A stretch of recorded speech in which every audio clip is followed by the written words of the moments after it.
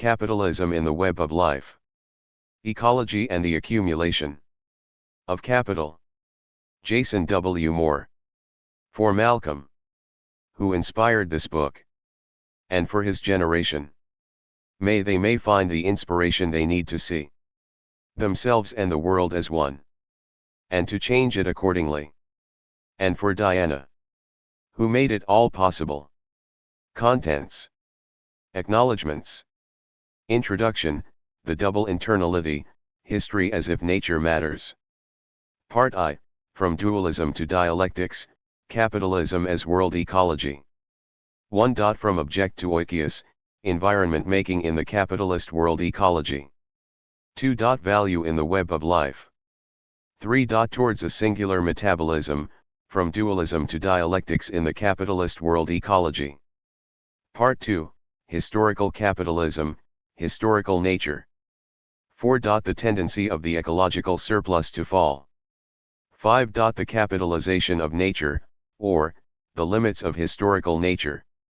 6. World ecological revolutions, from revolution to regime. Part 3, historical nature and the origins of capital. 7. Anthropocene or Capitalism, on the nature and origins of our ecological crisis. 8. Abstract social nature and the limits to capital. Part 4, the rise and demise of cheap nature. 9. Cheap labor, time, capital, and the reproduction of human nature. 10. The long green revolution, the life and times of cheap food in the long 20th century. Conclusion, the end of cheap nature? Index. Acknowledgements. This book is an invitation. It is offered as an opening to conversation, and an incitement to serious debate, over humanity's place in nature, and how our thinking about this place in nature shapes our view of history, our analysis of the present crisis, and the politics of liberation for all life. Capitalism in the web of life is, perhaps more than most, the product of an extended and sustained global conversation. There are many fingerprints on this book. Some are more obvious than others. Observations and reflections from a great many colleagues, many encountered through gracious invitations to give talks at universities in North America, Europe, and China, have made their way into the book. Audiences forced me to think in new ways, even when we have not agreed.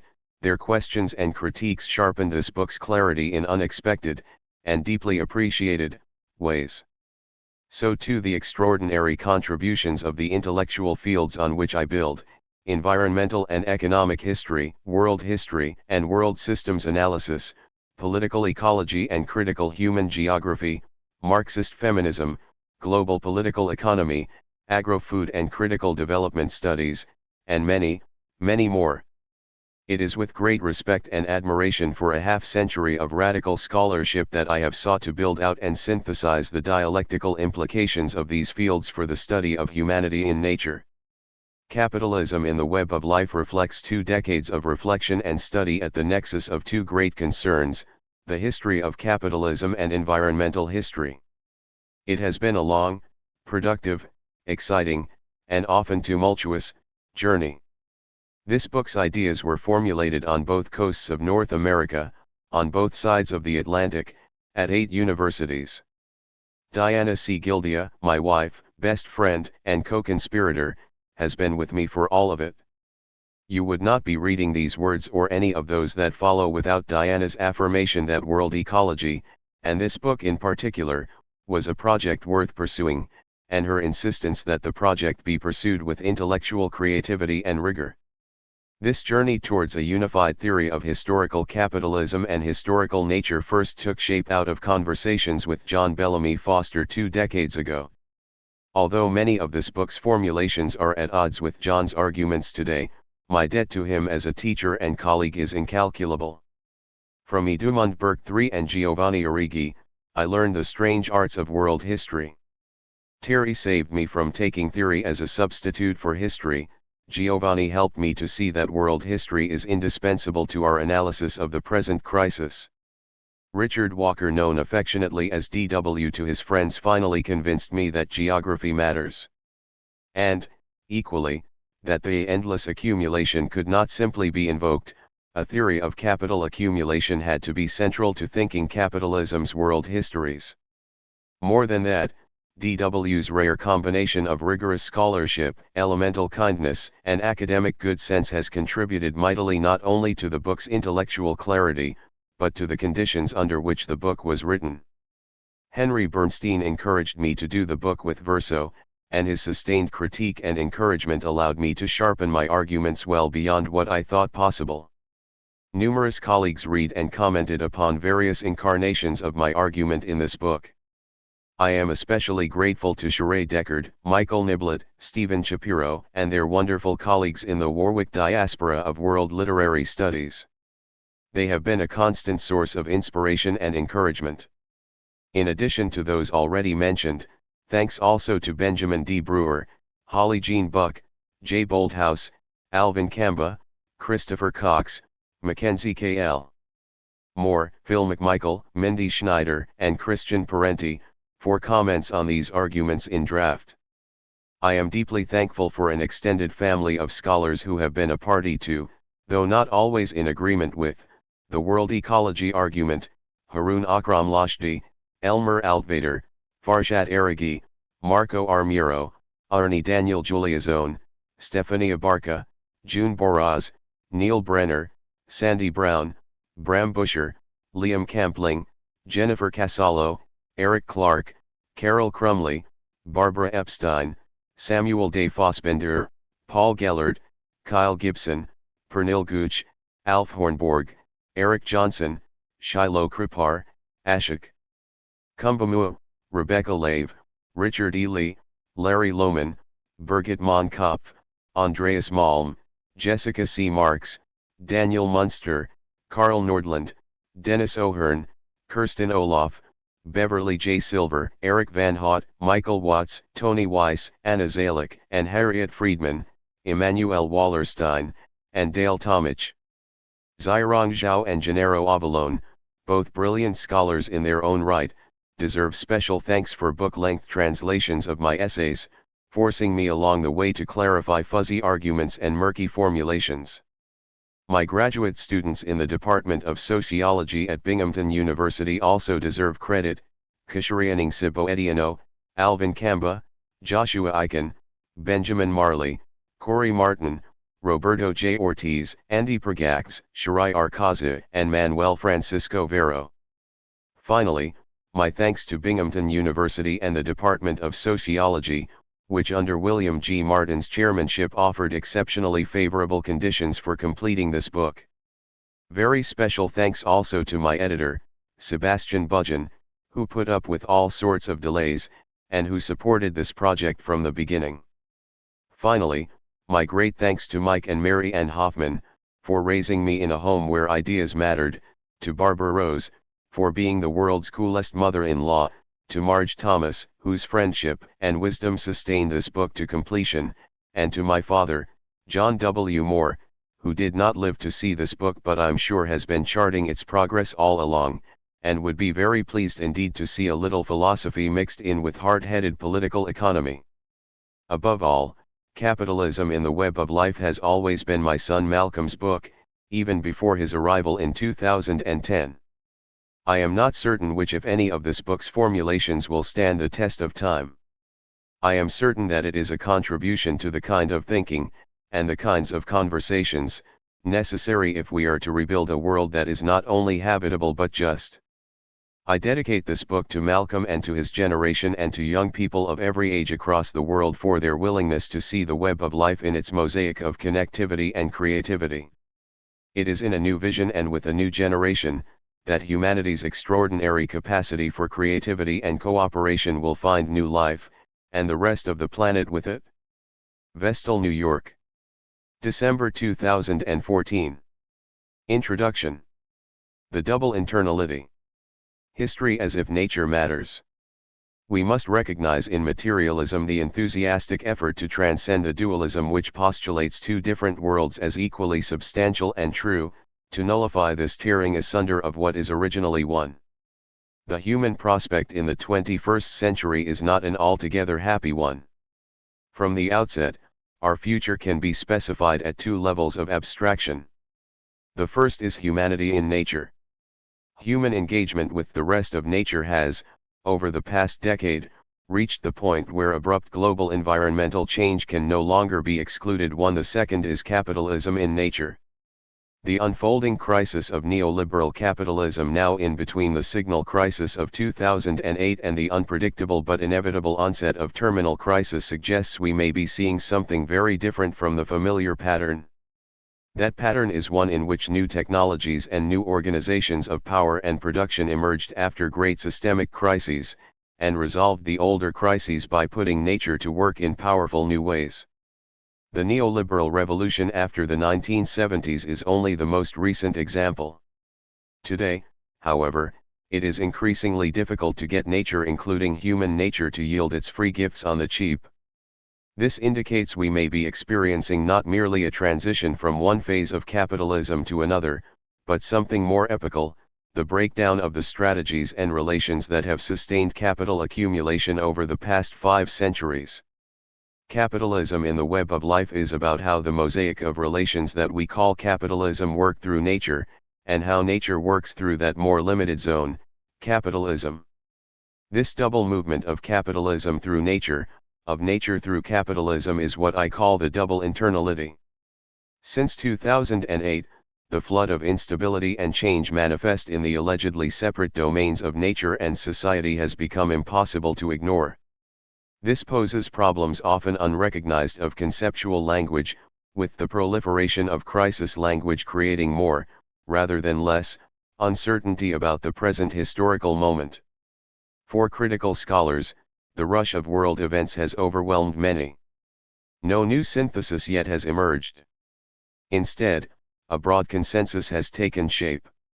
The turbulence of the 21st century derives from converging crises. To this convergence's most salient expression is the triple crisis of food, energy, and finance. 3 While many prefer a different, or longer, list of crisis categories, surely climate must be included. The import of environmental factors, conditions, and relations has registered in critical political economy as never before. This is an advance over the crisis discourse of the 1970s, when political ecology and political economy rarely overlapped. The converging crises argument is the highest stage of green arithmetic: political economy plus nature equals converging crises. Or does it? My sense of green arithmetic is that it appears to work because we assume society plus nature add up. But does this assumption hold up under closer examination? Capitalism in the Web of Life opens an alternative path. I argue that society and nature are part of the problem. Intellectually and politically, the binary nature/society is directly implicated in the colossal violence, inequality, and oppression of the modern world, and that the view of nature as external is a fundamental condition of capital accumulation. Efforts to transcend capitalism in any egalitarian and broadly sustainable fashion will be stymied so long as the political imagination is captive to capitalism's either/or organization of reality. And relatedly, efforts to discern the limits of capitalism today, such discernment is crucial to any anti-systemic strategy, cannot advance much further by encasing reality in dualisms that are imminent to capitalist development. Green arithmetic and its language of converging crises does more than misrecognize nature and capitalism. It is unable to grasp the specific working out of the present turning point. The economy and the environment are not independent of each other. Capitalism is not an economic system, it is not a social system, it is a way of organizing nature. We can begin with a guiding distinction about this phrase, a way of organizing nature. Capitalism's governing conceit is that it may do with nature as it pleases, that nature is external and may be coded, quantified, and rationalized to serve economic growth, social development, or some other higher good. This is capitalism as a project. The reality, the historical process, is radically different. While the manifold projects of capital, empire, and science are busy making nature with a capital and external, controllable, reducible, the Web of Life is busy shuffling about the biological and geological conditions of capitalism's process. The Web of Life is nature as a whole, nature with an emphatically lowercase n. This is nature as us, as inside us, as around us. It is nature as a flow of flows. Put simply, humans make environments and environments make humans and human organization. There is no widely accepted term for the process through which civilizations, themselves forces of nature, are caught up in the co-production of life. And so green thinkers, even those who pioneered new ways of seeing and thinking humanity's place in nature, have tended to default to an older vocabulary, society with a capital S. For this is observation more than critique, we are products of our times. And those times are today different even from 2 decades ago. A new paradigm is now possible. It is breaking out all over, especially among younger scholars. I will call that new paradigm world ecology. This book is a contribution to it, though far from an encompassing definition. World ecology, or whatever name we end up attaching to this paradigm, is not only intellectually, but politically, necessary if we are to meet the challenges of the 21st century. World ecology makes one old argument, and one new one. On the one hand, the new paradigm unfolds from a rich mosaic of relational thinking about capitalism, nature, power, and history. On the other hand, world ecology says that the relationality of nature implies a new method that grasps humanity in nature as a world historical process. In this respect, Capper's insistence that the world's crises, debt, biodiversity, poverty, climate are unified through a crisis of perception is correct. 5 But we can take this insistence further. Modernity's structures of knowledge, its dominant relations of power, production, and wealth, its patterns of environment making, these form an organic whole. Power, production, and perception entwine, they cannot be disentangled because they are unified, albeit unevenly and in evolving fashion. World ecology asks us to put our post-Cartesian worldview to work on the crucible of world historical transformation, understood not as history from above but as the fundamental co-production of earth-moving, idea-making, and power-creating across the geographical layers of human experience. Our task is to see how these moments fit together, and how their combinations change, quantitatively and qualitatively.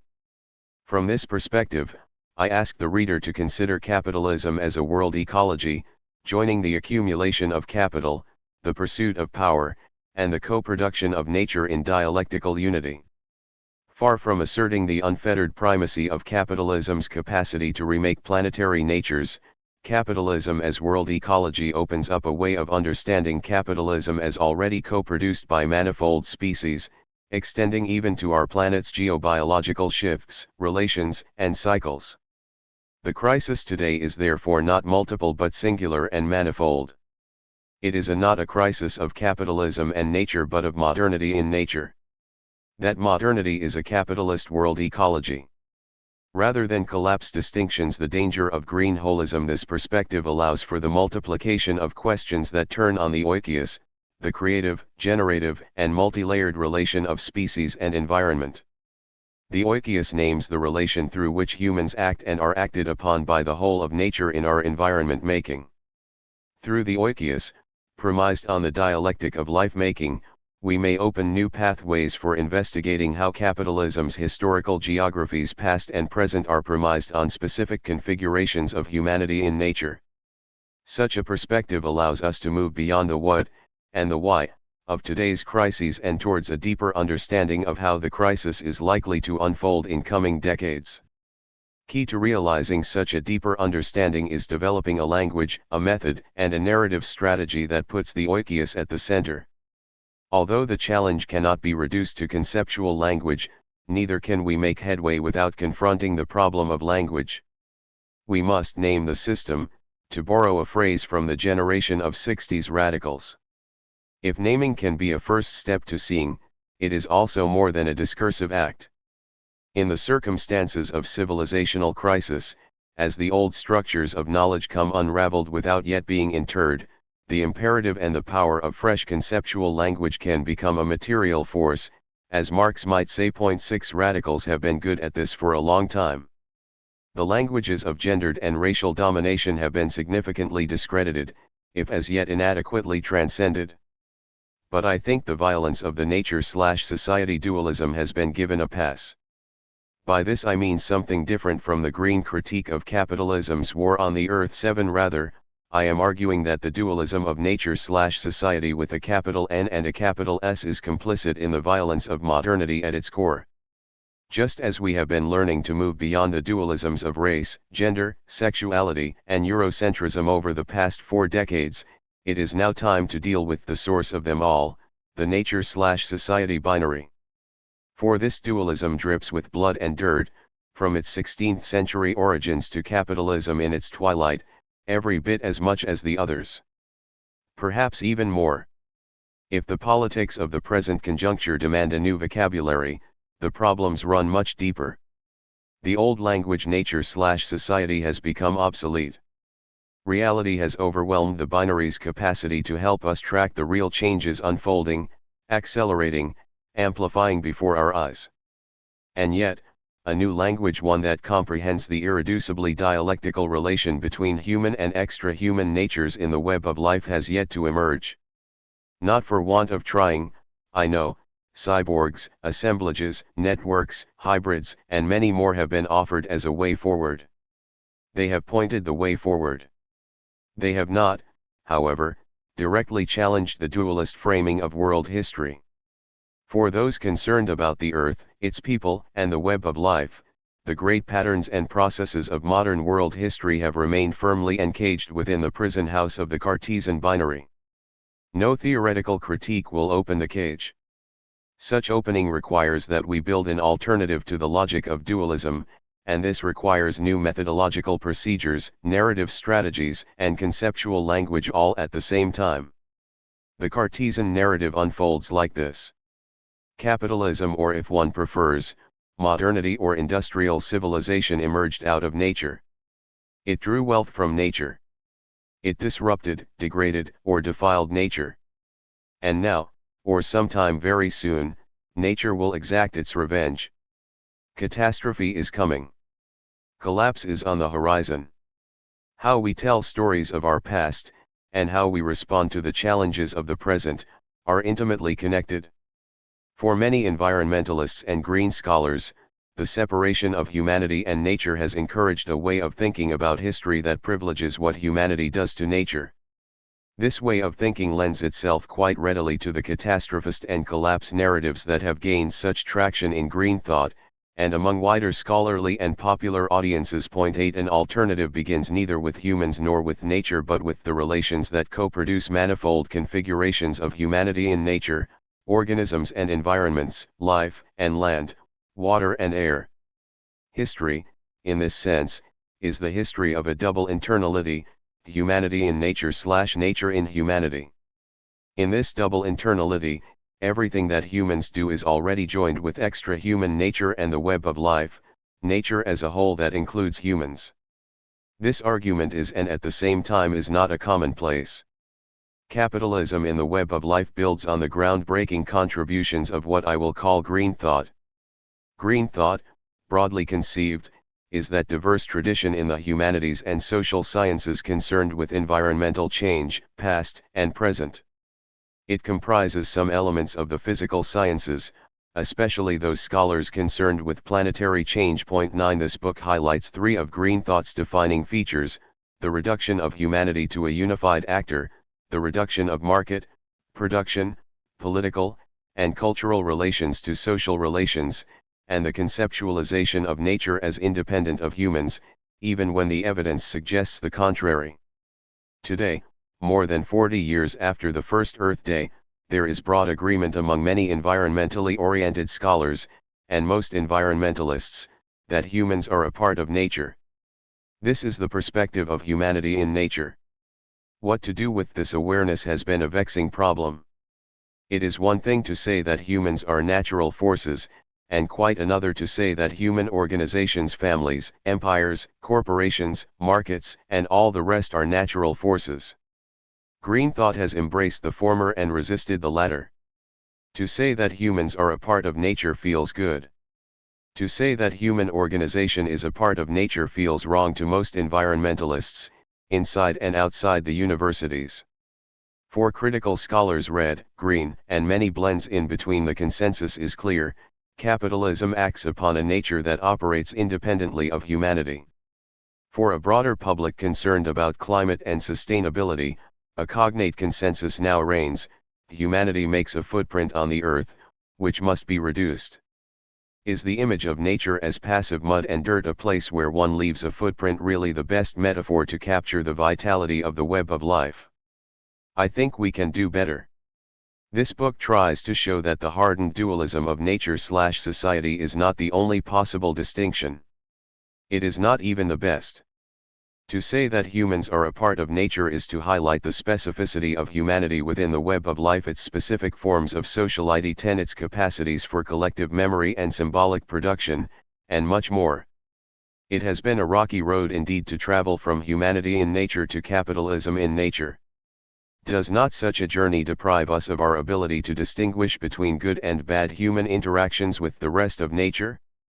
Does it not leave us powerless to explain the specifically human, and the specifically natural, in the contemporary plunge into global crisis? I do not think so. This book is an effort to explain why. And it is an attempt to show that a view of humanity as natural force allows us to see new connections between human nature, global power and production, and the web of life.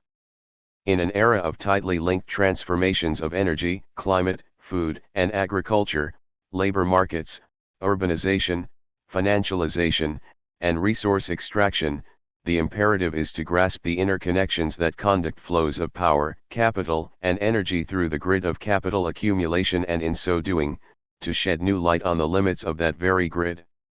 So the question bears repeating: if not nature/society, then what? The alternative, long outlined by green thought but rarely practiced, inverts the Cartesian privileging of substances over relations. Instead of a contemporary world produced by two discrete, interacting, substances, society and nature, we might instead look at the history of modernity as co-produced, all the way down and through. One substance, humanity, does not co-produce historical change with another substance, nature. Rather, the species specificity of humans is already co-produced within the web of life. Everything that humans do is a flow of flows, in which the rest of nature is always moving through us.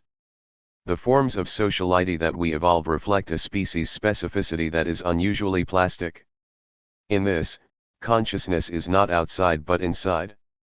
Consciousness itself is a state of matter. 11 The stories of human organization are co-produced by bundles of human and extra-human nature. Humans build empires on their own as much as beavers build dams on their own. Both are ecosystem engineers. 12 Neither exists in a vacuum. To bundle, however, does not carry us nearly far enough. Even this metaphor inadequately grasps the intimacy, porosity, and permeability of humans and human organizations within the web of life.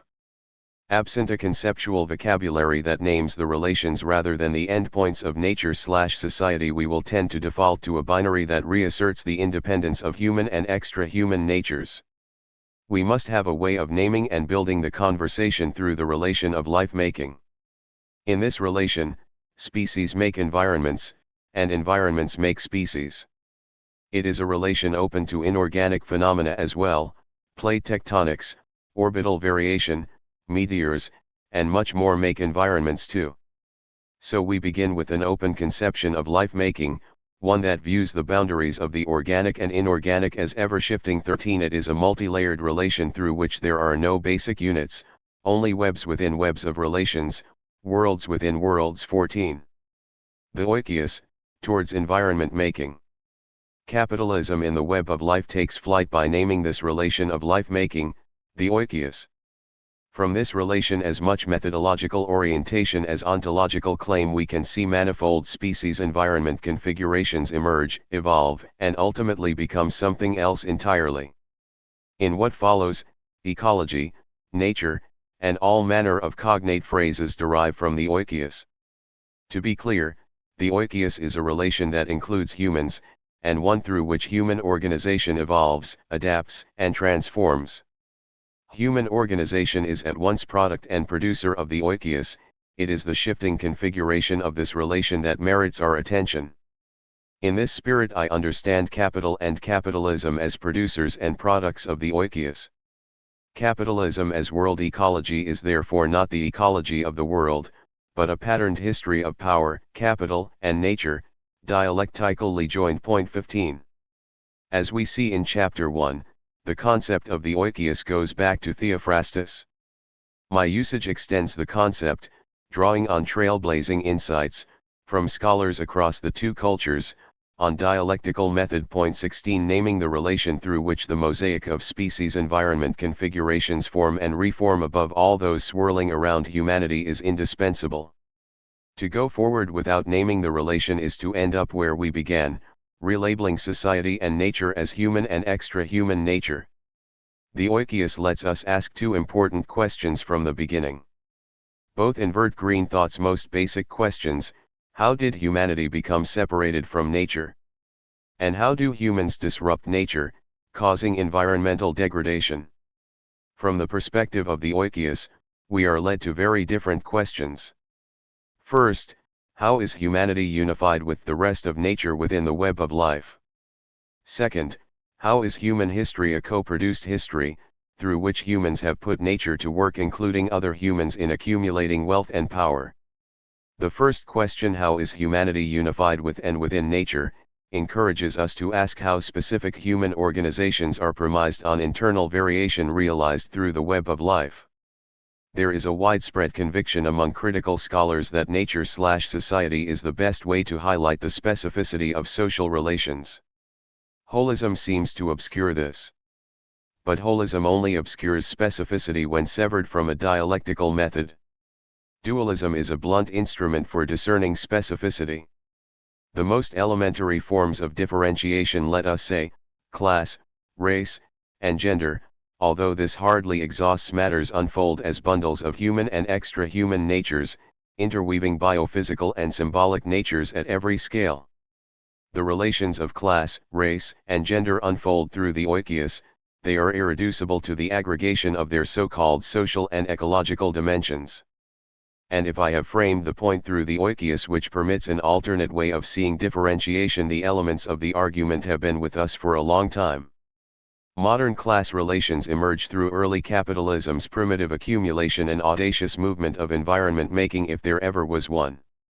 Modern gender relations were forged through this same process of capitalist agrarian transformation on both sides of the Atlantic and symbolically encoded, not least through the era's successive scientific revolutions. Point 17. Modern racism was born of the transatlantic slave trade, the human pivot of the sugar commodity frontier, among the era's decisive motors of capital accumulation and greatest commodity-centered force for landscape transformation that humanity had ever seen. Point 18. I write these words because some may be tempted to read this argument as another case of big history and big theory. In my view, there is no such thing as big history or big theory, only history and theory that informs our knowledge of historical geographical patterns. These may be patterns that obtain over large and small space, long or short tours. Patterns of class, race, and gender, and of course, others can be made more sensible through a method that seeks to pinpoint the rules and patterns of reproducing power and wealth, production and reproduction, in specific historical systems, and specific historical natures. And if these rules have often been called structural, I prefer a different metaphor: civilizations as coral reefs of human existence, but not only of human existence. Point 19. Their physical structures, ways of seeing, and methods of producing are born of trillions of creatures reproducing daily and intergenerational life. My focus in this book is trained upon capitalist civilization, a co-produced world ecology of capital, power, and nature. And if the capitalist world ecology as a whole is more than the sum of its parts, it is also surely less. One cannot do everything at once. Whatever insights I have gained stem from a world ecology perspective pivoting the oikos that has allowed me to grapple with the problem of capital accumulation and the transformation of the earth in new ways. The oikos enables but on its own does not accomplish a theory of capital accumulation in the web of life. For me, the oikos is compelling because it allows me to name the relational process implicit in two of the most frequently quoted passages in geographical thought since the 1970s. The first is that capital incessantly drives towards the annihilation of space by time. 20 Capital seeks to create a world in which the speed of capital flows, its turnover time constantly accelerates. The privileging of time over space in capital's project is not passive but active. Every effort to accelerate turnover time implies a simultaneous restructuring of space. The second is Lefebvre's powerful observation that capital not only occupies, but also produces, space. 21 Space is not incidental, the accumulation of capital is the production of space. Accumulation crises do not only produce spatial restructuring after the fact, they are, in themselves, products and producers of spatial configurations whose contradictions have reached a boiling point. From these two observations, the signal contribution of nearly a half-century of radical geographical thought goes something like this: all social relations are spatial relations, social relations develop through, and actively co-produce, space, spatial configurations are always in motion, but are also fixed for definite periods of time. Space is, then, not simply out there but joins in specific complexes of social relations and built environments that shape the possibilities for contingency, but not infinitely so. 22. When geographers say space, may we not also say nature? All social relations are spatial relations, relations within the web of life. Socio-spatial relations develop through nature. All species build environments, they are ecosystem engineers. But some engineers are more powerful than others. Humans have been especially powerful. This is not simply because of thought and language, which are of course central, but also because hominid evolution favored distinctive extroversions, a smaller digestive system and the use of fire as an external stomach, a narrower birth canal and community as external womb, less hair and the production of clothing and shelter as external fur. That list could be extended. The point is to highlight the ways in which evolutionary processes were powerfully co-produced. Humanity is a species-environment relation. It is, clearly, also historical. Capitalism's dynamism owes much to a specific, and absurd, way of dealing with this relation, by severing it symbolically, and then acting accordingly. This specific and absurd mode of environment making is revealed in today's biocidal wreckage. For 5 centuries it has served to liberate, then fetter, then restructure and renew capital accumulation. The attendant accumulation crises have been cyclical, making possible contingent outcomes through crisis but also cumulative. Importantly, the cumulative trend shapes the possibilities for the cyclical resolution of accumulation crises, a point underscored by contemporary resource depletion and the accumulation of greenhouse gases in the atmosphere. Like many readers, I suspect, I have little patience with grand theory. No one theory can answer the questions I pose in this book. Only a relational method and mate of theorizing will suffice. My intention is to elaborate a method that carries the core insights of Marxism and environmental historiography into a new synthesis. This synthesis says that environment making is much more than a story of environmental consequences. It is a story of how power and production in its quotidian, civilizational, and commercial forms are, already, environmental history. Power and production and so much more are environmental. This allows us to move from environmental histories of modernity to modernity's projects and processes as environmental history as environment-making processes. My point of departure therefore privileges the patterned and the specific. Specificities emerge within world historical patterns, what I call historical natures. 23 Even and especially when the topic seems removed from these concerns. Dualism does not allow for greater specificity in our understanding of social relations for a very good reason: it takes human differentiation as forming outside the oikos. This comprises not only the accumulation of capital but also enduring patterns of class, gender, race, and nation. Are these not better understood as products and producers of the oikos? From here we may ask, how do humans fit into the web of life, understood as a totality of distinctive and interpenetrating evolutionary trajectories? And how are the cycles and trends of human organization subjected to recurrent moments of chaos and restabilization? For me, the implications of privileging the differentiated unities of humanity in nature/nature in humanity have made it impossible to go back to the dualist view. Rather than separate humans from nature, capitalist civilization has enmeshed individual life activity into a web of life whose interconnections are much denser, more geographically expansive, and more intimate than ever before. And far from being a recent development, the processes that have turned our breakfasts, our cars, and our working days into world historical activity find their origins in the long 16th century.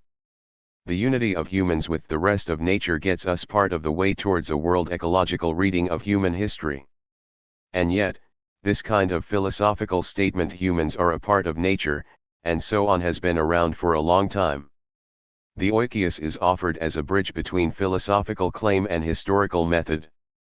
The bridge works by inverting the premise of most environmental thought in the humanities and social sciences.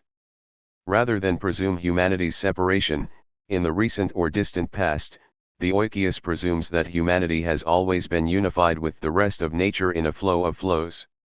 What changes are the ways in which specific aspects of humanity, such as civilizations, fit within nature. In this book, nature assumes three major forms: human organization, extra-human flows, relations, and substances, and the web of life. These are not independent, rather, they are interpenetrating, and their boundaries and configurations shift in successive historical geographical eras. This last is pivotal. Nature is not just there. It is historical. This way of seeing leads us to a second major inversion. Instead of asking what capitalism does to nature, we may begin to ask how nature works for capitalism. If the former question implies separation, the latter implicates unification, capitalism in nature/nature in capitalism. It allows us to grapple with a new set of relations, hitherto obscured by the dualism of nature/society. How is nature's work/energy transformed into value? This is the crux of the problem faced by capitalism today. The question shifts our thinking away from too much of one thing and too little of another thing, and towards the longue durée relations and strategies that have allowed capitalism in nature to survive. And capitalism has survived not by destroying nature, but through projects that compel nature as oikos to work harder and harder for free, or at a very low cost. Today, it is becoming increasingly difficult to get nature of any kind to work harder. Inverting the problem of degradation shifts our initial premise from working on to working through nature. This opens a new set of questions about how the limit of putting nature to work may be a fundamental barrier to capital accumulation in the 21st century. These inversions of humanity in nature, of nature working for capitalism, are dialectical, not mechanical. Hence, the double internality. Capitalism does, of course, impose real and violent transformations on planetary life. But the unilateral model doing to rather than acting through cannot get us where we need to go. It cannot move us towards a deeper, and more practical, understanding of capitalism's manifold crisis today. These two inversions open a new vista through which we can explore and reconstruct how capitalism produces new conditions for its recurrent booms, and through which the contradictions that follow have been resolved. By situating these dynamics within the longue durée of historical capitalism, we can throw into sharp relief the relation between cyclical movements and the accumulation of socio-ecological contradictions in life, capital, and power over the past 5 centuries. Taking the double internality of human organization as our guiding thread, we can begin to reconstruct narratives of two simultaneous movements. The first is capitalism's internalization of planetary life and processes, through which new life activity is continually brought into the orbit of capital and capitalist power. The second is the biosphere's internalization of capitalism, through which human-initiated projects and processes influence and shape the web of life. This guiding thread, framed as a double internality, allows us to move beyond a kind of soft dualism that represents the dialectic of human and extra-human natures as an alternative to nature/society. My focus in this book is capitalism as project and process, the logic of capital and the history of capitalism. This capitalism is not, as we have seen, a narrow set of economic or social relations, since these categories are part of the problem. Capitalism is, rather, best understood as a world ecology of capital, power, and production in the web of life. The point of view of capitalism as a whole and the decisive conditions and contradictions of the accumulation process is but one possible vantage point. Without a world historical reconstruction, however, the critique of nature/society dualism will remain theoretical when it needs to be methodological and historical. My central thesis is that capitalism is historically coherent if vast but weak from the long 16th century, co-produced by human and extra-human natures in the web of life, and cohered by a law of value that is a law of cheap nature. At the core of this law is the ongoing, radically expansive, and relentlessly innovative quest to turn the work/energy of the biosphere into capital. The concept of work/energy looms large in this argument. It allows us to pierce the Cartesian fog that surrounds the unity of human and extra-human work. 24 Marx's observation that large-scale industry is a mechanism for turning blood into capital was no mere polemic. It was a means of highlighting the ways that the capital relation transforms the work/energy of all natures into a frankly weird crystallization of wealth and power, value.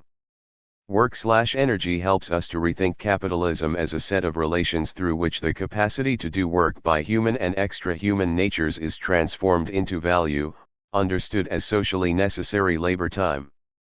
Work/energy may be capitalized as in commodified labor power via the cash nexus, or it may be appropriated via non-economic means, as in the work of a river, waterfall, forest, or some forms of social reproduction. My conceptualization follows White's view of energy as the capacity to do work. Work, in turn, is the product of a force acting on a body and the distance the body is moved in the direction of that force. Push a large rock and you are expending energy and doing work. The amount of each depends on how large the rock and how far you push it. The weight and flow of water produce the energy that allows rivers to do the work of moving rock and soil. The greater the volume of water in the river and the steeper the gradient of its bed, the greater its potential energy. 25. White's sketch is focused on the geophysical work/energy implied in the historical geography of a river. But work/energy is also about organic life, from photosynthesis to hunting prey to bearing children.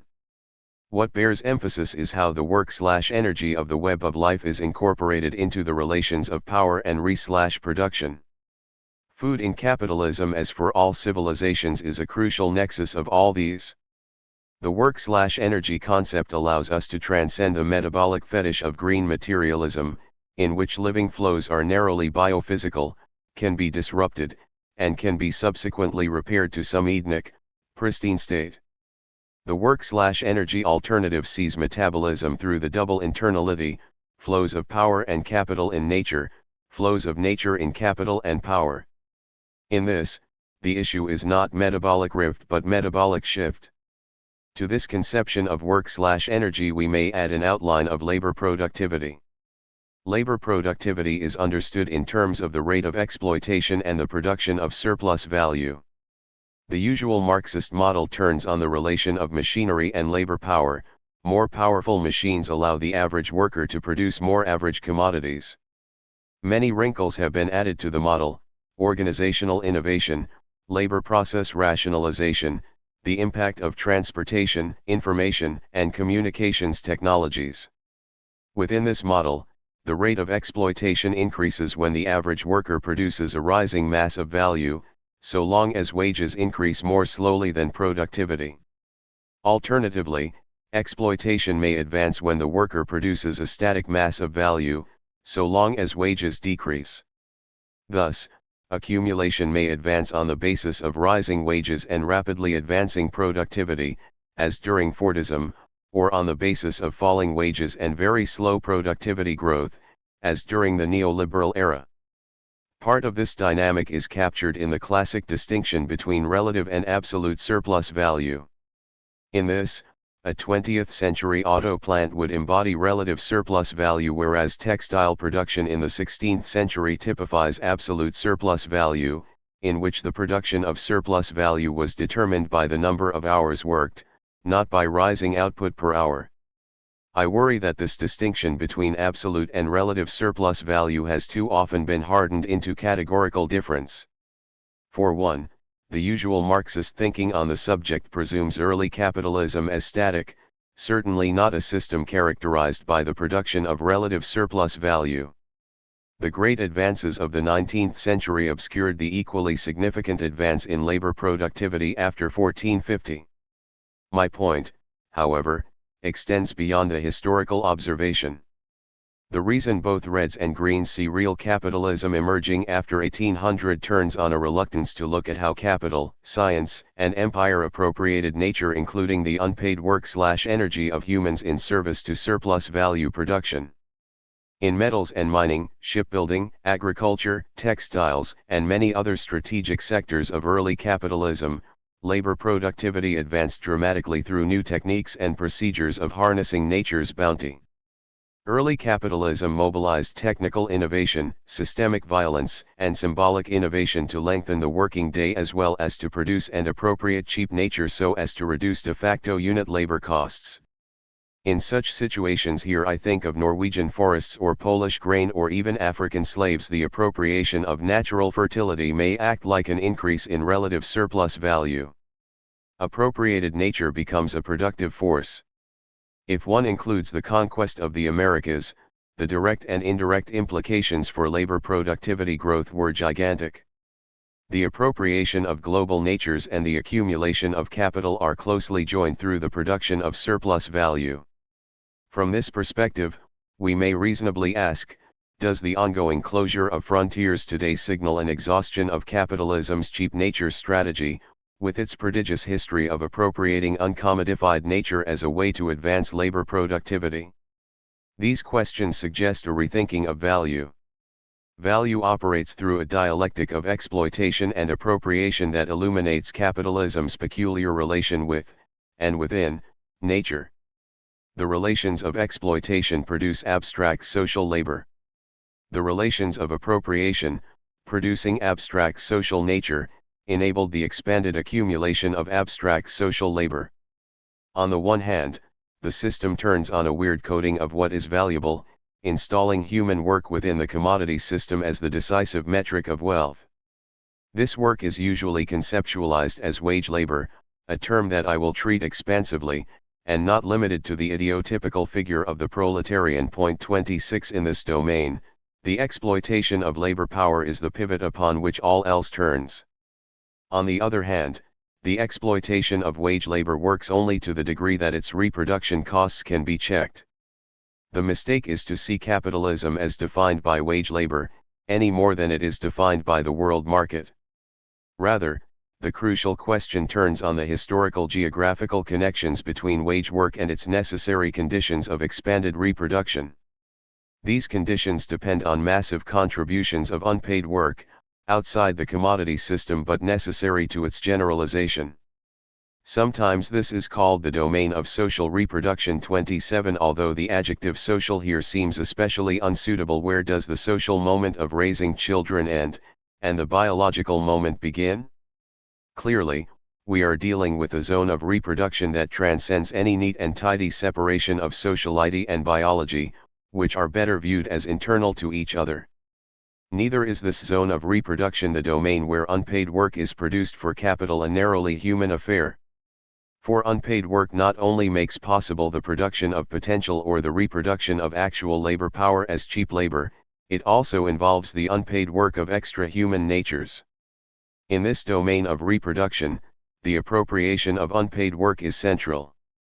My use of appropriation therefore differs from that of Marx, who deployed the term more or less interchangeably with the exploitation of wage labor. Appropriation, in what follows, names those extra economic processes that identify, secure, and channel unpaid work outside the commodity system into the circuit of capital. Scientific, cartographic, and botanical revolutions, broadly conceived, are good examples, themes we explore in Chapter 8. Movements of appropriation, in this sense, are distinct from movements of the exploitation of wage labor, whose tendential generalization is premised on the generalization of appropriative practices. So important is the appropriation of unpaid work that the rising rate of exploitation depends upon the fruits of appropriation derived from cheap natures, understood primarily as the four cheaps of labor: power, food, energy, and raw materials. This cheap nature project appropriating uncapitalized nature as the pedestal of labor productivity cannot be understood as a narrowly economic process. At the heart of modernity's co-productions is the incessant reworking of the boundaries between the human and the extra-human. Yes, the distinction between humans and the rest of nature is long-standing. Never before, however, had a civilization organized around a praxis of external nature, a world praxis in which representations, rationality, and empirical investigation found common cause with capital accumulation in creating nature as external. The boundary setting between what was, and what was not, natural was intellectually arbitrary and often deeply racist and patriarchal. It was not, however, historically arbitrary, but patterned strongly on capital's law of value as a law of cheap nature. Consider the tightly bound connection between science and gender across the early modern era. 28 The early 16th century debates between Las Casas and Sepulveda over natural slaves. 29 Or the colonial designation of indigenous peoples in the later 16th century Andes and elsewhere as naturals. 30 Of course, early capitalism's boundary-setting procedures were more than representational and ideological, they were also bound up with new modes of knowledge production. Bookended by Copernicus and Newton, we see irreversible and fundamental changes. Western regimes for the discovery, development, and diffusion of such knowledge, radically transformed in scope and scale. 31. But there was more to this than the accelerating comprehension of the natural world. 32 Such comprehension unfolded within a historical project that aimed at rendering nature external nature with a capital N, the better that it could be subordinated and rationalized, its bounty extracted, in service to capital and empire. As capitalism evolves and restructures, so do the terms of the double internality. Every phase of capitalism has woven together new and old strands of the oikios, thus do new historical capitalisms and new historical natures flow together. These historical natures take shape out of modernity's manifold revolutions: scientific, industrial, bourgeois, agricultural, financial, demographic, and all the rest. They unfold through, while creating anew, the oikios. Historical nature and the Cartesian revolution. The oikios points us towards an alternative. Capitalism makes nature. Nature makes capitalism. Both are true, provided we take these as interpenetrated realities in which capitalism is co-produced. This is not emphatically not the co-production of two separate entities, humanity and nature. Capitalism is a co-produced history of human-initiated projects and processes bundled with specific natures. Historical geographical specificity is called for at every step. The web of life itself evolves historically. In this, nature is a way of conceptualizing not merely the objects of capitalist activity. For the web of life is more than taps and sinks. It is the field upon which capitalism unfolds. And we can go still further. Nature is no static field, but is itself renewing and evolving in cyclical and cumulative fashion. Nature is, above all, historical. This means two things. First, capitalism does not produce nature in a linear fashion, but is an evolving whole that joins the accumulation of capital, the pursuit of power, and the co-production of nature. Second, capitalism is not a structurally invariant, monolithic society, acting upon a structurally invariant, external nature. Rather, the history of capitalism is one of successive historical natures, which are both producers and products of capitalist development. The point is elementary but underappreciated. At a time when no serious critical scholar would undertake a study of neoliberal capitalism by using production in general, 33 Much of green thought continues to embrace a notion of nature in general. This point may seem far removed from contemporary political questions. I wish to suggest that it is anything but.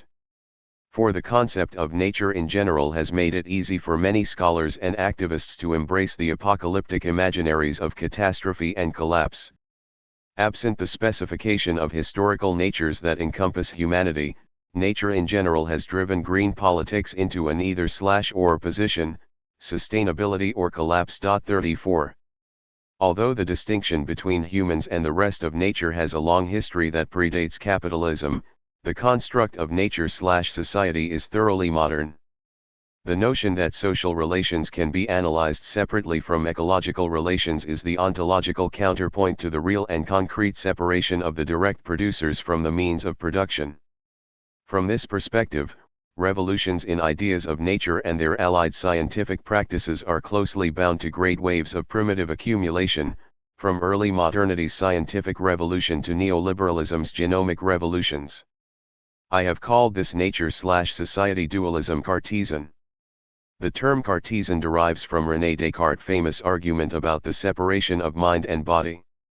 I use it to name philosophical and analytical worldviews and modes of inquiry that conceptualize society and nature as ontologically discrete. These worldviews emerged during an era of scientific revolution. We might also call it a Cartesian revolution. This revolution did three major things. It imposed an ontological status upon entities as opposed to relationships. Second, it imposed a line in which a logic of either/or predominated. 35 And finally, it strongly favored the idea of a purposive control over nature through applied science. 36. Descartes hardly stands alone, he represents a broader historical movement towards the dualisms at the core of bourgeois thought. The emergence of nature-the environment was a symbolic material process that began at least a century before Descartes, and continues to this day. One can quibble about names, but Descartes' biography is instructive. He wrote most of his major works between 1629 and 1649 while living in the Dutch Republic, the model capitalist nation of the 17th century, and the epicenter of a world ecological revolution that stretched from Southeast Asia to the North Atlantic. 37. The relation between Descartes and Dutch capitalism is worth emphasizing, since new ideas of nature and the material transformations of capitalism are closely joined. The example of Descartes illustrates how different phases of capitalism as environmental history entail not only massive deforestation, pollution, food insecurity, and resource exhaustion, but also implicate new ways of seeing the world. Viewed in this light, the systematizing thrust of Descartes' intellectual endeavors, his concern for the systematic rationality of the universe. 38 can be viewed as both symptomatic of, and contributing to, the 17th century's massive reorganization of power, capital, and nature. If the accumulation of capital is the proletarianization of labor. 39 It is also the production of knowledges aimed at controlling, mapping, and quantifying the worlds of commodification and appropriation. For early modern materialism, the point was not only to interpret the world but to control it, to make ourselves as it were the masters and possessors of nature. 40 In the history of capitalism, the material and the symbolic form an organic whole. Cartesian dualism is a peculiar creature. These abstractions of nature/society separate symbolically what is unified practically in the history of capitalism, the life activity of the human species in the web of life. On the one hand, the binary is clearly falsifying and confused. It presumes an ontological separation that animates historical narratives in which relations between humans are theoretically independent of relations between humans and the rest of nature. The binary, moreover, confuses particular natures that are objects of capitalist development with nature as the matrix within which capitalism develops. Nature/society forms a binary of violent abstractions in Sayre's sense of the term. 41 Removing constitutive relations from the historical phenomena under investigation. One can no more extract nature from the constitution of capitalism than one could remove law, class struggle, the modern state, science, or culture. On the other hand, a binary that is empirically falsifying does not deprive it of real historical force. Here the Cartesian binary is an abstraction not as a mere mask, fantasy, or diversion, but as a force operative in the world. 42 The Cartesian binary is a curious sort of real abstraction, created out of the dialectic of value formation as abstract social labor and abstract social nature.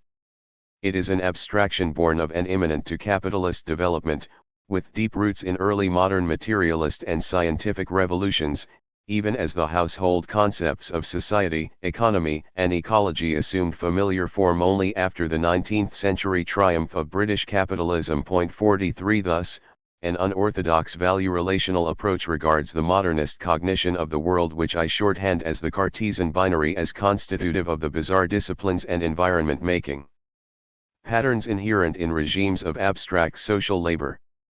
Cognition, too, must be grasped as a material force under conditions of bourgeois hegemony. Such a value approach does not dissolve the differences between symbolic and material, human and extra-human production, nor between the economic moment of abstract social labor and the symbolic moment of abstract social nature. Instead, I take such coherent differences as my starting point, without however collapsing the tension between the abstract and the concrete in human environment making. World ecology, what's in a name? If, as Marx proposes, humans are themselves natural forces and natural beings, if humans link to nature as nature is linked to itself, if humans, in our life activity, transform external nature through work, in so doing transform our own nature. If all these hold, philosophically, then they ought to hold theoretically and methodologically. If they are plausible, the relations of humanity in nature ought to be fundamental to the stories we tell about our past, and about our possible futures. To follow through on Marx's philosophy of internal relations is to grasp historical change as co-produced by humans and the rest of nature, but not as two interacting boxes, or even overlapping circles in the well-worn style of a Venn diagram. The dialectical thrust of Marx's philosophy is to see humanity/nature as a flow of flows, as humans internalizing the whole of nature, and the whole of nature internalizing humanity's mosaic of difference and coherence. This is a challenge to the conceit of Cartesian dualism. This conceit does not hold up well under close examination. Do a Google search. Get on an airplane. Shop for groceries. Pick up your child from school. Everything humans do, in our everyday lives, and in the major political, economic, and cultural events of our times, is bound up with the earth. Everything that we do is bound up with our ideas of this relation. Nature and society were useful, for a time, in producing a rough and ready picture of global nature and humanity's place within it. We may be one with nature, but the web of life is also extraordinarily diverse, and diversifying. Distinctions are clearly necessary. If new distinctions are needed, and they clearly are, they cannot be made in the old ways. A new mode of distinguishing is necessary. And this is not easy, because etched in our socio-cultural DNA is a preconceptualization of what is and what is not nature, what is and what is not society. Worse, Cartesian dualism as a mode of distinguishing confuses the difference between ontological dualism and analytical distinction within evolving wholes. Our scholarly vocabularies, even after 4 decades of green thought, are still contained within and constrained by an essentially Cartesian notion of nature-society interaction. Nature goes into one box, society goes into another. The two interact and shape each other, but the messily bundled and interpenetrating relations of manifold human and extra-human natures are abstracted from the movements of the parts, and the constitution of the whole. The dualist construction of nature and society green arithmetic poses a question it cannot answer, the question of the whole. Why? Because nature plus society does not add up. Something is missing. Just what that something is can be summed up in 2 words, vocabulary and method. It is on this basis that I ask the reader to evaluate capitalism in the web of life. The origins of this book can be located in 2 series of discussions that bookend the first decade of the 21st century. In one, at the turn of the new millennium, my fellow graduate students in the Department of Geography at UC Berkeley made our way towards a powerful conclusion: physical and social geography were in fact one, and ought to be brought together in a new synthesis. 44 A second series of conversations took shape with a wonderful group of graduate students at Lund University in 2009. In these conversations, we posed a question that was hardly new, but seemed to assume a new urgency after the near meltdown of the world economy in 2008. To what degree do we need, and to what degree is it possible, to construct a unified vocabulary that joins humanity in nature and nature in humanity? The call for such a unified vocabulary had been sounded many times before. Birch and Cobb had done so in their magnificent Liberation of Life. 45 Harvey did the same in his seminal essay on the nature of environment. 46 but to no avail. Such calls found some resonance in theory, and even here the most famous metaphors Haraway's cyborgs, actor network theories hybrids found little resonance in the theory of historical change. New conceptual languages cannot be invented, they can only emerge. Such emergence, in turn, can only be facilitated or obstructed. It has been one thing to call for a conceptual vocabulary that unifies the apparently independent ontological domains of the natural and the social. It is quite a different task to collaboratively develop such a conceptual language in a way that can be, first, legible, and second, readily put to work. The barrier, it turned out, was methodological, not in terms of accumulating data, but in the ways that we go about bounding, or configuring, human and extra-human natures. The objects nature/society were so useful because they were prefabricated, legible, and fit easily with the popular imagination of nature as out there. The bounding of time, space, and nature was already done. Sophisticated analyses taking shape out of political ecology and critical geography problematized this, but almost without exception they did so on a regional scale. In so doing, they reproduced another dualism, of regional change as real and global change as theoretical. 47 A method that unfolded the world historical implications of both political ecology and critical geography awaited, one that would comprehend social relations as spatial relations as relations within the web of life. To make this argument work to practice what one preaches is disorienting. Why? Because we are asked to give up the sacred distinction of nature/society, and to reconstruct historical objects such as neoliberalism or Fordism or capitalism as co-produced by human and extra-human natures. This challenge is all the more vexing because it entails new narrative strategies that go beyond the commonplace invocation of local global connections and the theoretical assertion of capitalist dynamics in general. Such narrative strategies must transcend regionalism and globalism in order to see that capitalism, too, is a real place every bit as much as Paris or the American Midwest or the Punjab. And it requires an approach that is willing to tack back and forth in an ongoing way between the apparently social and the apparently ecological in search of the durable relations that co-produce wealth, power, and production across successive historical natures. 48. Forging a new synthesis that crystallizes our two levels of abstraction: humanity in nature, capitalism in nature, has so far eluded critical scholars.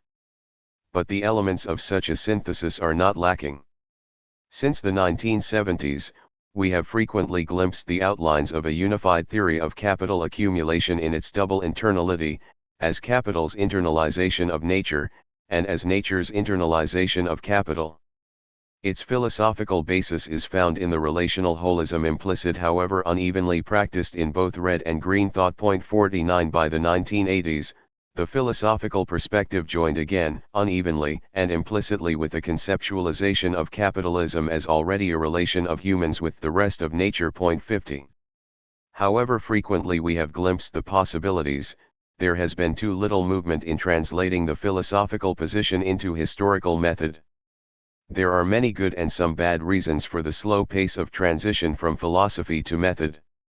Chief among the good reasons is this: it was, practically speaking, impossible to construct methods and narratives of historical change as co-produced when most nature was invisible, as was the case in world social science until the 1990s. In other words, the accumulation of knowledge about humanity and nature had to reach critical mass. Until it did, and it was impractical to develop modes of analysis that pivoted, ontologically and methodologically, on the oikos. For this reason, philosophy and meta-theory were ahead of their times. These contributions, especially those unfolding across the long 1970s, were deeply prefigurative, and often celebrated. 51 But they were rarely embraced in the study of historical change. Historical change remains social change. Environmental consequences were added. Green arithmetic thrived. We have now reached a different moment. The proposition that historical change can be contained with the containers of nature and society is no longer tenable. The accumulation of knowledge about humanity and nature has reached critical mass. Our planetary knowledge continues to grow, and rapidly. At the same time, the growth of our understanding of how humans are made by the rest of nature, and of how nature is made by humanity has stalled. Nowhere is this clearer than in the popularity and influence of the dominant Anthropocene argument. 52 In this framework, humans constitute a set of vectors propelling the Great Acceleration 53 which threaten planetary crisis. Humans are placed in one category, nature in another, and the feedbacks between them identified. The evidence amassed by the scholars working in the Anthropocene and cognate perspectives is indispensable. Such evidence helps us outline the problem, and descriptively answer the first key question, what is occurring? But such perspectives pose a deeper question they cannot answer: how do humans co-produce patterns and relations of power and production within nature? The question cannot be answered in a dualist frame. And this dualist frame constrains our vision of the possible contours and deepening contradictions of the century ahead. For key to understanding the unfolding systemic crisis of the 21st century is a historical method which implies a new radical praxis in which human and extra-human natures co-produce historical change. In the pursuit of such a method, Marx's philosophy of internal relations 54 guides us towards unifying humanity and nature not only epistemically, but ontologically, unified on the terrain of modern world history. Here too, we find important prefigurative arguments that, like green thought, date from the 1970s. The translation of dialectics into historical method has always been fraught. Everything is connected to everything, but always unevenly, always in motion, always with new points of fracture and new levers of change. It has been easier to assert a dialectical method than to practice it. The world historical tradition learned this in the 1970s and 80s. The relationality of historical capitalism was celebrated, but developing world historical narratives that revealed this relationality turned out to be exceedingly arduous. 55 In this, world historical scholars discovered that it was one thing to pursue regional history imbricated in world process 56 and another thing entirely to relationally construct world historical process as the object of investigation. To treat the history of capitalism in and through a double internality that sees the ceaseless transformation of the earth in the endless accumulation of capital and vice versa was more vexing still. This was the project of integrating world accumulation with everyday life that Wallerstein and Arrighi 57 suggested, in distinct registers. Such a synthesis involves an ongoing movement between bodies and environment, production and reproduction, on the ground floor of everyday life and the dynamics of world accumulation, world power, and world knowledge. This means that capital and power do not act upon nature but develop through the web of life. They operate across geographical scales and they move in relation to the whole. That whole is neither world-scale process nor the aggregation of regional units but a dynamic totality with properties distinct from its scalar moments. I have done my best to pursue the synthesis from the standpoint of work and the worker, though more expansively than conventional renderings of these terms. The transition from capitalism and nature to capitalism in nature asks us to place human bodies as sites of environmental history, as bodies engaged in producing real commodities and reproducing the false commodity, labor power. From here, we can reconceptualize capitalism, as a system whose chief contradictions turn on the antagonism and interdependence of commodity relations and the totality of the conditions of reproduction. The human body, in this frame, becomes a crucial site of the contradictions of world accumulation. Marx's great observation that capitalism simultaneously undermine the soil and the worker applies well beyond the era of large-scale industry, and well beyond the wage worker. 58 The exploitation of labor power and the appropriation of nature are interwoven in the system's drive towards endless commodification. From here, It follows that all relations between humans are always already relations at once of nature and to the rest of nature. To organize a historical analysis around such a relational and holistic perspective necessitates transcending an epistemic rift through which nature becomes nature, a violent abstraction, an object, an ontologically separate base upon which the superstructure of society develops. Capitalism/nature/crisis. At stake is an interpretation of global crisis appropriate to our times, and relevant to our era's movements for liberation. It is an open question as to whether we are facing a developmental crisis of capitalism, one open to resolution through new rounds of primitive accumulation and commodification, or an epochal crisis, one marked by an irreversible decline in capital's capacity to restructure its way out of great crises. From the twin crises of global urbanization and industrialization signified by surplus humanity, to the faltering productivist behemoth of industrial agriculture, to the seemingly endless commodity boom in food, metals, and energy, there are good reasons for considering that an epochal crisis may well be on the horizon. This is a book about crisis, but not about social and ecological crisis as conventionally understood. As I will make clear, I do not believe society and nature exist, at least not in their dominant usage, humans without nature and nature without humans. Nor do I believe these are mere social constructions. They are, rather, abstractions at once violent and real. They are violent, in the sense that they abstract too much reality in the interests of conceptual clarity. Point 59. And they are real, in the sense that society and nature are in fact operative forces. 60. Both in our knowledge structures and in capitalism's actually existing relations of power and production. Eschewing this, modernity's most sacred binary, I understand all forms of crisis understood as turning points in the systemic organization of power and production as bundles of human and extra-human nature. This is a big statement that implies manifold processes, the key point of which turns the conventional wisdom on its head. The crises of capitalism in nature are crises of what nature does for capitalism, rather more than what capitalism does to nature. This point of entry offers not only a fresh perspective, one that includes, centrally, the work of human natures, but also provides an opportunity for synthesizing two great streams of radical thought since the 1970s, the theory of accumulation crisis and the study of environmental crisis. For all the extraordinary work in both fields, the accounts of how capitalism works and how capitalism creates planetary crisis have not been synthesized, even by our most insightful theorists. Point 61. Capitalism in the web of life is animated by the desire to translate the philosophy of humanity in nature into workable methodological frames, conceptual vocabularies, and narrative strategies for world historical change. This is the core of the world ecology perspective, which is just that, a perspective, not a theory. And certainly not a theory of everything. World ecology is a method of bounding and bundling the human/extra-human/web of life relation, a manifold and multi-layered relation that encompasses everything from the microbiome to the biosphere. And it is a framework for theorizing manifold forms of the human experience, past and present. No perspective can be the work of an individual, its development must be collective and cooperative. I encourage readers to consider this book not as a series of closed formulations as is too often the case.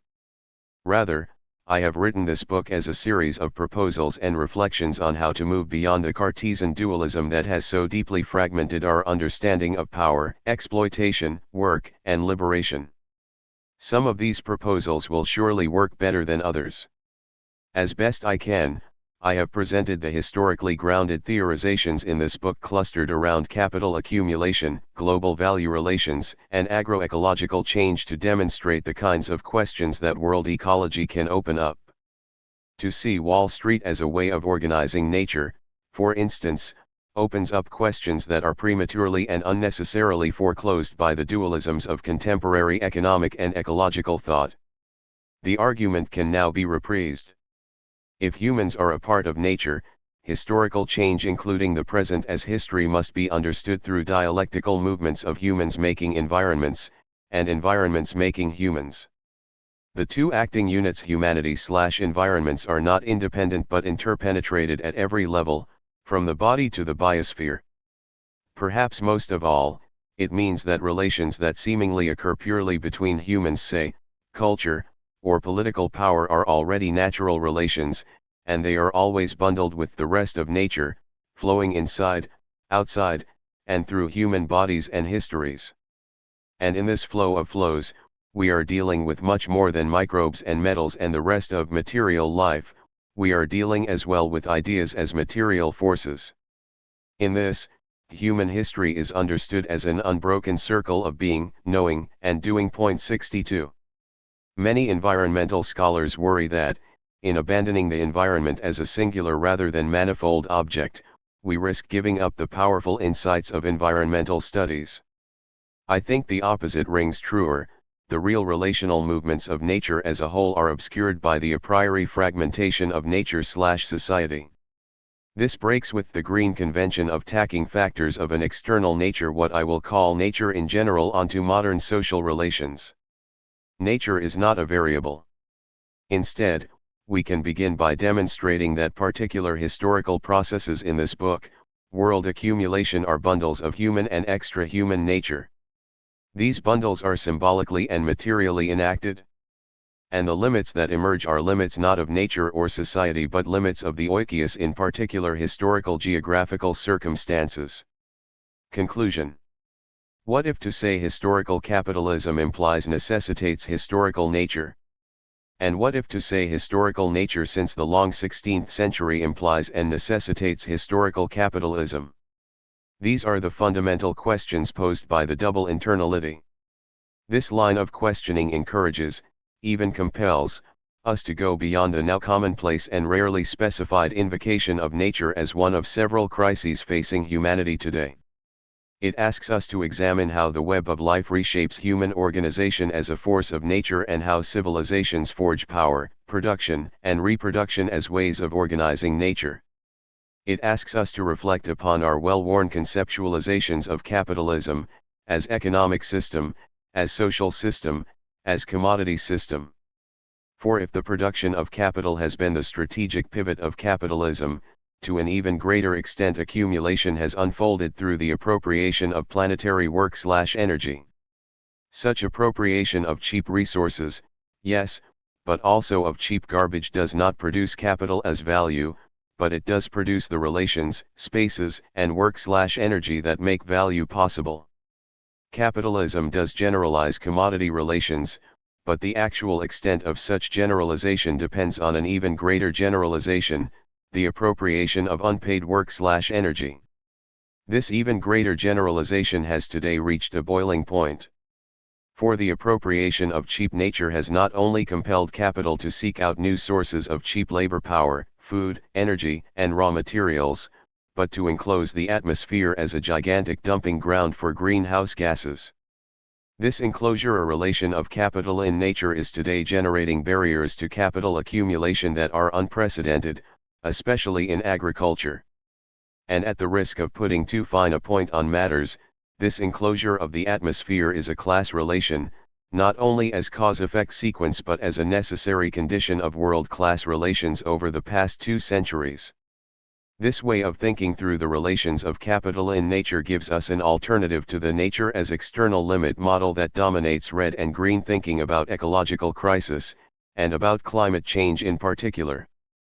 The problem with such thinking is that it has closed down, rather than opened up, the big questions about the geographical flexibility and historical evolution of capitalism as world ecology. The limits are real enough. But what is the best way to identify, to narrate, and to explain the emergence of these limits?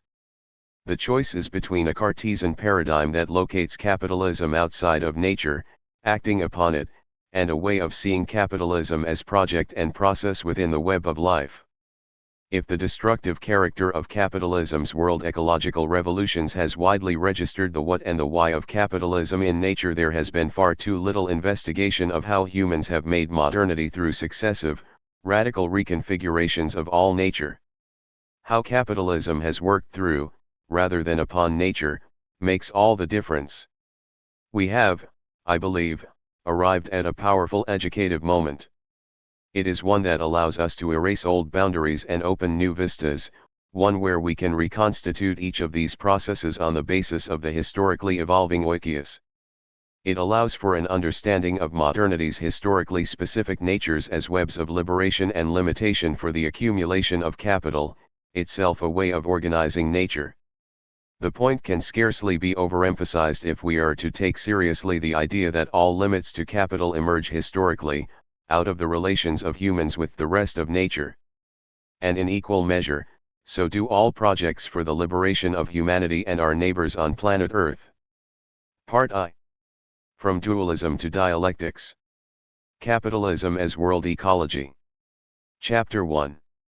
From Object to Oikias. Environment making in the capitalist world ecology. Words are like empty balloons, inviting us to fill them up with associations. As they fill, they begin to gain intrinsic force and at last to shape our perceptions and expectations. So with the word ecology. For nearly half a century, green thought has wrestled with a double question. Is nature exogenous to the essential relations of human history, for the most part playing roles as tap and sink? Or is nature a web of life encompassing all of human activity, comprising taps and sinks, but also much beyond? Is nature, in other words, a set of objects that humans act upon, or is it a web of life that human relations develop through? The vast green literatures that have emerged since the 1970s, political ecology, environmental history and environmental sociology, ecological economics, systems ecology, and many more have developed by answering yes to both questions. On the one hand, most scholars agree that humanity is indeed part of nature. They reject the Cartesian dualism that puts society in one box and nature in another. On the other hand, the conceptual vocabularies and analytical frameworks that govern our empirical investigations remain firmly entrenched in the interaction of these two basic, impenetrable units, nature and society. This double yes poses a real puzzle. How do we translate a materialist, dialectical, and holistic philosophy of humans in nature into workable conceptual vocabularies and analytical frameworks? The arithmetic of nature plus society has been the bread and butter of environmental studies since the 1970s. The arithmetic bears distinctive linguistic inflections across the historical social sciences, and across the two cultures. Earth system scientists talk about coupled human-natural systems, one Marxist ecologists speak of the nature-society dialectic, two cultural studies highlights hybrids, assemblages, and networks. Point 3. Establishing this arithmetic as a legitimate domain of scholarly activity has been green thought's greatest contribution. The environmental humanities and social sciences brought to light the other, previously forgotten or marginalized, side of the Cartesian binary, the world of environmental impacts. No small accomplishment, this. The environment is now firmly established as a legitimate and relevant object of analysis. About this signal accomplishment, I would make two observations. First, the work of bringing nature as factor into the study of global change is now largely complete. It is increasingly difficult to address core issues in social theory and social change without some reference to environmental change. There remains considerable unevenness, across the historical social sciences, in how environmentally oriented research is valorized. But the core project of green thought, from the time it gathered steam in the 1970s, has been successful. The legitimacy and relevance of environmental research is no longer in question. This project was always infused with a dialectical sensibility. Point 4. But its operationalization turned on an affirmation of the first question we posed at the outset: environment as object rather than nature as the web of life. This prioritization, could it have been otherwise, resulted in the disjuncture we encounter today, between humanity and nature and humanity and nature. This disjuncture lies at the core of the impasse in environmental studies today, an impasse characterized by a flood of empirical research and an unwillingness to move beyond environment as object. Nature with a capital N has been prized over the web of life. This impasse may be understood in terms of a generalized reluctance to refigure modernity as producer and product of the web of life. My second observation therefore turns on the exhaustion of the Cartesian binary to deepen our understanding of capitalism, historically and in the present crisis. Today, that binary obscures, more than it illuminates, humanity's place in the web of life. Nature plus society appears especially unsuited to dealing with today's proliferating crises, not least those linked to climate change and financialization, and also with the origins and development of these crisis tendencies over the broad sweep of modern world history. Is it now necessary to move beyond the environment as object? Can the project of writing environmental histories of social processes adequately capture the manifold ways in which these processes are not only producers of environments, but also products of them? The idea that social organization carries with it environmental consequences has taken us far, but it is unclear just how much farther green arithmetic can take us. But if green arithmetic cannot get us to where we need to go today, what can? My response begins with a simple proposal. Needed, and I think implied by an important layer of green thought, is a concept that moves from the interaction of independent units, nature and society, to the dialectics of humans in the web of life. Such a concept would focus our attention on the concrete dialectics of the messily bundled, interpenetrating, and interdependent relations of human and extra-human natures. Needed, in other words, is a concept that allows a proliferating vocabulary of humanity in nature, rather than one premised on humanity and nature. The oikios, interaction, dialectics, and the problem of agency. I propose that we begin with the oikios. Oikios is a way of naming the creative, historical, and dialectical relation between, and also always within, human and extra-human natures. The oikios is shorthand for oikios topos, or favorable place, a term coined by the Greek philosopher-botanist Theophrastus. For Theophrastus, the oikios topos indicated the relationship between a plant species and the environment. 5 Properly speaking, oikios is an adjective. But in the long journey towards a vocabulary that transcends the two cultures, I hope the reader might excuse a few liberties with the language. Neologisms come a dime a dozen in green thought. We needn't not look far for concepts aiming to fuse or combine the relations of human and extra-human nature. 6 And yet, after decades of vigorous green theorizing and analysis, we still lack an approach that puts the oikios at the center. Such a perspective would situate the creative and generative relation of species and environment as the ontological pivot and methodological premise of historical change. This reorientation opens up the question of nature as matrix rather than resource or enabling condition for historical analysis. It allows the reconstruction of humanity's great movements, from warfare to literature to scientific technological revolutions, as if nature matters to the whole of the historical process, not merely as its context, or its unsavory consequences. This is the intended contribution of the oikios. Naming the relation through which humans create the conditions of life, definite modes of life in Marx and Engels' nicely turned phrase 7 immediately directs our attention to the relations that activate definite configurations of acting units and acted upon objects. The oikios is a multi-layered dialectic, comprising flora and fauna, but also our planet's manifold geological and biospheric configurations, cycles, and movements. Through the oikios form and reform the relations and conditions that create and destroy humanity's mosaic of cooperation and conflict, what is typically called social organization. Nature as oikios is, then, not offered as an additional factor, to be placed alongside culture or society or economy. Nature, instead, becomes the matrix within which human activity unfolds, and the field upon which historical agency operates. From such a vantage point, the problems of food, water, oil become relational problems first, and object problems second.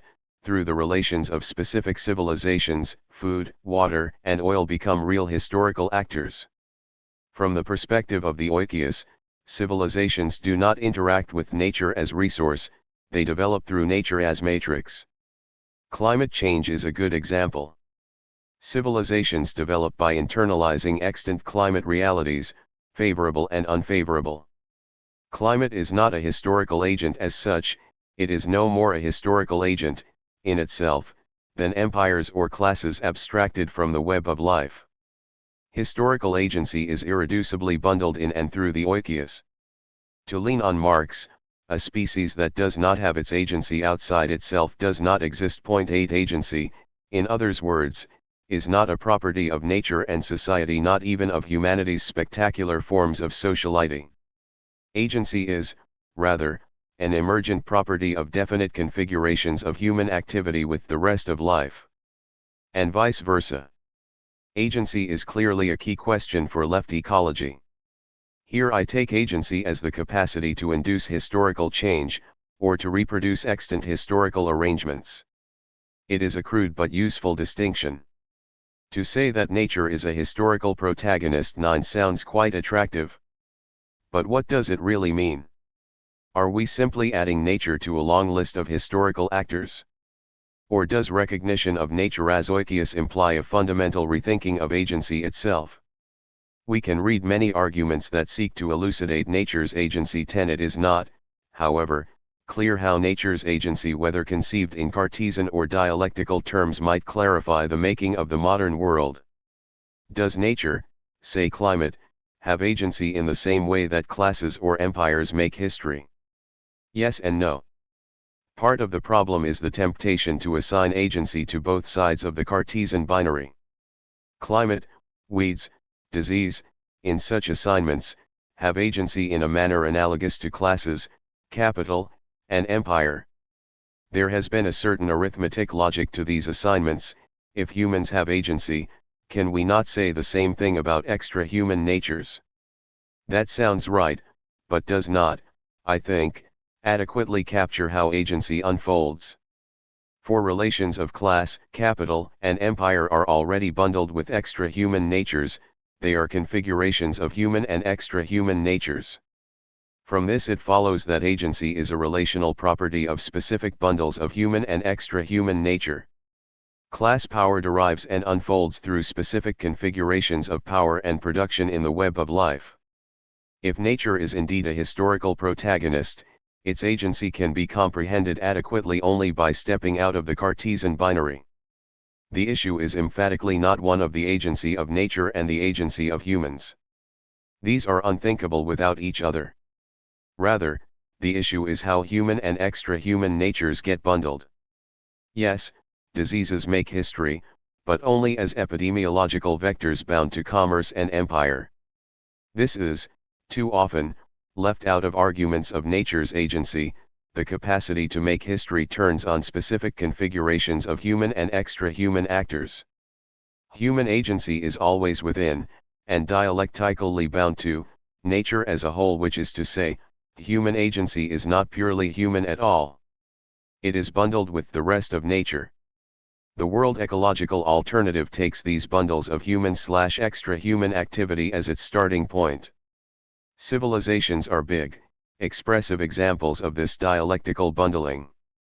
From the large-scale and long-run patterns of human-led environment making, we can discern historical facts from the practical infinitude of basic facts. Climate change, in this scheme of things, becomes a vector of planetary change woven into the very fabric of civilizational power and production. Hardly a recent phenomenon, this socio-ecological fabric stretches back millennia. 11 This is the spirit, if not always the letter, of much climate historiography. 12 When climate changes, so too change the structures of power and production.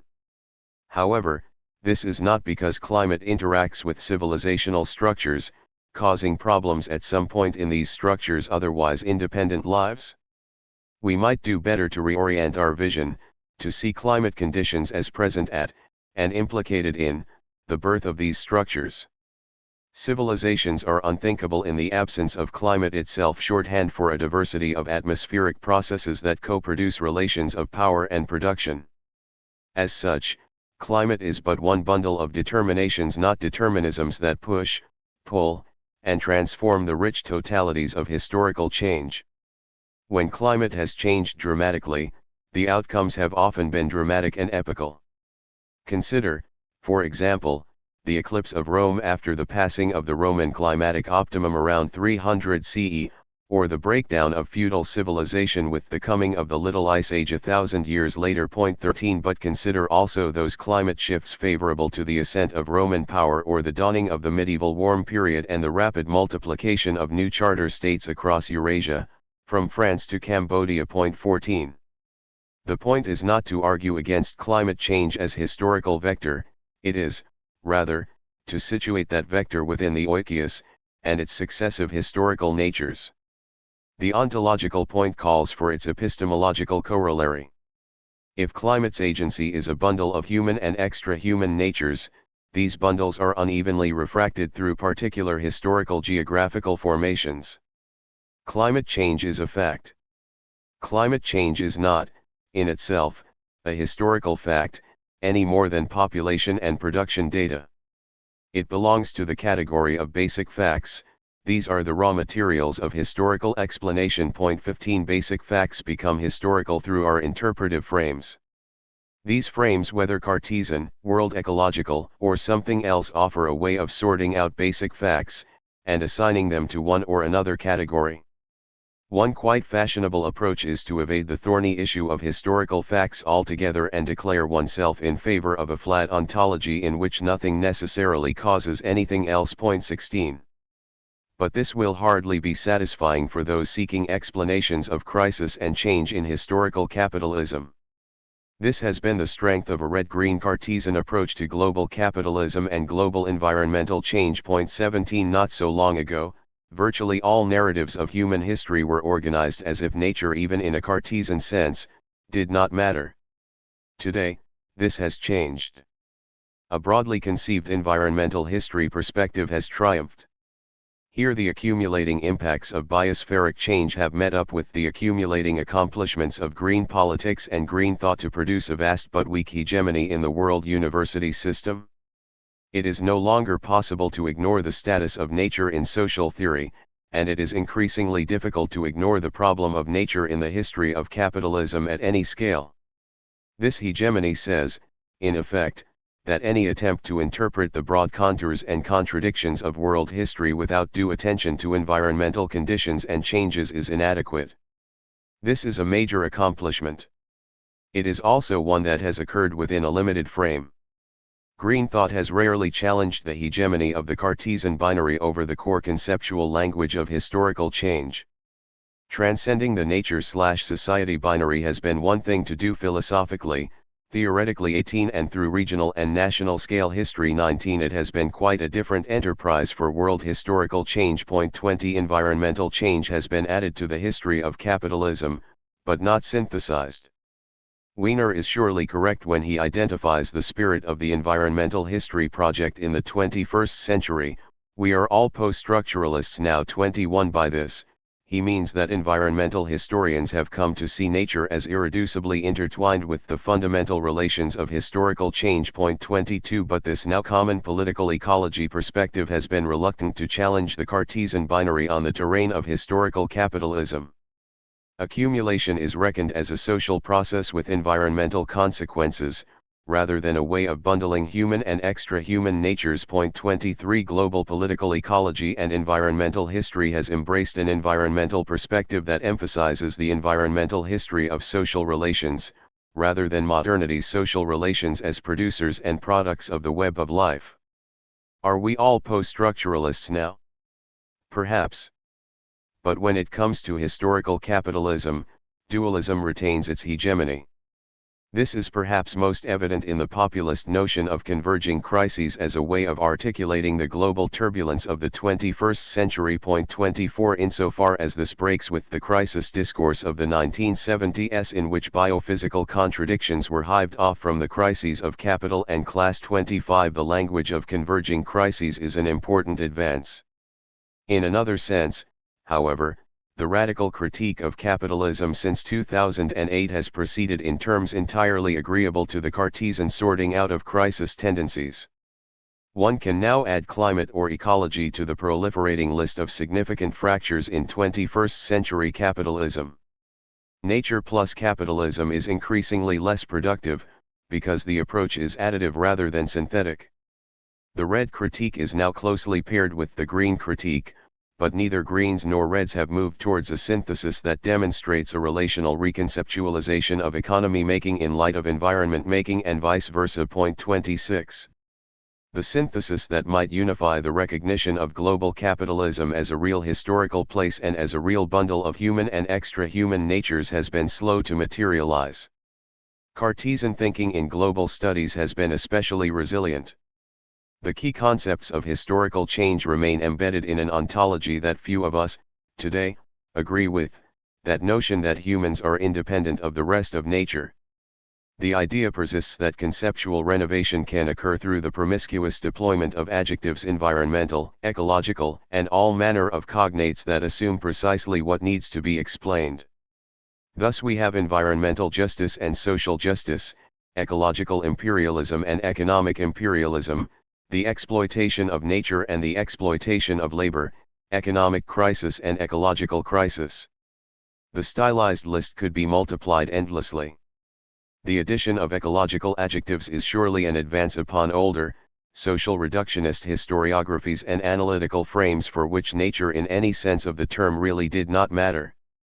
Today, however, the model of nature plus society is increasingly self-limiting. We can add environmental factors and consequences indefinitely. But concrete historical wholes such as capitalism cannot be constructed by adding up the social and environmental parts. Nor can capitalism be aggregated through regional case studies that theoretically construct the modern world system. World ecological imaginations, towards capitalism in nature.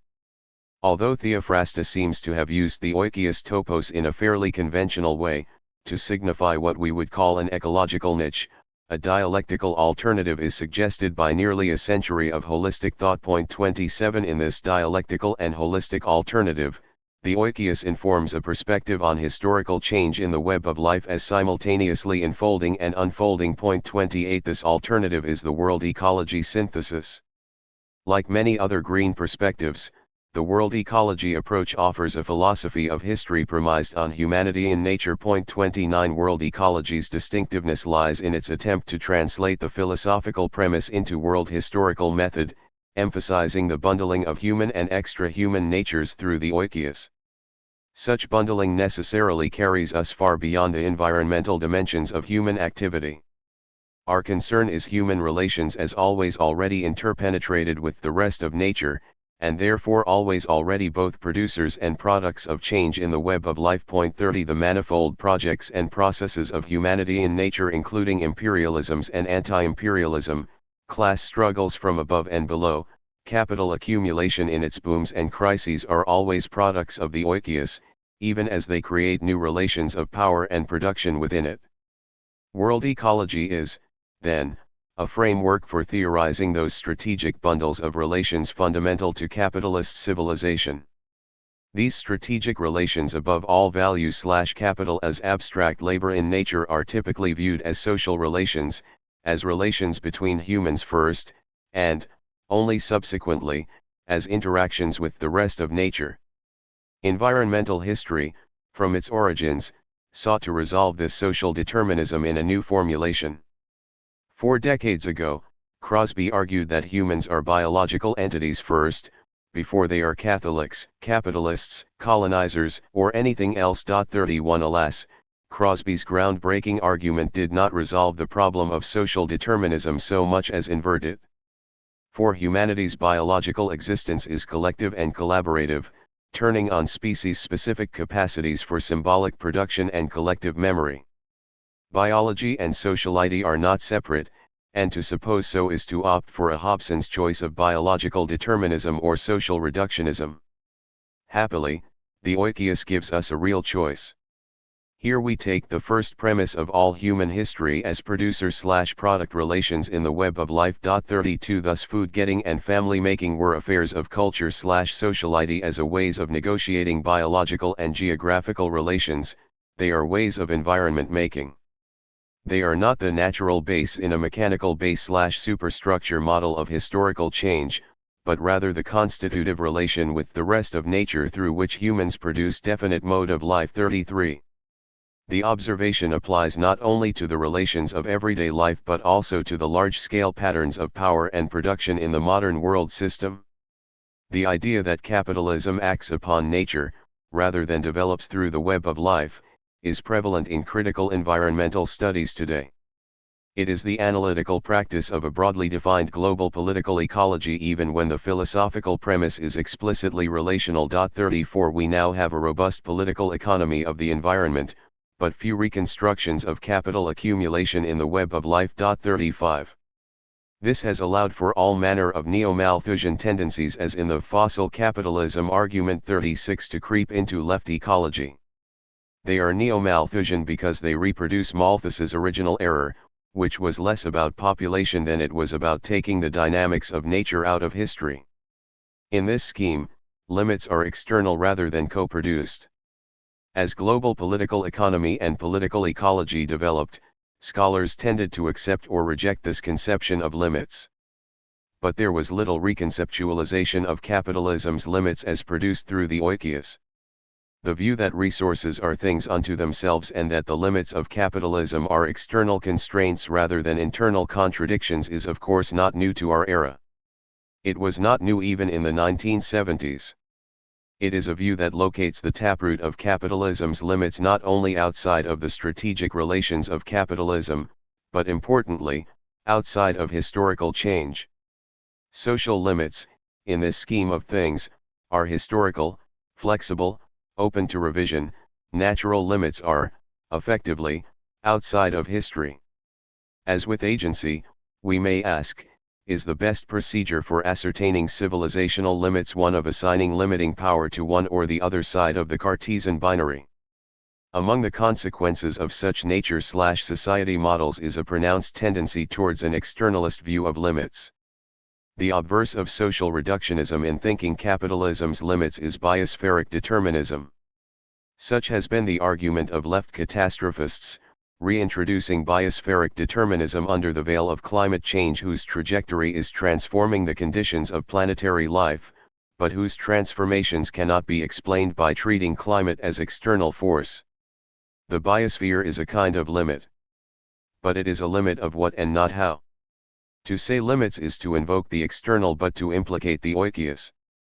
Historical limits can be explained only through historical abstractions, not general ones. And so nature in general is of little immediate use. The general abstraction nature cannot take us to a deeper understanding of biospheric limits as products of the double internality, the internalization of biospheric relations within capitalist civilization, and the internalization of value relations in biospheric reproduction. Historical nature moves us from the commonplace view of nature as object to nature as matrix, the field within which capitalism unfolds. We are still interested in those objects what we call resources. Building on Marx's relational ontology, we can see resources as relational and therefore historical. 37 Geology is real enough. But it becomes geohistory through definite relations of power and production in which geological dispositions are immanent. Geology cannot directly determine the organization of production. 38 Precisely because production relations are co-produced. Articulations of production and reproduction are mediated through the oikos, not least the dialectic of organic life and inorganic environments. 39 Geology, in other words, co-produces power and production as it bundles with historically specific human relations. These specific relations, including geology, undergo successive transformations. One epoch-shaping instance was the rebundling of human activity in the 19th century North Atlantic as the energy regime shifted from charcoal and peat to coal. In this view, geology is at once subject and object. Civilizations move through, not around, the web of life. We can, through the oikos, implicate the widest range of meta-processes in the modern world as socio-ecological, from family formation to racial orders to industrialization, imperialism, and proletarianization. From this perspective, capitalism does not develop upon global nature so much as it emerges through the messy and contingent relations of humans with the rest of nature. There is no question that, for most of us, these great processes of world history look like hybrids or fusions. These terms make sense, however, only if we presume an originary separation of society and nature. Once we start to look closely at these historical processes, energy regimes and agricultural revolutions, yes, but also nationalisms, developmentalist projects, national literatures, financializations, we begin to see just how deeply rooted in the oikos they really are.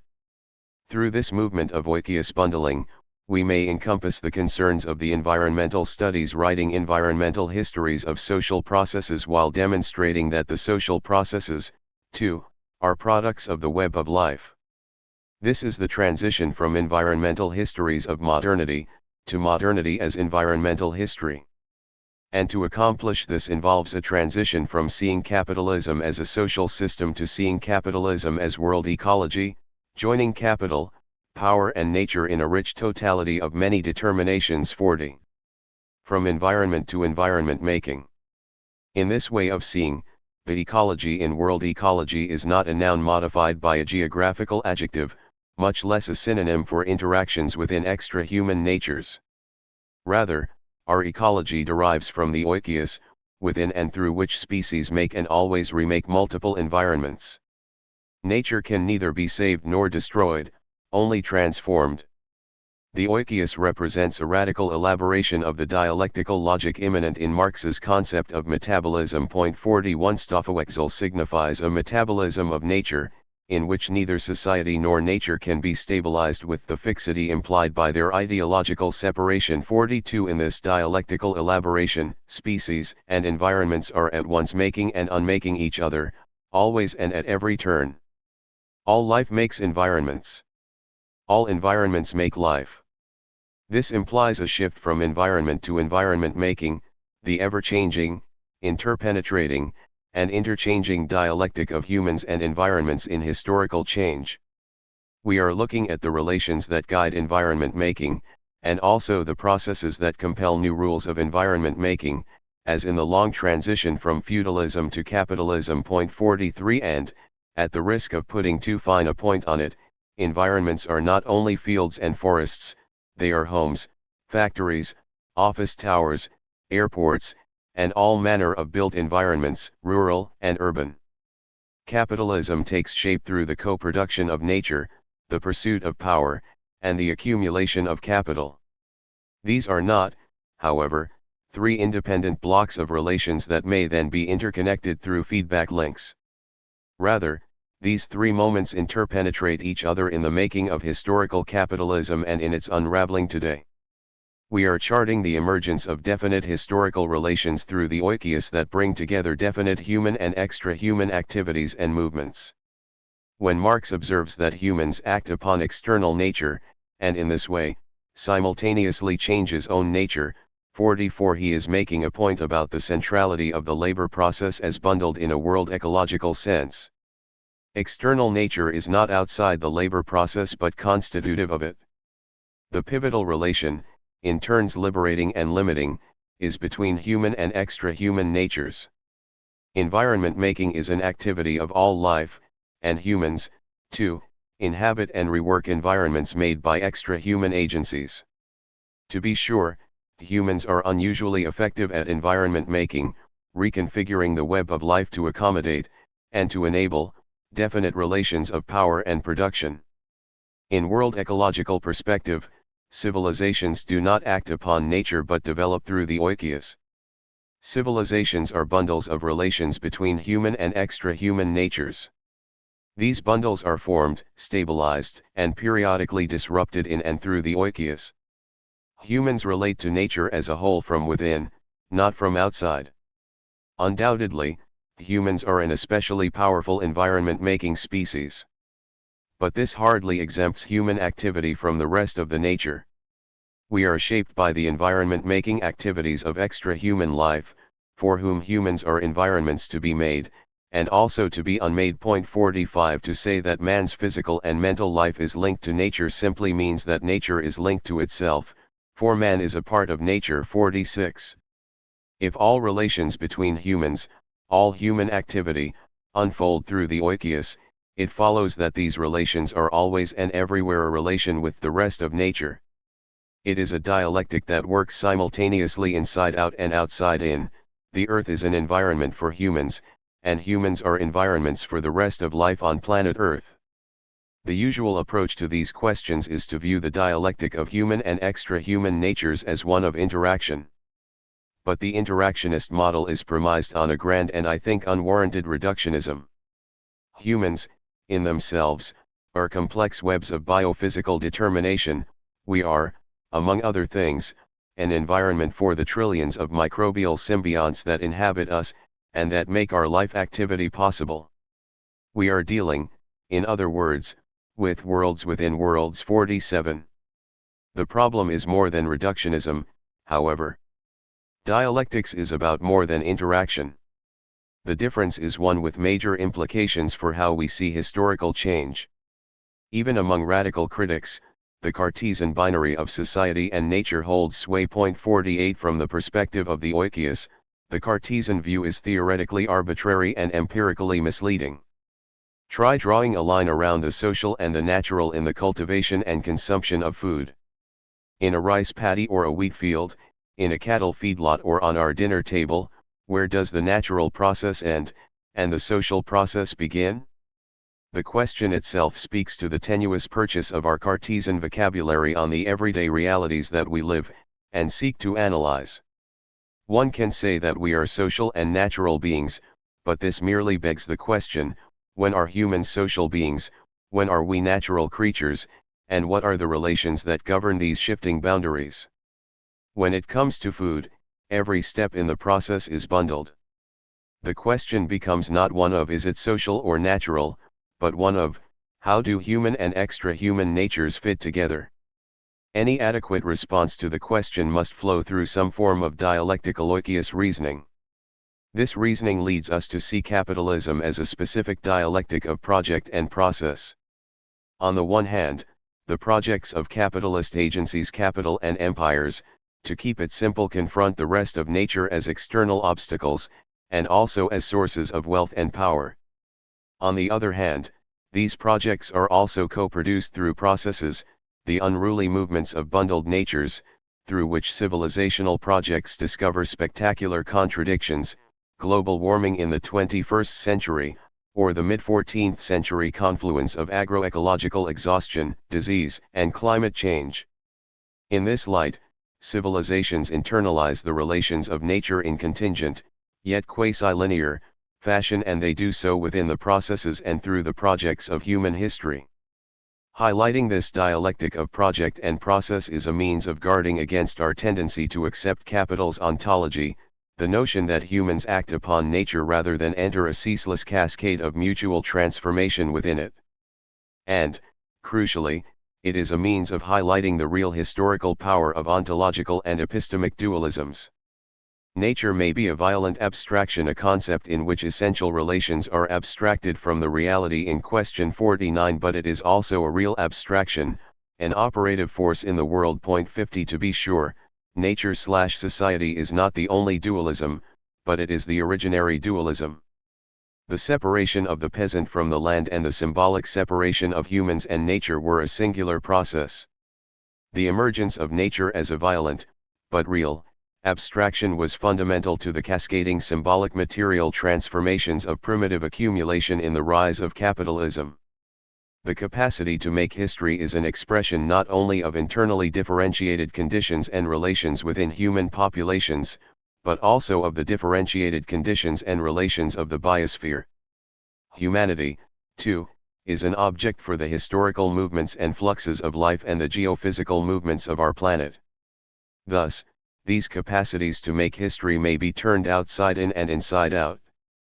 Does anyone today seriously doubt that diseases, or climates, or plants make history as much as any empire? At the same time, is it possible to articulate the role of diseases, plants, or climate abstracted from accumulation, empire, or class? This line of questioning allows us to go beyond a view of nature as a place where one leaves a footprint. It encourages a way of seeing nature as an active movement of the whole, one comprising deforestations and toxifications and all the rest but not reducible to these. It is through the oikos that we can see and reconstruct historically nature as far more than an aggregate of consequences. The movements and cycles of extra-human natures are producers/products of historical change, internal to the movements of historical change. Nature as matrix is cause, active condition, and constituting agent in the history of civilizations. It is already quite challenging to make these arguments on the terrain of philosophy and regional history. Constructing narratives of the longue durée as if nature matters as producer no less than product is more challenging still. This is the challenge that world ecology meets head-on. If nature matters ontologically in our philosophy of history, then we are led to engage analytically the human biospheric double internality. Humans simultaneously create and destroy environments, and our relations are therefore simultaneously if differentially through time and across space being created and destroyed with and by the rest of nature. Through this optic, nature's status undergoes a radical shift, a transition from nature as resource to nature as matrix. Nature can be neither destroyed nor saved, only reconfigured in ways that are more or less emancipatory, more or less oppressive. But take note, our terms emancipatory and oppressive are offered not from the standpoint of humans narrowly, but through the oikos, the pulsing and renewing dialectic of humans and the rest of nature. At stake now perhaps in a more salient way than ever before in the history of our species is exactly this, emancipation or oppression not from the standpoint of humanity and nature but from the perspective of humanity in nature, and nature in humanity.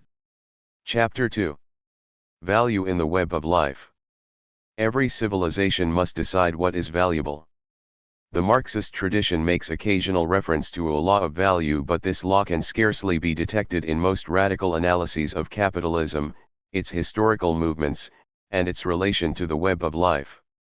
Greens, even Marxist Greens, tend to avoid the question of value in some ways, but embrace it in others. Indeed, the spirit of the law of value is fundamental to the Green critique, which asks, how do we view nature, in part, or as a whole, as valuable? What are the ethics of a sustainable civilization? How are the valuations of nature practiced through markets, states, and ideas in the modern world? What I wish to suggest is the possibility for a productive synthesis of Marxist and Green thinking along these lines. I pursue this synthesis by asking, how does a reading of Marx's law of value through the oikos help us understand the development, crises, and restructurings of capitalism, from its origins to the present?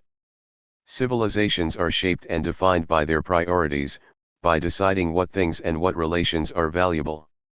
Their rules of reproducing power and wealth turn on these choices of what is and what is not valuable. For capitalism, the choice has been clear, and peculiar. Value is determined by labor productivity in commodity production, the average labor time embedded in the average commodity. This kind of value was unprecedented, and its expressions were spectacular. For feudalism, and tributary civilizations in general, wealth turned on land productivity. Never before had any civilization negotiated the transition from land productivity to labor productivity as the metric of wealth. The difference is between how many bushels of wheat, or rice, or maize can be grown in the average worker hour, and how many bushels can be grown on a hectare of land. Of course, such contrasts are about more than who produces what, and from where and to whom the surplus flows. Laws of value speak also to dominant ethico-political judgments about what is valuable. A capitalist looks at a forest and sees dollar signs, an environmentalist sees trees and birds and soils, a world ecologist sees how humans and other species have co-produced the forest, and how that bundled forest simultaneously conditions and constrains capital today. As we shall see in Chapter 10, the entwining of these ethico-political valuations with capitalism's cheap nature strategy has reached a new phase in the early 21st century. Their contradictions are generating not only a movement towards a more violent, more toxic, and more oppressive form of capitalism, but also powerful counter-movements. These movements are today not only challenging, but offering alternatives to capitalism's law of value. Value relations in the capitalist world ecology, an outline. Just what is that law of value? First, Let us be clear that we get law as a term from Marx, who got it from Hegel. Law, in this sense, is not an iron law of determination, but rather a law in the Hegelian sense of the abstract. One to speak of a law of value, then, is not to envisage history in a prison house of structural abstraction, but to advance a working proposition about a durable pattern of power and production that has obtained over the time and space of historical capitalism. To pick up on one of Marx's favored metaphors, the law of value acts as a kind of gravitational field, shaping broad patterns, yet allowing significant contingency. Second, one of the enduring legacies of Cartesian dualism is a privileging of substances over relations in thinking about value. This is true for Marxists as well as Greens. Value is abstract social labor, say the Marxists, and it is determined by socially necessary labor time, the average labor time embodied in the average commodity. But wait, says the Green thinker. The average labor time is just one part of what makes that commodity possible too. The Marxist law of value forgets that nature with a capital N contributes to the value of all the products that humans use. To which the Marxist, quite properly, says that the whole basis of Marx's political economy is the distinction between wealth and value. 3 And there, the discussion seems to have stopped. It replays an older discussion with feminist scholars, who, like the Greens, rightly challenged the blindness of Marxists to the foundational contributions of another kind of invisible work, the daily and intergenerational reproduction of human life. Such work, as we know, is overwhelmingly performed by women. 4. Can we ford this great divide between green and feminist insights into the centrality of unpaid work/energy for capital accumulation, and the Marxist view that labor productivity is the decisive metric of wealth and competitive fitness under capitalism? I think we can. And I think the way forward looks something like this. The substance of value is socially necessary labor time. The drive to advance labor productivity is fundamental to competitive fitness. This means that the exploitation of commodified labor power is central to capital accumulation, and to the survival of individual capitalists. But this cannot be the end of the story. For the relations necessary to accumulate abstract social labor are necessarily more expansive, in scale, scope, speed, and intensity. Capital must not only ceaselessly accumulate and revolutionize commodity production, it must ceaselessly search for, and find ways to produce, cheap natures, a rising stream of low-cost food, labor power, energy, and raw materials to the factory gates. These are the 4 cheaps. The law of value in capitalism is a law of cheap nature. What this law says, in effect, is that every great wave of accumulation turns on cheap nature, understood as use values produced with a below-average value composition. In systemic terms, cheap nature is produced when the interlocking agencies of capital, science, and empire blunt categories, yes, succeed in releasing new sources of free or low-cost human and extra-human natures for capital. The 4 cheaps are at the core of such cheap natures, reproduced cyclically across the history of capitalism.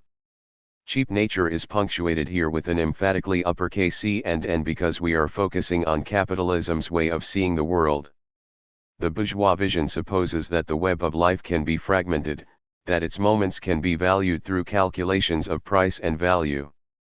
Cheap nature is cheap in a historically specific sense, defined by the periodic, and radical, reduction in the socially necessary labor time of these big 4 inputs, food, labor power, energy, and raw materials. 5 Cheap nature, as an accumulation strategy, works by reducing the value composition but increasing the technical composition of capital as a whole, by opening new opportunities for the investment, and, in its qualitative dimension, by allowing technologies and new kinds of nature to transform extant structures of capital accumulation and world power. In all this, commodity frontiers of appropriation are central. Thus, the tightly connective movements of internal restructuring and geographical expansion that restore and reconfigure the 4 cheaps.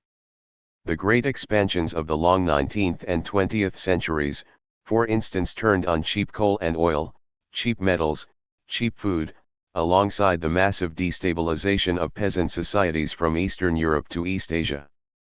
But, and here is the key point, the movements creating the necessary relations and conditions of cheap nature cannot be reduced to the immediate processes of production, or even commodity production and exchange as a whole. These are crucial and indispensable. But they are not sufficient. For capitalism depends on a repertoire of strategies for appropriating the unpaid work/energy of humans and the rest of nature outside the commodity system. These strategies cannot be reduced to so-called economic relations but are enabled by a mix of science, power, and culture. I know these are blunt instruments, but they will suffice. The reality is interpenetrated, messy, and complex. Crucially, science, power, and culture operate within value's gravitational field, and are co-constitutive of it. The implication is explosive. The law of value represents a determination of socially necessary labor time, which occurs simultaneously through organizational and technical innovation and through strategies of appropriating the unpaid work/energy of women, nature, and colonies. 6. Absent massive streams of unpaid work/energy from the rest of nature, including that delivered by women, the costs of production would rise, and accumulation would slow. Every act of exploitation therefore depends on an even greater act of appropriation. Wage workers are exploited, everyone else, human and extra-human, is appropriated. And lest the reader think I am letting capitalism off the hook, let me rephrase an old Marxist joke: the only thing worse than being exploited is being appropriated. The history of capitalism flows through islands of commodity production, developing within oceans of unpaid work/energy. These movements of appropriation produce the necessary conditions for the endless accumulation of capital.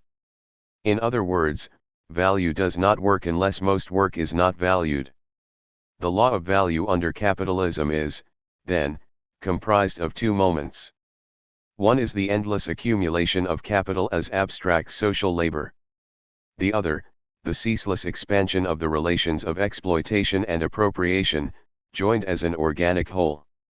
This perspective stresses the historical and logical non-identity between the value form and its necessarily more expansive value relations. While Marxist political economy has taken value to be an economic phenomenon with systemic implications, the inverse formulation may be more plausible: value relations are a systemic phenomenon with a pivotal economic moment. Far from denying the centrality of socially necessary labor time to capitalist civilization, such an approach affirms Marx's greatest contribution within a theoretical frame implicit in the dialectical method.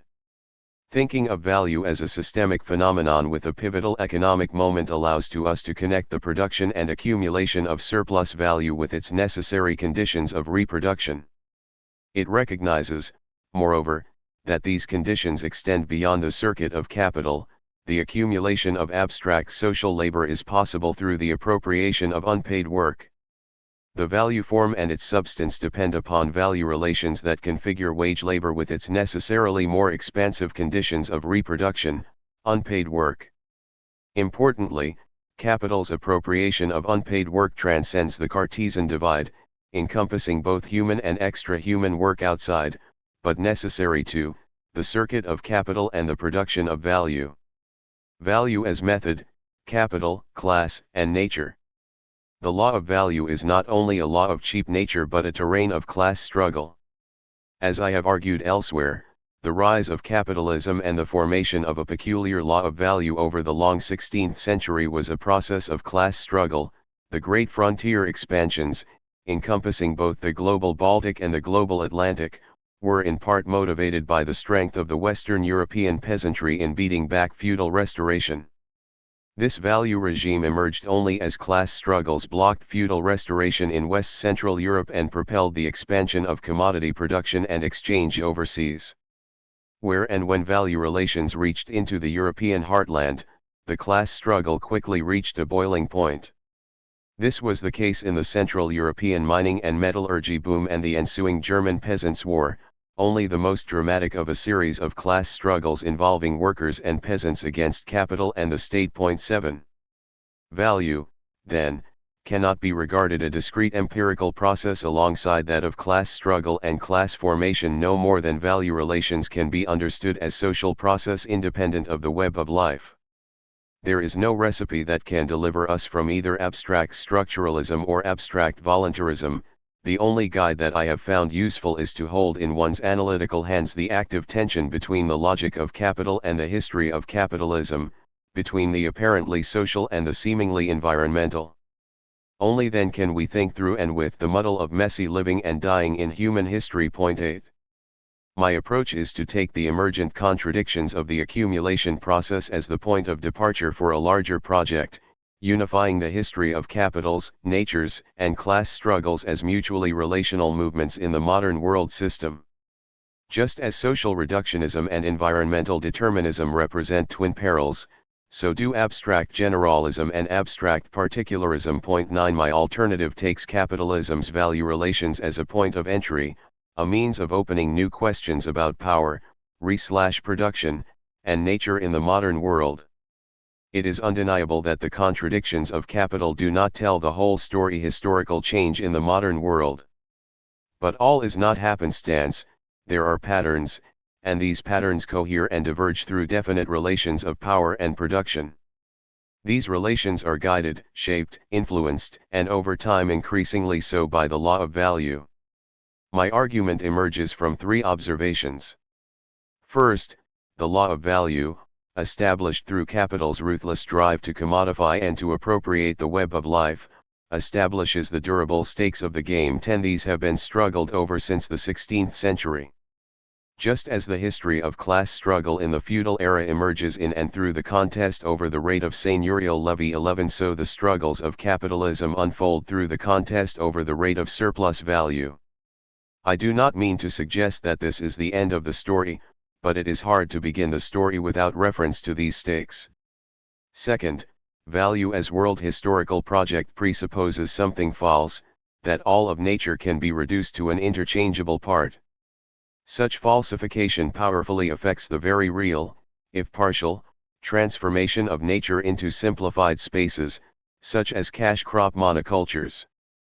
Perhaps most significantly, the emergence and development of the law of value as historical material movement is inconceivable without the symbolic and scientific revolutions that discovered the homogeneity of time and space in early modern Europe. Progressively consolidated as the metric of wealth in the modern world after 1450, there would be no systemic reversals of commodification. The value form enabled all manner of metrical revolutions outside the immediate circuit of capital 12, but clearly homologous to value's simplifying thrust. Foucault's biopolitical power of regularization 13 is unimaginable except in a symbolic material world orbiting around value's fantasies of homogenizable time and space. Indeed, successive revolutions in the measure of reality 14 have been the necessary precondition for subsequent movements of widening and deepening the capitalization and appropriation of all life. Finally, a historically grounded approach to value allows us to resolve an interpretive problem.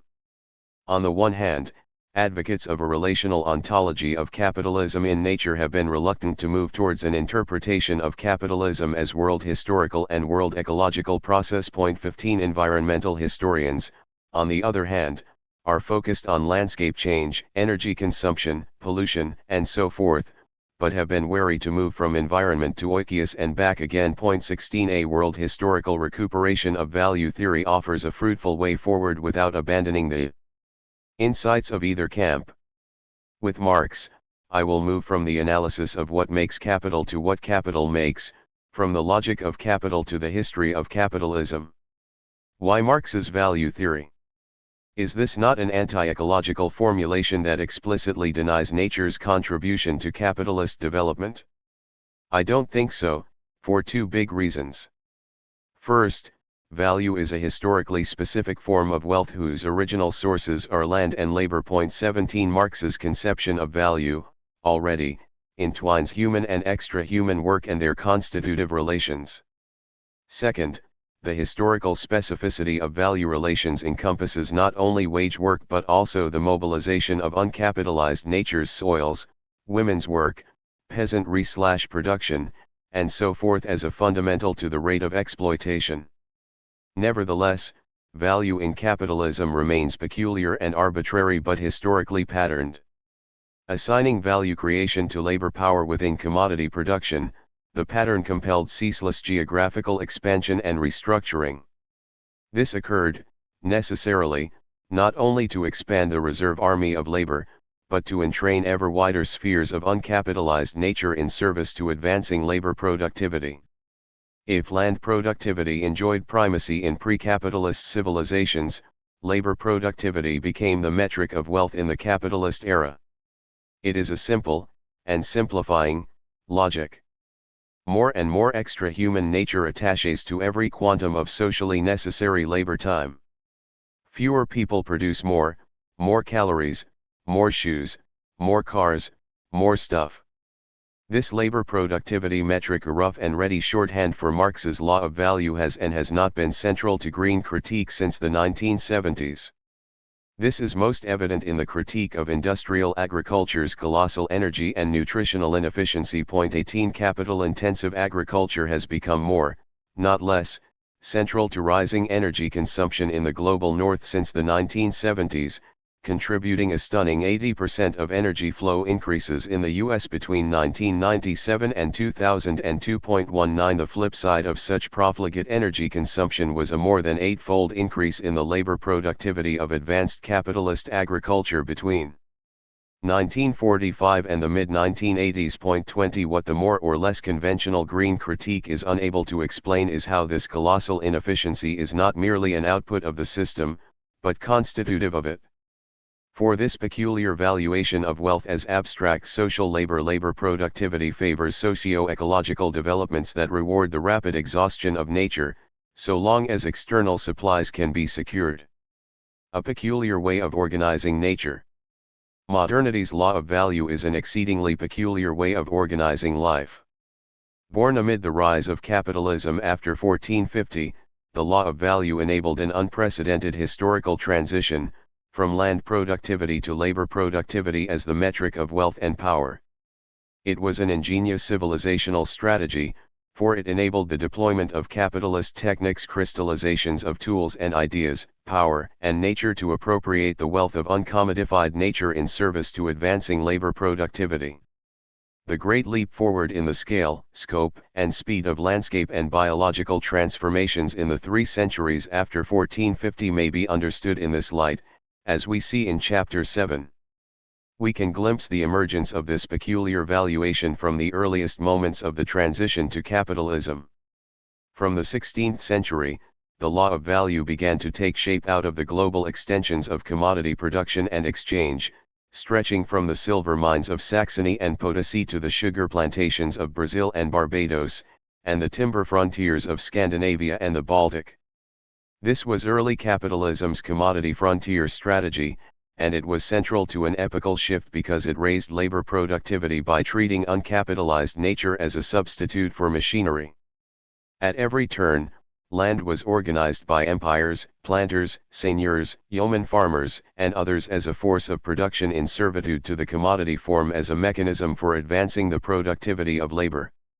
Treating the whole of uncapitalized nature as a force of production, early capitalism was able to remake planetary natures in epochal fashion. 21.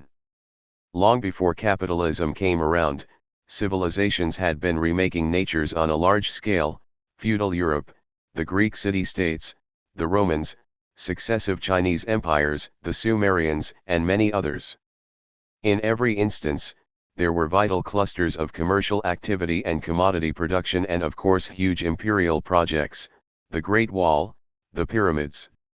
What changed after 1450 were the relevant units and organization of time and space. Pre-modern civilizations transformed regions over the span of centuries. Capitalism transformed regional landscapes in mere decades. Through the capacities of monetary capital to command, and indeed to produce, space, there emerged a fundamentally globalizing mode of producing wealth, nature, and power, centered on the commodity form. As central to its era as railroads or automobiles were to theirs, sugar production moved rapidly across the Atlantic world after 1450, from Madeira to Sao Tome, enclosing in successive turns Pernambuco, Bahia, Barbados, and from there, the wider Caribbean. Silver mining flowered in Central Europe, moving restlessly from one side to another. It then relocated through the alchemies of empire and finance to Potosi, half a world away, only to give way in turn to the great silver mines of Zacatecas and Guanajuato in the 18th century. Commodity frontiers premised on forest products, on fish, on iron and copper, on cereals and flax, moved with the same socio-spatial rhythm, occupying, producing, and exhausting the ecological formations of the North Atlantic, from the shores of Newfoundland to southern Norway, the banks of the Vistula and the foothills of the Urals. 22 In contrast to the view of early capitalism as technologically or socially inert, every movement of global occupation and transformation signaled a new phase of social organization, technical deployment, and landscape discipline. Never before had any world ecological regime moved so fast, so far. Something decisive had changed. To call that something nature/society would merely restate the problem we seek to answer. But if we can accept, even provisionally, that Marx's value theory identifies a deep structure of historical capitalism, we have a clue to how human and extra-human nature work is entwined. This weave of the human and extra-human a law of value gives priority to labor productivity, and mobilizes uncapitalized natures without regard for their reproduction. Here we have more than a simple restatement of the problem. We have the possibility of understanding capitalism as premised on a fundamental disequilibrium in the relation of capitalization and appropriation in the web of life. If we, moreover, follow Marx and identify the external vent as central, recall how he moves in successive chapters at the end of Capital from the conquest of the national home market to the commercial wars, which the globe as its battlefield, to the growth of the international character of the capitalist regime and its mounting systemic contradictions. 23 Then we may begin to see the successive resolutions of the disequilibrating tendency as essentially self-limiting. To explore this self-limiting movement, one must move from the logic of capital to the history of capitalism. This analytic possibility is vitally important because it will help to answer the greatest question of our times: what are the limits to capitalist civilization, and how are these limits constituted by humans and the rest of nature? It would be mystifying to say that the limits of capitalism are ultimately determined by the biosphere itself, although in an abstract sense this is true. This is a view of nature as an independent system. Yet, this view is insufficient for understanding how capitalism reaches limits, how capitalism has transcended limits historically, and how capitalism has remade successive historical natures in a way that may pose intractable problems for its survival today. How do we pose, and try to answer productively, the how of capitalism in nature? Marx's conception of value seems to offer a useful way to answer these questions. It allows us to discern not merely the patterns of power, reproduction, and accumulation over the longue durée, but the logic animating these patterns' emergence and evolution. I call this method deductive because we are locating value as a gravitational field.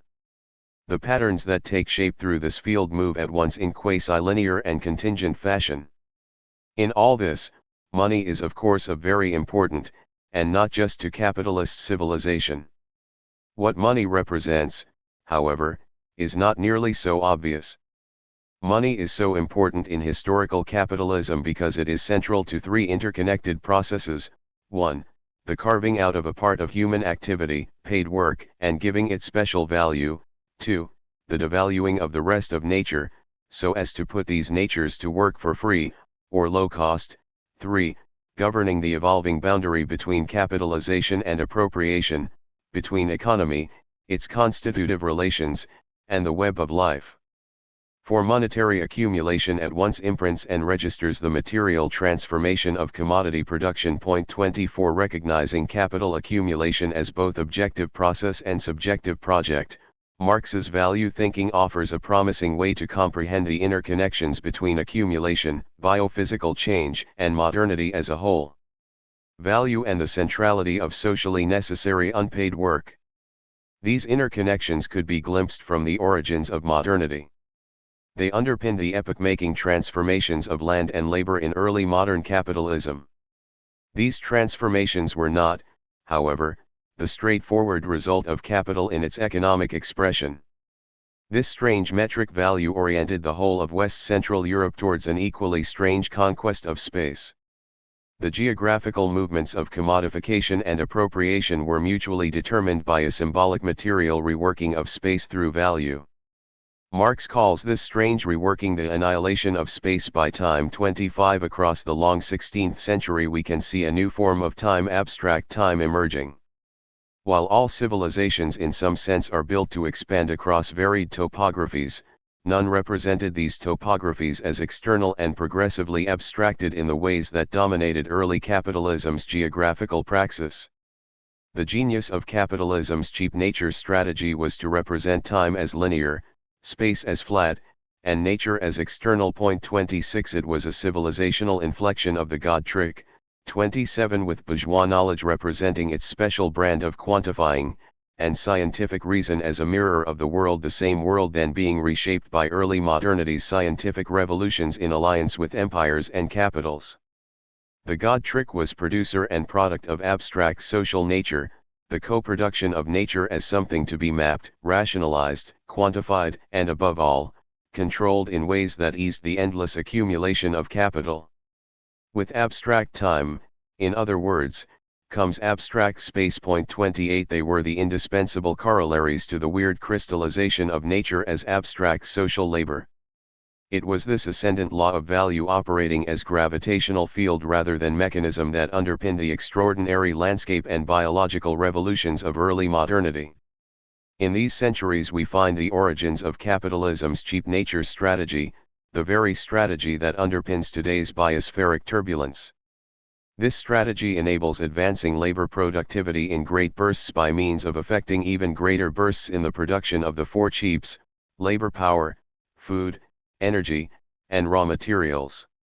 The catch is that capital-labor relations are not well equipped to map, code, survey, quantify and otherwise identify and facilitate new sources of cheap nature. This latter has involved all manner of knowledge practices, closely linked but not reducible to territorial power, in which the expanded reproduction of the capital unpaid work relation has been central. This is the terrain of abstract social nature and accumulation by appropriation. The idea of nature as external has worked so effectively because the condition for capital's self-expansion is the location and production of natures external to capital. Because these natures are historical and therefore finite, the exhaustion of one historical nature quickly prompts the discovery of new natures that deliver qualitatively new and quantitatively larger sources of unpaid work. Thus did the Kew Gardens of British hegemony yield to the international agricultural research centers of American hegemony, which in turn were superseded by the bioprospecting, rent-seeking, and genomic mapping practices of the neoliberal era. 29. But the origins of nature go back to the 16th century. Early capitalism's world praxis, fusing symbolic coding and material inscription, moved forward an audacious fetishization of nature, crystallized in the era's cartographic, scientific, and quantifying revolutions. These were the symbolic moments of primitive accumulation, creating a new intellectual system whose presumption, personified by Descartes, was the separation of humans from the rest of nature. The origins of cheap nature are, of course, more than intellectual and symbolic. The transgression of medieval intellectual frontiers was paired with the transgression of medieval territoriality. While civilizational expansion is in some sense fundamental to all, there emerged in early modern Europe a specific geographical thrust. While all civilizations had frontiers of a sort, capitalism did something very different. Before the 16th century, civilizational frontiers such as feudal Europe's drive east of the Elbe were more or less an output of the system. With the rise of capitalism, frontier making was much more fundamental, not merely a safety valve, but a constitutive spatial moment unlocking the epoch-making potential of endless accumulation. The extension of capitalist power to new, uncommodified spaces became the lifeblood of capitalism. I have elsewhere considered the historical geographies of early capitalism's commodity frontiers. Point 30. For the moment, I wish to highlight two relational axes of these frontiers. First, commodity frontier movements were not merely about the extension of commodity relations, although this was central. They were also, crucially, about the deployment of territorial power and geographical knowledges necessary for the commodity-oriented appropriation of unpaid work/energy. This unpaid work could be delivered by humans, women, or slaves, for example, or by extra-human natures, such as forests, soils, or rivers. Second, from the very beginning such frontiers were essential to creating forms of cheap nature specific to capitalism. What are the implications of this line of thought for a post-Cartesian historical method, one that takes the law of value as a co-production of humans bundled with the rest of nature? For Marx, use and exchange value represent on the surface the internal opposition of use value and value. 31. Marx's discussion in these opening pages of Capital is pitched at so high a level of abstraction that the significance of this internal opposition has been insufficiently grasped. To say that value and use value are internally related is to say that the value relation encompasses the relation value/use value in a way that necessarily extends beyond the immediate process of production. Here is a connection that allows us to join definite modes of production and definite modes of life in concrete historical unities. 32. This means that capitalism can be comprehended through the shifting configuration of the exploitation of labor power and the appropriation of cheap nature. This dialectic of paid and unpaid work demands a disproportionate expansion of the latter in relation to the former. The reality is suggested by those widely cited estimates on the contribution of unpaid work performed by humans. 33 and the rest of nature. 34 The quantitative reckonings for unpaid human work overwhelmingly delivered by women vary between 70 and 80% of world GDP, for ecosystem services, between 70 and 250% of GDP.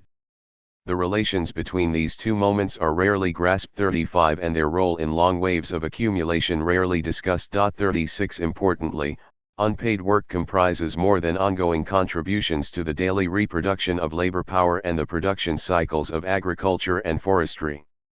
It also encompasses the appropriation of accumulated unpaid work, in the form of children raised to adulthood largely outside the commodity system and subsequently pushed or pulled into wage work, and in the form of fossil fuels produced through biogeological processes. The appropriation of unpaid work signifies something beyond the important but still too partial notion of environmental costs and externalities as missing from the determination of value. 37 For capitalism is not merely a system of unpaid costs. It is a system of unpaid work. Here we may borrow a core insight from feminist Marxism: the contribution of unpaid work is not just there, but actively produced through complex relations of power, production, and accumulation. I risk pedantry here in saying that the free gifts of nature are not low-hanging fruit that can simply be picked without much time or effort. Cheap natures are actively produced. All life is actively, creatively, incessantly engaged in environment making such that, in the modern world, human ingenuity and human activity must activate the work of particular natures in order to appropriate particular streams of unpaid work. Such activation is co-produced, bundling the life activities of human and extra-human nature, in the present and accumulated over time. What are the implications for a historically grounded theory of value? On the one hand, capitalism lives and dies on the expanded reproduction of capital, value in motion. The substance of value is abstract social labor, or socially necessary labor time. On the other hand, this production of value is particular. It does not value everything, only labor power in the circuit of capital, and therefore rests upon a series of devaluations. Plenty of work, the majority of work in the orbit of capitalism, does not register as valuable. Work by humans, especially women, but also work performed by extra-human natures. Quite reasonably, Hribble asks, are animals part of the working class? 38 The question itself illuminates the law of value's absurd, yet consistent, praxis. Although confusion persists on the matter, it is now clear that Marx understood that extra-human natures perform all sorts of useful work for capitalist production, and that such useful work was immanent to the capital relation. 39 Marx's reading of value was, in other words, eminently post-Cartesian. All of these and unvalued forms of work are, however, outside the value form. They do not directly produce value. And yet it is a very big and yet value, as abstract labor cannot be produced except through unpaid work/energy. This leads me to an unavoidable conclusion: the value form and the value relation are non-identical. The commodification of everything can only be sustained through incessant revolutionizing, yes, of the forces of production, but also of the relations of reproduction. The relations of reproduction cut across the paid/unpaid work and human/extra-human boundaries. In this, the historical condition for socially necessary labor time is socially necessary unpaid work. Devalued work becomes an immanent antithesis within the generalization of commodity production and exchange. 40 In this contradiction, between the expanded reproduction of capital and the reproduction of life, we have two universes, two ways of life foreign to each other yet whose wholes explain one another. 41 And what is the geographical implication of this enabling and constraining tension between paid and unpaid work? The necessity of frontier making. Recurrent waves of socio-ecological exhaustion, understood as the inability of a given bundle of human/extra-human natures to deliver more work to capital, motivate recurrent waves of geographical expansion. The commodity frontier strategy has been epoch-making not because of the extension of commodity production and exchange as such a common misunderstanding of commodity frontier theory. 42 Rather, commodity frontiers were so epoch-making because they extended the zone of appropriation faster than the zone of commodification. Marx puts his finger on the crucial dialectic when he addresses the contradictions of the working day, the tendency towards manifold industrial pathology, and the necessity of incorporating physically uncorrupted human natures into the world proletariat. 43. It will consequently not suffice to identify the influence of abstract social labor as an economic phenomenon, although this remains pivotal. The endless frontier strategy of historical capitalism is premised on a vision of the world as interminable. This is the conceit of capital and its theology of limitless substitutability. 44 At best, substitutability occurs within definite limits, primarily those of energy flows and the geographical flexibility they offer. The history of capitalism is one of relentless flexibility rather than endless substitutability. The conditions through which successive world ecological revolutions have been realized, each yielding a quantum leap in the mass of physical bodies and making new streams of unpaid work/energy available for commodity production, may be understood as a succession of one-off affairs. Capitalism has moved from peat and charcoal to coal to oil, from the bread baskets of the Vistula, southern England, and the American Midwest, to labor frontiers in Europe and Africa, Latin America, and South and East Asia. These are not repeatable events. Substitutability does not unfold through infinite time and space. Abstract social labor, in this reading, is the economic expression of the law of value. That law is unworkable historically without strategies of appropriating cheap nature. Why? Because the creation of socially necessary labor time is constituted through a shifting balance of human and extra-human work. Socially necessary labor time, in other words, is co-produced. If climate change suppresses agricultural productivity, as it has been doing for some time now, 45 the value composition of production shifts accordingly, and not only in agriculture. Socially necessary labor time forms and reforms in and through the web of life. 46 Early capitalism's landscape transformations, in their epoch-making totality, were unthinkable without new ways of mapping space, controlling time, and cataloging external nature, and they are inexplicable solely in terms of world market or class structural change.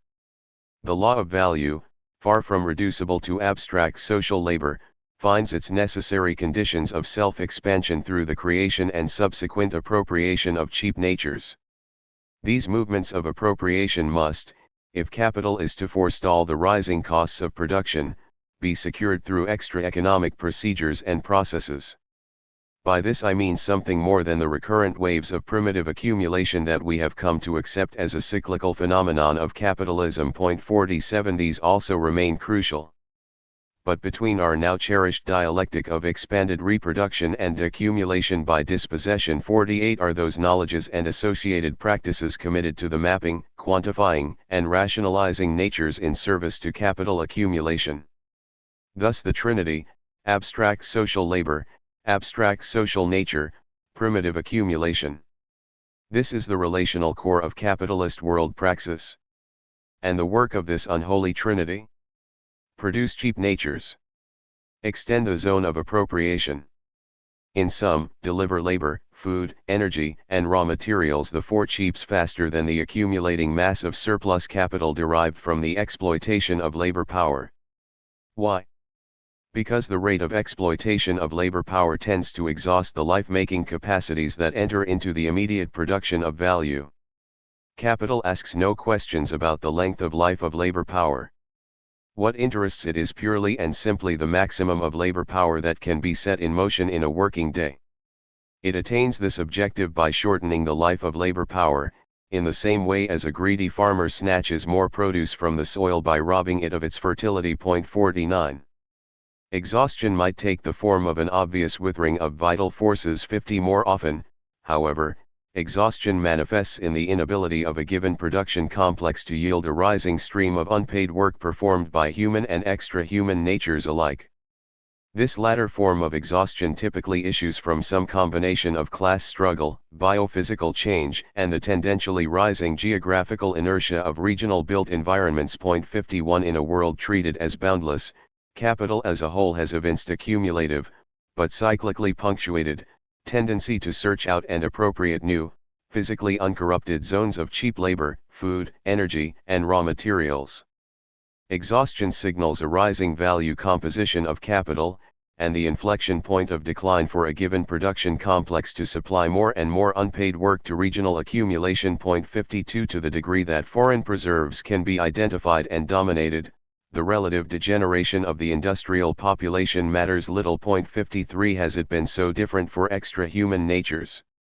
English agriculture, though not necessarily physically depleted, was certainly exhausted in terms of its capacity to send a rising stream of cheap food to metropolitan capital by the early decades of the 19th century. 54 Not surprisingly, British capitalism at its mid-century apex would nourish itself on the basis of cheap calories, grain and sugar supplied from New World frontier zones in North America and the Caribbean. 55 We can now connect the dots between the rise of capitalism and the emergence of the law of value. Value relations incorporate a double movement to exploitation and appropriation. Within the commodity system, the exploitation of labor power reigns supreme. But this supremacy is only possible, given its tendency towards self-exhaustion, to the degree that the appropriation of uncommodified natures counteracts this tendency. This has been difficult to discern because value relations are necessarily much broader than the immediate production of commodities. The generalization of commodity production has proceeded through an expansionary web of value relations whose scope and scale extends well beyond production. The problem of capitalist development is one of the uneven globalization of wage work dialectically joined to the generalization of its conditions of reproduction. 56 The centrality of wage work in certain Marxist perspectives is not wrong but partial, given the unsustainability of the circuit of capital as closed system. The difficulty in pursuing this alternative analysis has been rooted in the dualisms immanent to modern thought, for to construct capitalism in the fashion that I have suggested is to transcend the man/woman, nature/society boundaries upon which the whole edifice of modernist thought depends. 57 Not only do we need to unify the distinctive but mutually formative dialectics of human work under capitalism through the nexus paid/unpaid work, productive and reproductive work. We also need to recognize that capitalism's dynamism has owed everything to appropriating and co-producing ever more creative configurations of human and extra-human work across the longue durée. If we take the nexus of paid/unpaid work as our premise, capitalism and value relations cannot be reduced to a relation between the owners of capital and the possessors of labor power. The historical condition of socially necessary labor time is socially necessary unpaid work. This observation opens a vista on capitalism as a contradictory unity of production and reproduction that crosses the Cartesian boundary. The meaningful distinction is between the zone of paid work and the zone of unpaid work. This contradictory unity works by creating a relatively narrow sphere of commodity production within which labor power can be said to yield either rising or falling productivity, represented through input-output calculations. This narrow sphere, premised on the exploitation of labor power within commodity production, operates in relation to a much more expansive sphere of appropriation, through which the diversity of nature's free gifts including the reproduction of life from the family to the biosphere may be taken up into commodity production, but not fully capitalized. Why not? Because the capitalization of reproduction is subject to the exhaustive tendencies we have just discussed, which imply a rising value composition of capital and signal a situation in which capital must bear a greater share of its own costs. This new law of value, turning on socially necessary labor time within commodity production, required an expansive domain of appropriating cheap natures.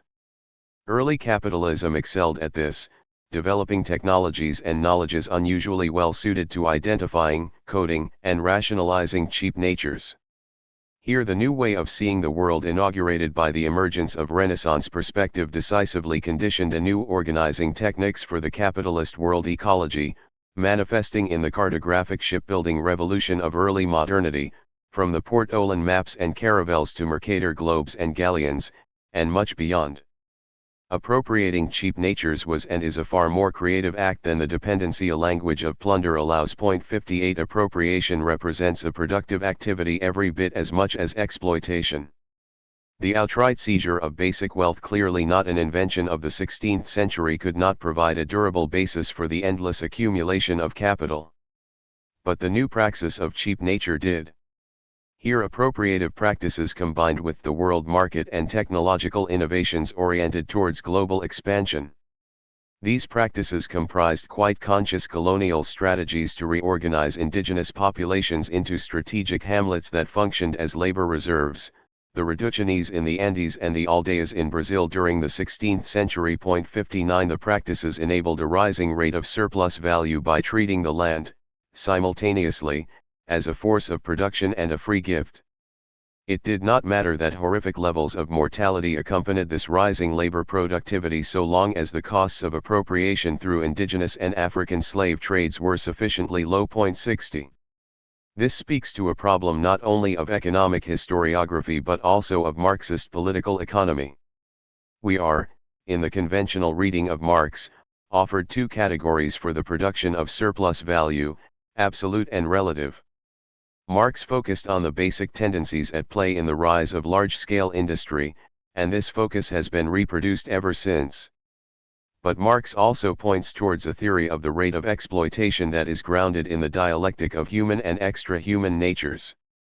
In this, soil fertility may act like an increase of fixed capital. 61 We can take this reference to soil fertility as a shorthand for the life-making capacities of human and extra-human natures. Even where extraordinary soil fertility was in some sense given, it was equally co-produced, as in the fertility of 17th century Bahia or the 19th century American Midwest and Great Plains. Absent the cartographic shipbuilding revolution of the long 16th century, or the railroad revolution and the rationalization of American territory in the long 19th century, the bounty of these frontiers was no more than potential. These hard and soft technologies of production advanced labor productivity by harnessing the capacities of these natures to work for free. But it took work to get these natures to work for free. This was the innovation of early capitalist technical advance. Sugar and wheat frontiers remade the world only through extraordinary movements of capital, knowledge, and humans, each movement a mighty expenditure of energy aimed at transforming nature's work into the bourgeoisie's value. Yes, coal and oil are dramatic examples of this process of appropriating unpaid work. But this observation, namely, that fossil fuels have been central to rising labor productivity, is turned into a fetish when the same processes are not applied to early capitalism. The consequence is a massive blind spot in radical thought, the great labor productivity revolution of early capitalism is almost universally ignored. 62 I suspect this has happened because our metrics and narrative frames have been largely unable to bring unpaid work into value relations. The challenge is to internalize, in our narrative frames and analytical strategies, the ways that configurations of paid and unpaid work stabilize, and are cyclically restructured, through successive productivity regimes. Returning to our early modern frame, we might ask how to internalize, analytically, the fertility windfalls of Massapie soils in 17th century Brazil? Or the contributions of the families of the Mateos traveling to the Potasse mines? Or those of Norwegian and Baltic forests to the shipbuilding centers of the Dutch Republic? Or peasant cultivation to the off-season iron-making work of Swedish peasants, whose labor costs were correspondingly much lower than their English competitors? And perhaps most spectacularly, I am again transgressing the Cartesian boundary, the work of African families whose sons and daughters were impressed into slavery. This early modern labor productivity revolution turned not only on Smithian specialization, technological change, and organizational innovation, but also on the new techniques of value through which cheap natures were mapped, organized, and appropriated. The fertility of cheap natures was the pedestal for productivity advance within the commodity zone. Perhaps inadvertently, Clark offers an illuminating contrast about labor productivity informed by a caloric metric. In a passage that would resonate with any energy-centered critic of industrial agriculture, Clark notes that the average worker hour in English agriculture around 1,800 yielded about 2,600 calories, premised on wheat, milk, and wheat staples. 63 In contrast, the average worker hour in Swidden agriculture in early 19th century Brazil, cultivating manioc, maize, and sweet potatoes, yielded anywhere between 7,000 and 17,600 calories. 64. What does this tell us? Most of all, it tells us that early capitalism triumphed because of its ability to appropriate the astounding realities, and realize the extraordinary potentialities, of uncommodified natures worldwide. If 16th century Europe was exceptional in any technological sense, it was in this domain. Food works well as an example, because the metrics are easy, but one could multiply the appropriations of worker hour windfalls to all sectors of early capitalism. How would work hour productivity in timber vary between, say, copiced English forests and the relatively unmanaged Norwegian forests of the late 16th century? Or between long exploited Central European silver mines and Potasse Cerro Rico around 1550? These differences were not produced in any straightforward, linear sense. But neither were these bountiful frontiers simply there for the taking.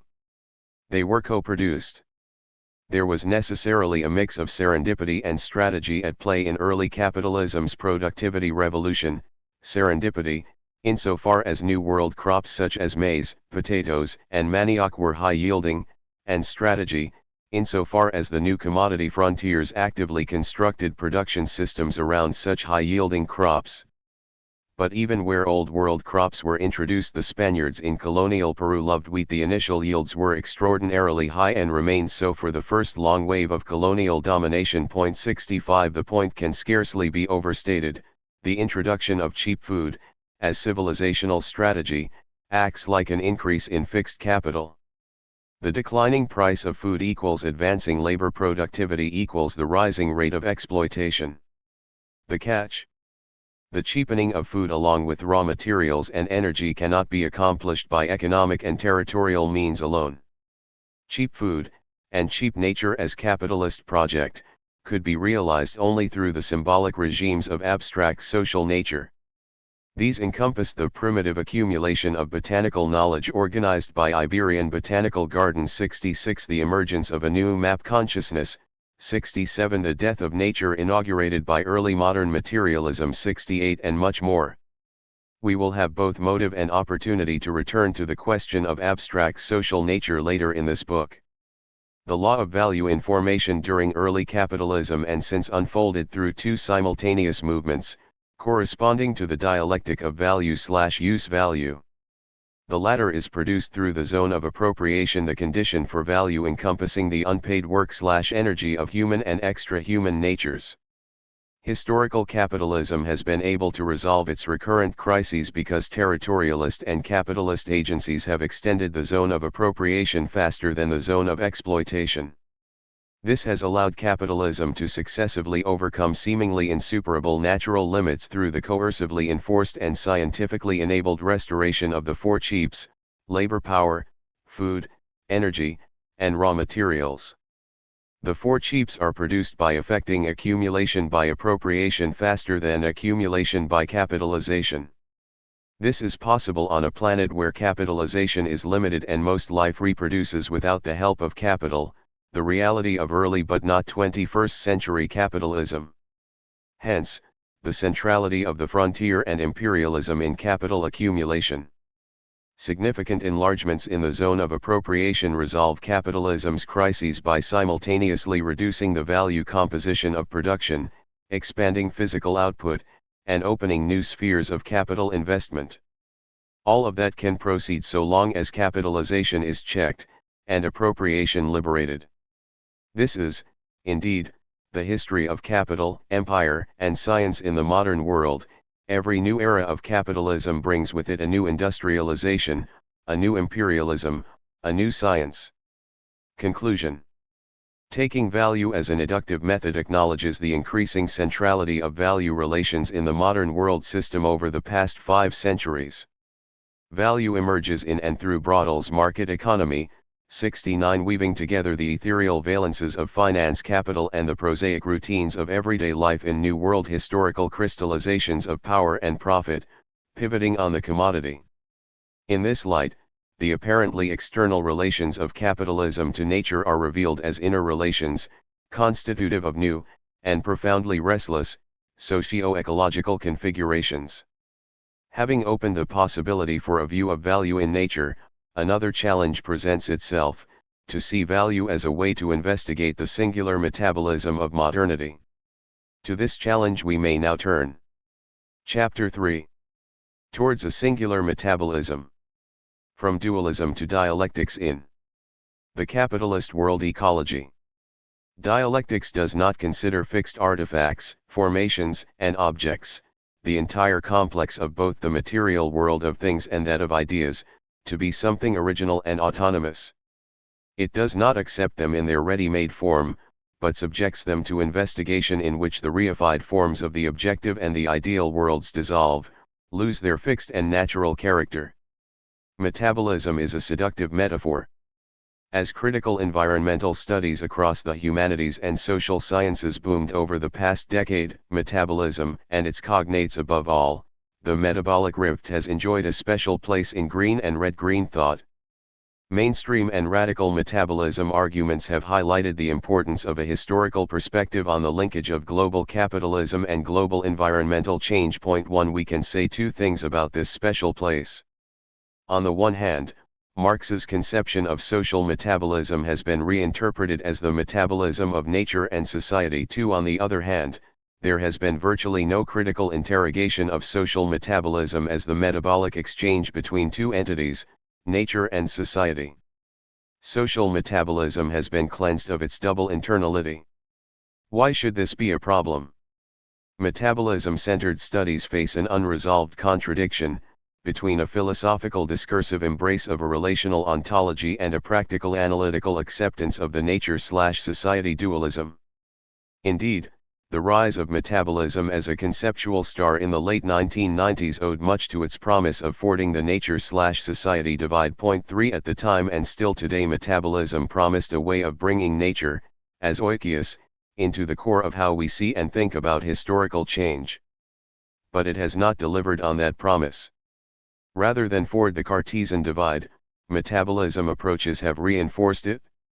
Marx's interdependent process of social metabolism became the metabolism of nature and society, for metabolism as rift became a metaphor of separation, premised on material flows between nature and society. Thus did metabolic rift triumph over metabolic shift as a means of unifying humanity and nature within unified metabolisms of power, wealth, and nature. Meanwhile, our red-green conceptual star resisted the tendency of dialectical praxis to dissolve its analytical objects, and to create new categories suitable to comprehending the messiness and interpenetration of humans with the rest of nature. One of Cartesian dualism's essential features is the tendency to circumscribe truth claims by drawing hard and fast lines between what is human and what is natural. We might call this an epistemic rift. 5. At the core of this epistemic rift is a series of violent abstractions implicated in the creation and reproduction of two separate epistemic domains, nature and society. The abstractions are violent because they remove essential relations from each node in the interests of narrative or theoretical coherence. 6. Not for nothing was this symbolic divorce of nature and society consolidated in early capitalism. The epistemic rift was an expression and, through new forms of symbolic praxis, an agent of the world-shaking material divorce of the direct producers from the means of production. If metabolism is not an exchange between quasi-independent objects nature/society but instead a process of life-making within the biosphere and its human-initiated processes, new possibilities emerge. The epistemic rift might be transcended. A singular metabolism of humanity in nature might allow us to chart a course beyond dualism. This is, in a very general sense, an uncontroversial statement. Of course, does not everyone wish to transcend dualism? The question often meets with widespread affirmation, especially but not only among critical scholars. But the affirmation requires no real action in the absence of a method, what I am calling the double internality, that enables and encourages new analytics as if nature matters. Even today, the spirit of this double internality remains largely outside the methodological frames, theoretical propositions, and narrative strategies of the humanities and social sciences. They remain captive to the logic of human exceptionalism, the curious notion that humanity alone is not a spatial and temporal web of interspecies dependencies. 7. In this logic, relations between humans are regarded as ontologically prior to the relations of nature, a meta-theoretical procedure that allows one to speak of modernity as a set of social relations that act upon, rather than develop through, the web of life. Emphasizing disruption and separation, rather than reconfiguration and unity, the metabolic rift has come to signify a disruption in the exchange between social systems and natural systems. 8. Social systems, in this framework, are separate from natural systems. Social systems disrupt natural systems. As capitalism develops, the disruption of nature escalates, leading to planetary crisis. Catastrophe ensues. It all makes a certain amount of sense. Is it good sense? Is nature really best considered as external to and an external limit of capitalism? Or is capitalism, and its limits, co-produced through shifting configurations of human and extra-human nature? If one begins with the oikos and the double internality, we may reconceptualize metabolism as a flow of power, capital, and material nature characterized by an unbroken coincidence of our being, our doing, and our knowing. 9. To recast our narrative on the basis of this unbroken coincidence implies a movement from the environment as object to environment making, as we saw in Chapter 1. For humanity in the era of historical capitalism, environment making has reached a stage of development capable of facilitating a new geological era. This is usually called the Anthropocene, but is more accurately called the Capitalicene. It is certain that the 21st century is a moment of extraordinary global change. The task of interpreting these extraordinary global changes is daunting, and complicated by more than the facts on the ground. For the epistemic rift between the economic and the environmental limits our capacity to understand the present conjuncture. It constrains our understanding of how capitalism has created and resolved crises over the longue durée. A concept of metabolism that transcends this epistemic rift may, however, liberate us from these constraints. Metabolism may then become more than a way of seeing flows between. It can become a way of seeing flows through. In what follows, we consider a reconstruction of metabolism as a means to unify modernity's differentiated flows of capital, power, and life. From green arithmetic to dialectical reason. The turbulence of the 21st century confounds the old models of historical change. Even when such models recognize environmental change, they are premised on the idea that capitalism develops upon nature not through the web of life. But financialization, global warming, the rise of China, the end of cheap food and much beyond these cannot be understood in the old terms. They are neither social nor environmental processes, as conventionally understood. They are bundles of human and extra-human nature whose fundamental connections turn on the configuration of power and production in the web of life. In this frame, it is not the humanity's separation from nature that matters. It is humanity's place within the web of life. Humanity is differentiated and plural, its diversity cohered through capitalism's reshaping of the oikos. This approach offers something that the well-worn trope of humanity's separation from nature cannot, the possibility of discerning the conditions of capitalist renewal and crisis in the 21st century. For I think many of us understand intuitively, even if our analytical frames still lag behind, that capitalism is more than an economic system, and even more than a social system. Capitalism is a way of organizing nature. Such a perspective immediately draws our attention towards two great organizing moments. This is the double internality of historical change. On the one hand, capitalism internalizes, however partially, the relations of the biosphere. In the process, the agencies of capital and empire seek to turn the work/energy of the biosphere into capital. On the other hand, the biosphere internalizes the relations of capital. These are asymmetrical relations, of course, their valences and vectors change over time.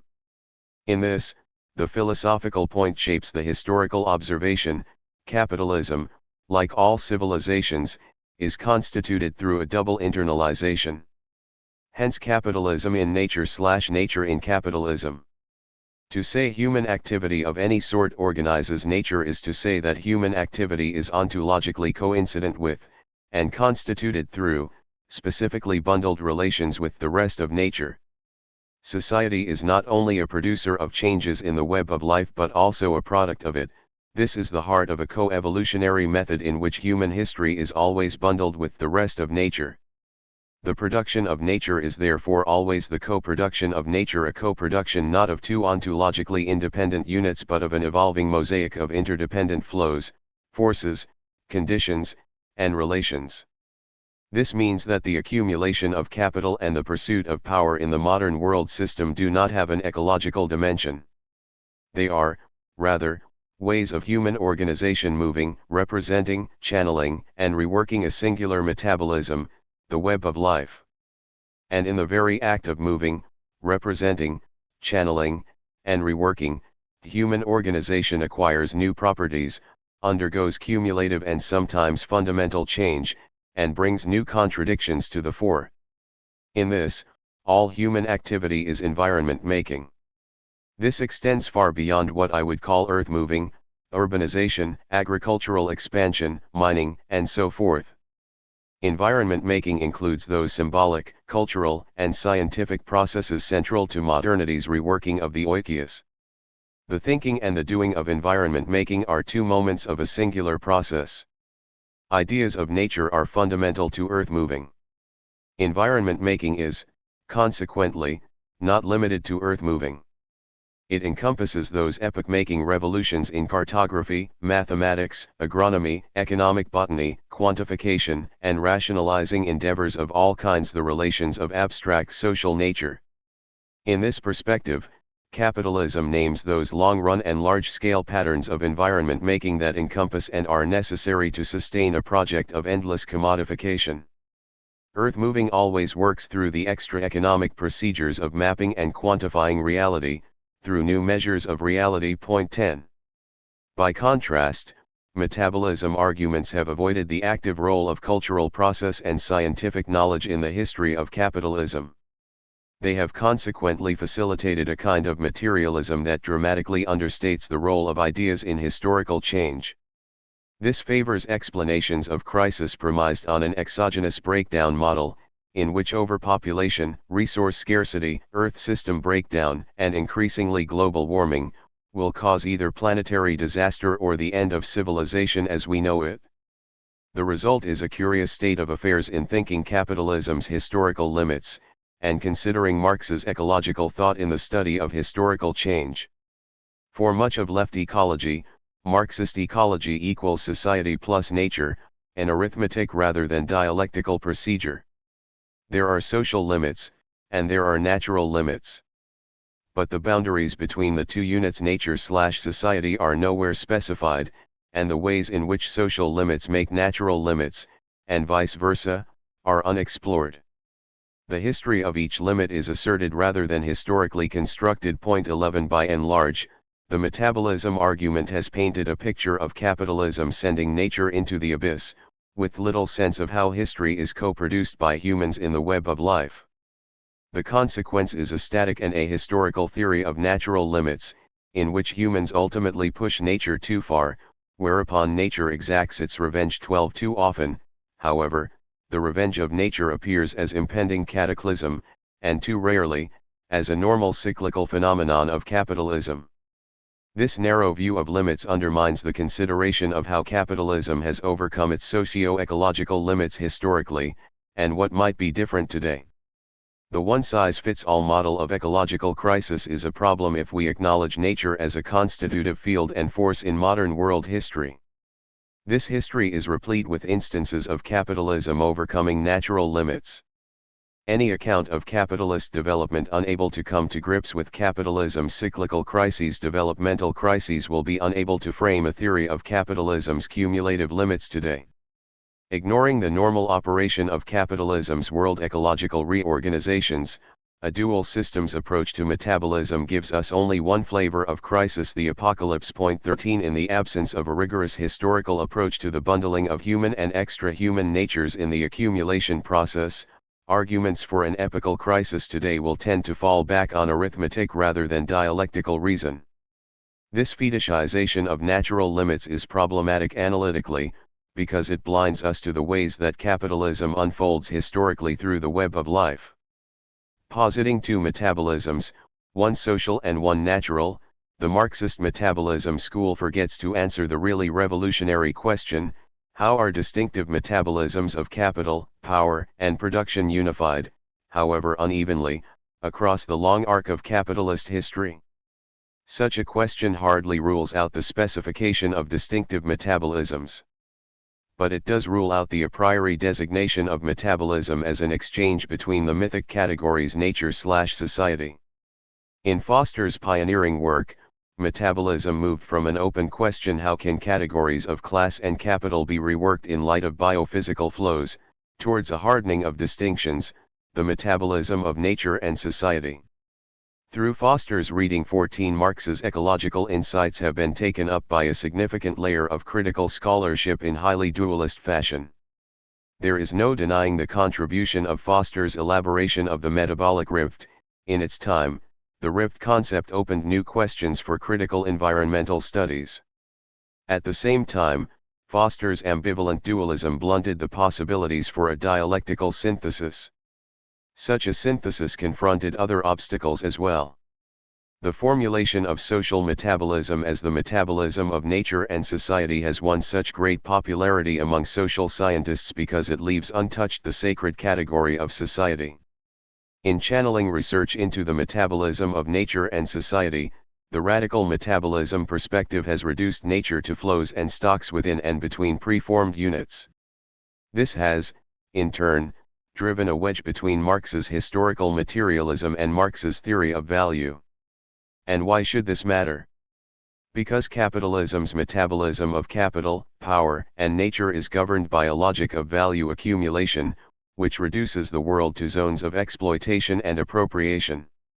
A reading of metabolism that takes seriously the centrality of value as a logic of producing the flow of life helps us to see how capitalism has created and transcended limits. Taking an expanded conception of value relations, we can better interpret the ways in which the worlds of humanity and nature became valued and devalued over the past 5 centuries, converting the globe into a vast storehouse of unpaid work/energy. This cheap nature strategy has been the basis for advancing labor productivity within the commodity system. Marx's conception of value relations, in other words, provides a way of seeing the exploitation of labor power and the appropriation of unpaid work as a singular metabolism of many determinations.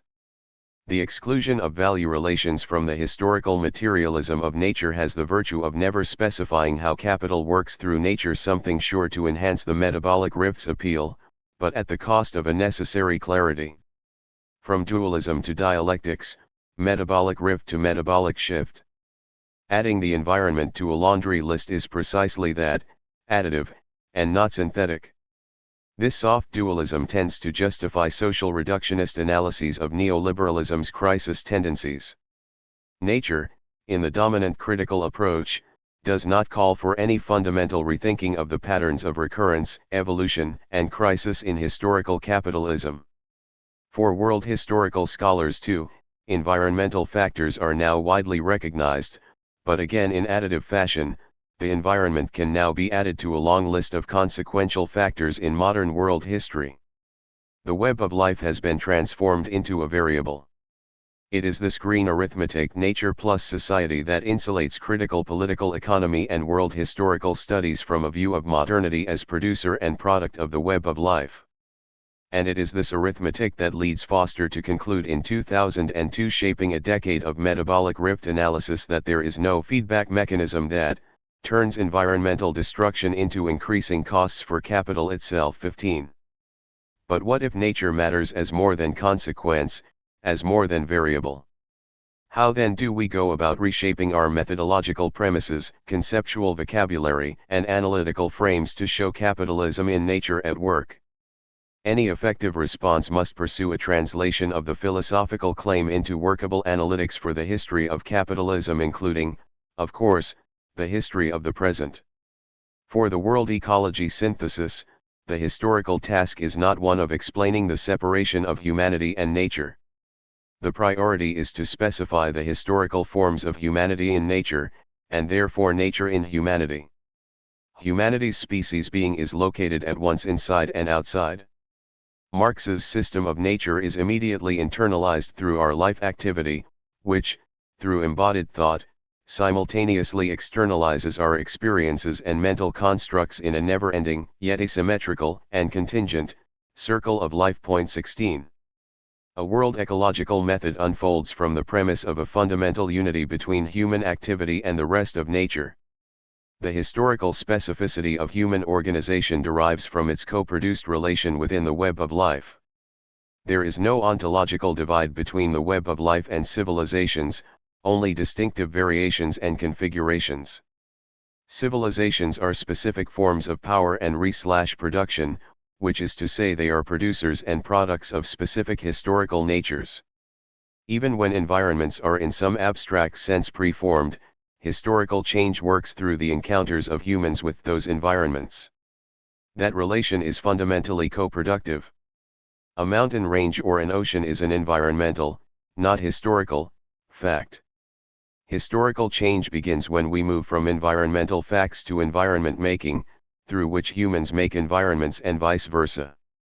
Here we recognize that humanity's environment making proceeds through the nexus of production and reproduction, a process in which humanity can only proceed as nature does herself. By Chang, The Form of the Materials. 17. Such a mode of analysis gives analytical, not just moral teeth to radicals now ritualized denunciations of capitalism's destruction, degradation, and disruption of nature. It allows us to shift to the reordering of matter through the oikos in its successive historical geographical forms. 18. The notion that humans relate to nature from within, in our physical and mental life, simply means that nature is linked to itself. 19. From this perspective, the problem is not metabolic rift, but metabolic shift. Towards a singular metabolism, geography, nature, and the limits to capital. The pursuit of such a holistic and relational perspective implies a transition from dualism to dialectics. The virtue of the metabolic rift as a heuristic intervention was to highlight the irreducibly geographical character of human activity, always interdependent within the web of life. Metabolisms are always geographical. Capitalist relations move through, not upon, space, which is to say, through and not upon nature as a whole. Indeed, A closer reading of Foster's original formulation of metabolic rift opens the possibility for thinking through a singular metabolism of power, nature, and capital. Foster originally formulated the rift in 3 registers. First, there is a rift between human production and its natural conditions. Second, there is a material estrangement of human beings in capitalist society from the natural conditions of their existence. And third, this rift finds geographical expression in a new town-country antagonism. 20 Foster took the rift in metabolic rift to signify the rechanneling of food and resources produced in agrarian zones into urban industrial spaces. Although metabolic rift today is almost universally understood as a metaphor of separation, the original argument suggested something different, rift as reconfiguration and shift. In this, Foster broke new ground and assembled the elements of a new synthesis. This new synthesis promised not only a revitalized and reworked historical materialism in line with Marx's system of thought. It would also actively pursue the renewal of value relational thinking, the law of value as co-produced by humans and the rest of nature offered by Becket's pioneering Marx and Nature, a companion to Marx's Ecology. 21 The potential was tantalizing. The incorporation of an ecologically informed theory of value into historical materialism, the synthesis made possible by reading Marx's Ecology and Marx and Nature as a singular argument, would be a groundbreaking contribution.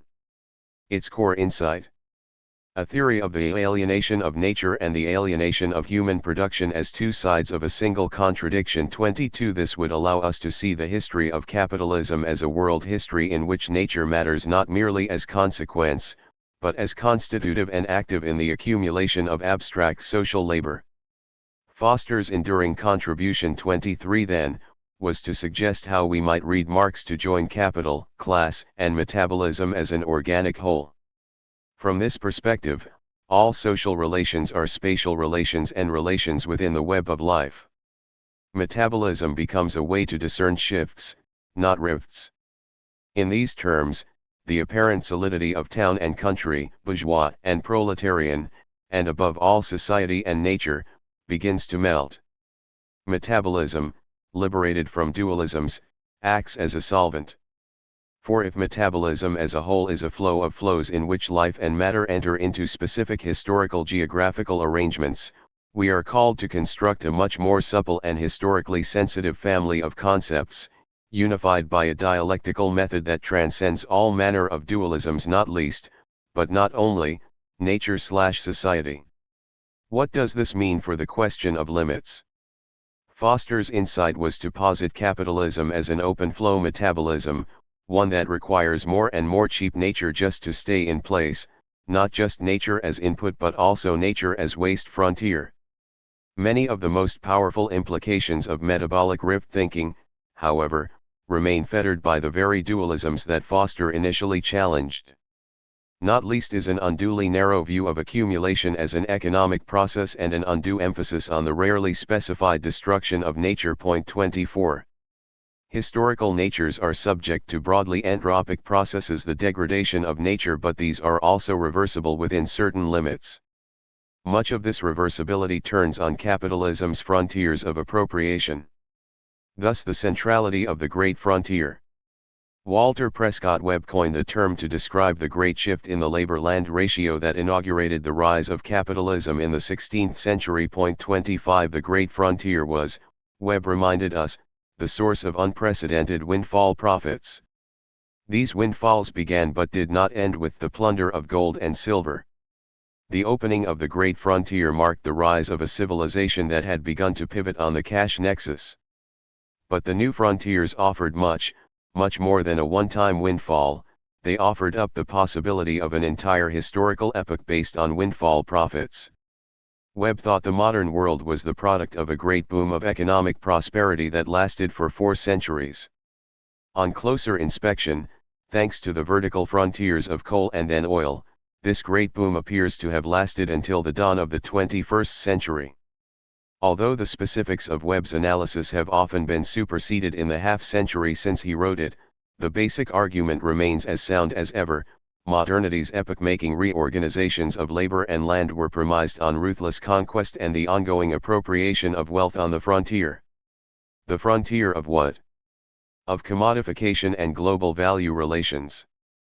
For central to the great arc of modern world history has been the voracious consumption of, and relentless quest for, cheap natures, cheap in relation to the accumulation of capital and its curious privileging of wage work as the only thing worth valuing.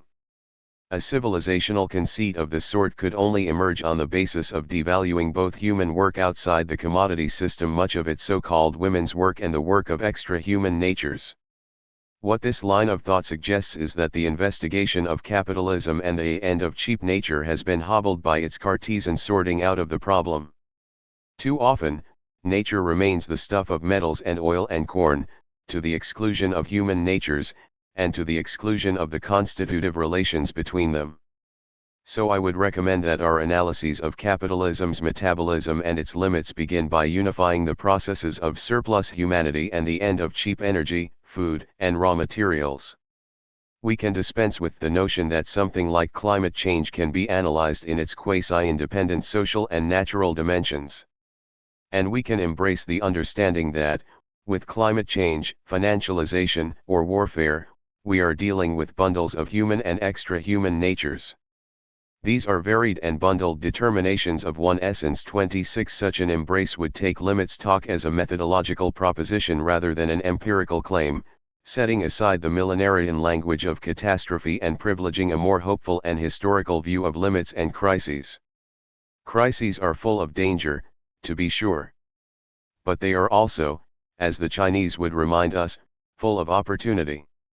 The limits suggested by a monist and relational view of metabolism bring into focus the historical agency of extra-human natures as internal to capitalism's crises. Capitalism as world ecology defies the convenient and Cartesian notion that capital, power, and production can be placed into their bloodless and disembodied boxes, next to another, bigger but still quite tidy box, nature. And if we still recognize that the capitalist project creates something called nature in discrete forms, a world ecological view of metabolism reveals this view of compartmentalized natures as a god trick. Please do pay attention to the man behind the curtain. The promise of a singular metabolism perspective is this. It recognizes that the realities signified by capital, power, and nature cannot be encaged within dualist categories. It dissolves those categories and opens the possibility for new, more relevant, and practical, concepts. Capital and power unfold within the web of life, a totality that is shaped by manifold civilizational projects. These projects are not infinitely contingent. Foster and his colleagues are right about the what of capitalism's coherence. Nevertheless, their dualism and ontological and epistemic rift keeps them from seeing how value relations, which are themselves co-produced, make that coherence. These value relations create quasi-law-like rules of reproduction that necessarily admit contingency.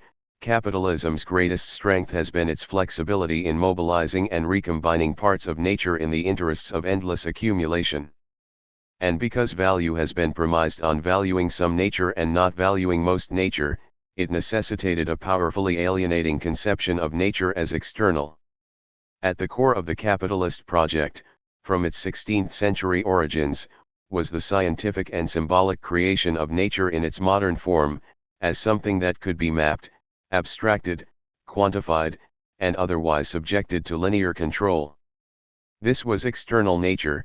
It is what we have come to call nature, even if many of us no longer believe in a nature that is independent of the anthropo. It is easy to talk about the limits to growth as if they were imposed by this nature. But the reality is thornier, more complex, and also more hopeful. The limits of capitalist civilization include biophysical realities, but are not reducible to them. And if the limits of capitalism today are limits of a particular way of organizing nature, we are confronted with the possibility of changing humanity's relation to nature, which is to say also humanity's relation to itself. We are frequently warned of the alleged dangers of civilizational collapse. But is the collapse of capitalism a civilization that plunges more than a third of its population into malnutrition really something to be feared? Historical experience suggests not. The fall of Rome after the 5th century, and the collapse of feudal power in Western Europe in the 14th century, ushered in golden ages in living standards for the vast majority. 27 We should be wary of making too much of such parallels. But neither should we ignore them. I have long thought that the most pessimistic view is one that hopes for the survival of modernity in something like its present form. But this is impossible, because capitalism's metabolism is inherently an open-flow system that continually exhausts its sources of nourishment. There are limits to how much new work capitalism can squeeze out of new working classes, forests, aquifers, oil fields, coal seams, and everything else. Nature is finite. Capital is premised on the infinite. And both are historical in a very specific sense. What worked at one historical juncture will not necessarily work at the next. Thus the centrality of the great frontier in the history of capitalism, and the centrality of the end of the last frontiers: cheap oil in the Middle East, cheap labor power in China, cheap food everywhere in the present conjuncture. It was this great frontier that inaugurated a civilizational metabolism in which most nature, including most humans, was sacrificed in service to the productivity of wage labor. These frontiers of appropriation were the major way of making others, outside the circuit of capital but within reach of capitalist power, foot the bill for endless accumulation. The great secret and the great accomplishment of capitalist civilization has been to not pay its bills. Frontiers made that possible. Their closure is the end of cheap nature, and with it, the end of capitalism's free ride. Underscore underscore underscore underscore underscore underscore underscore underscore underscore underscore underscore underscore underscore underscore underscore underscore underscore underscore underscore. Part 2.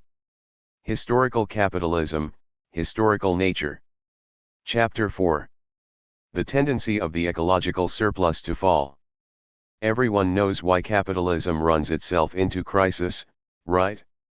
Too many commodities chasing too few customers. Economists call this the problem of effective demand. For Marxists, the emphasis lies squarely within the zone of production and investment, overproduction and overaccumulation. For both, the problem of crisis unfolds within the zone of commodification. My argument in this chapter says something different. The problem of crisis unfolds through the unifying relations between the zone of commodification and the zone of reproduction. The tendency of surplus capital to rise, and of the world ecological surplus to fall, are entwined. The entwined character of capital accumulation in the web of life has been recognized for a long time. 1 But the process of crisis formation in the oikos has so far eluded us. This will be our focus for the next 3 chapters. We may begin with the basics. Capitalism is a system of endless accumulation. Because accumulated capital flows disproportionately into the hands of, well, capitalists, a big problem presents itself. Marx called this the general law of capitalist accumulation, the accumulation of capital in hands of the few, the accumulation of poverty in the hands of the many. 2 At some point, the goods and services produced in the real economy cannot be purchased in a rising volume by those in real life. In one sense, this is an overproduction problem. Too many factories produce too many cars, or refrigerators, or computers that cannot be purchased in sufficient volumes to maintain the rate of profit. In another sense, it is an overaccumulation problem. The rate of profit in existing investment lines begins to fall, and new, more profitable investment opportunities have not emerged. So far, so good. What has happened in both radical and mainstream economic thinking is a curious conflation of overaccumulation and overproduction. Why this should be so is no mystery. The formation of Marxist and neoclassical thought across the long 20th century occurred during the long fossil fuel boom. That boom made possible a series of innovations and transformations that propelled rising labor productivity, new agricultural and resource frontiers, and the radical extension of value relations worldwide, setting hundreds of millions of peasants free to work for wages. It seemed to abolish the specter of crisis haunting early capitalism, underproduction. Thus, overproduction was the necessary and immediate problem that needed to be explained. And it became very easy to conflate overproduction with overaccumulation. It was especially easy to conflate the two if one assumed that capitalism begins around 1800. This is what I call the two-century model. It has obscured the revolutionary shift in environment making that occurred after 1450, as we will see. Early capitalism was indeed real capitalism in every major respect. Labor productivity increased, commodification widened and deepened with no systemic reversals, proletarianization accelerated sharply, capital moved into production, from farming to heavy industry, and a new scale, scope, and speed of environment making altered regional ecologies across the planet. Early capitalism's dominant crisis tendency was not overproduction, but underproduction, the insufficient flow of labor, food, energy, and materials relative to the demands of value production.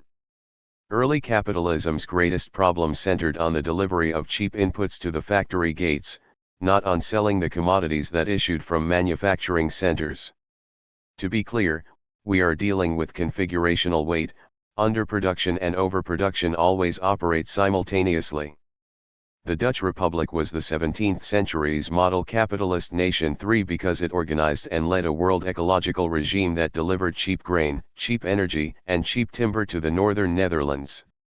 When this regime faltered, definitively by the 1760s, the British married technical ingenuity with geological good fortune to move from increasingly expensive wood fuel to increasingly cheap coal. This marriage solved but did not abolish the problem of underproduction, setting the stage for 2 centuries of remarkable expansion. Marx's general law of underproduction. Marx did not like to write about scarcity. Malthus ruined the question for him. But it's not true that Marx avoided the problem. Arguably, Marx's general model of accumulation crisis is grounded in capital's co-production of value. The organic composition of capital, writes Perlman with some exaggeration, was a code for scarcity. In the back of Marx's mind, scarcity was responsible for the falling rate of profit. 5. Scarcity probably isn't the best word for what we have seen in the history of capitalism. I'm with Marx on this one. There is a better conceptual language we can use. Marx's choice was underproduction. And among Marx's many general laws, the least appreciated is the general law of underproduction. 6. The general law of underproduction identifies the circuit of capital as a socio-ecological relation, albeit one whose substance is necessarily blind to natural distinctness. 7. In this model, the rate of profit is inversely proportional to the value of the raw materials. 8. The cheaper the raw materials and energy, the higher the rate of profit. Why? Because constant capital is comprised of 2 moments. One is fixed capital, comprising machinery, but also other extra human forces of production, including animals, that outlast the production cycle. 9. The other is circulating constant capital, not to be confused with the circulation of capital. Circulating capital is the forgotten moment in Marx's model, a casualty of dualist habits of thought. It consists of energy and raw materials used up during a production cycle. The dynamism of capitalist production, observes Marx, leads the portion of constant capital that consists of fixed capital, run significantly ahead of the portion consisting of organic raw materials, so that the demand for these raw materials grows more rapidly than their supply. 10. Marx goes still further. Not only does fixed capital in industrial production tend to run ahead of raw materials sectors, the condition for large-scale industrial production is cheap nature.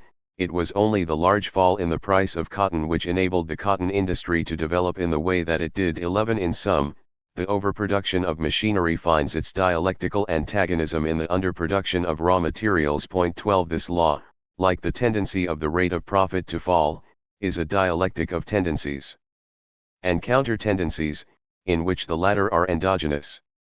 This endogeneity of nature through the double internality sets Marx's perspective as a clear contrast to the Malthusian program. The issue is therefore not overproduction or underproduction. It is how the two fit together in successive eras of accumulation. Underproduction is of course much more than the overproduction of machinery and the underproduction of inputs. The model is too simple. We cannot, however, get to the complexities without it. The overproduction of machinery and the underproduction of raw materials is where long cycles of accumulation end up. Overcapacity and rising raw materials prices. Point 13. If there is nothing particularly revolutionary in the observation, it points us in two promising directions. The first is how the normal accumulation of capital drives the rising costs of production through the progressive exhaustion of the natures within both the circuit of capital and in the orbit of capitalist power. The second is how underproduction fetters or threatens to fetter accumulation, and how it has been resolved through great waves of geographical restructuring. Thus, eras that mark the demise of one long wave of accumulation and the rise of another tend to be accompanied by new imperialisms and new scientific revolutions. In these periods, as capitalist and territorialist agencies seek to find, secure, and appropriate cheap natures that can resolve the problems of the old order. How do we go about unifying overproduction and underproduction in our model of accumulation? This is a vexing question, because it asks us to move into the thicket of the oikias. We will begin to answer at a fairly high level of abstraction. I ask the reader to withhold judgment until we put some skin and muscle on the skeletal model we now explore. The world ecological surplus and phases of capitalist development. Capital engages the world as something to be reduced to an interchangeable part. These reductions are at once symbolic and material. They comprise both economic and non-economic simplifications. Point 14. Crucially, the tendential generalization of value relations works through a dialectic of capitalizing production and appropriating reproduction. Value is encoded simultaneously through the exploitation of labor power in commodity production, and through the appropriation of nature's life-making capacities. Accumulation by appropriation involves those extra economic processes, perhaps directly coercive, but also cultural and calculative, through which capital gains access to minimally or non-commodified natures for free, or as close to free as it can get. If appropriation is partly about primitive accumulation, it is equally about the cultural hegemonies and scientific technical repertoires that allow for unpaid work/energy to be mobilized, on a sustained but not sustainable basis, for capital accumulation. Such accumulation proceeds vigorously when unpaid work/energy is appropriated in service to commodity production, and opens new opportunities for capital investment. This occurs through geographical expansion, and is most effective when empires and states do the hard work of imposing order, cultural, scientific, juridical, and the rest, on new spaces. Such geographical expansion, in other words, must involve capitalist power and rationality in rather heavier doses than capitalization itself. Appropriation works through projects to control, rationalize, and channel potentially unruly human and extra-human sources of unpaid work/energy, without immediately capitalizing these sources. Modernity is a therefore mighty control project. It affects all manner of quantifying and categorizing procedures oriented towards identifying, securing, and regulating historical natures in service to accumulation. Counterintuitively, these procedures are not primarily aimed at directly commodifying natures. They are aimed at appropriating unpaid work/energy. Commodification can and does occur. But it must be kept in check, and if accumulation is to revive, must serve the greater good of appropriation. When capitalists can set in motion small amounts of capital and appropriate large volumes of unpaid work/energy, the costs of production fall and the rate of profit rises. Point 15. In these situations, there is a high world ecological surplus. This ecological surplus is the ratio of the system-wide mass of capital to the system-wide appropriation of unpaid work/energy. Point 16. In this, the mass of capital involves not only fixed capital, but also relations of human and extra-human reproduction that are increasingly capitalized: labor power, tree plantations, factory farms. The ecological surplus is suggested, albeit too narrowly, by the EROI ratio, energy returned on energy invested, pioneered by ecological economists. Point 17. Its decline is suggested by the declining energy efficiency of industrial agriculture, a long-time staple of green critique. This orients us to the centrality of unpaid work/energy in the rise and demise of successive accumulation cycles. EROI gets us closer to an understanding of the world ecological surplus, however, only when we move from EROI to EROSI, energy returned on capital invested. EROSI's decline is suggested by mounting evidence of rising production costs and slowing labor productivity growth over the past 2 decades in agriculture, extraction, and industry. That decline suggests a powerful question: has capitalism entered a new era of secular decline in the ecological surplus, and therefore in its capacity to achieve a significant advance in system-wide labor productivity? Historically, Great Depressions have been resolved through world ecological revolutions that create opportunities for windfall profits. These new opportunities depend upon the restoration of the 4 cheaps, the core of the world ecological surplus. It is a surplus relative to the average costs of production in capitalism, which take many forms but are ultimately rooted in the productivity of labor. Such productivity is, however, decisively linked to the production of new historical natures and their chief historical forms: successive waves of enclosure, imperial expansion, scientific practice, and dispossessionary movements.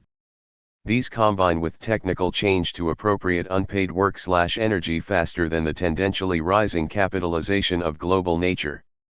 When the ecological surplus is very high, as it was after World War II, productivity revolutions occur and long expansions commence.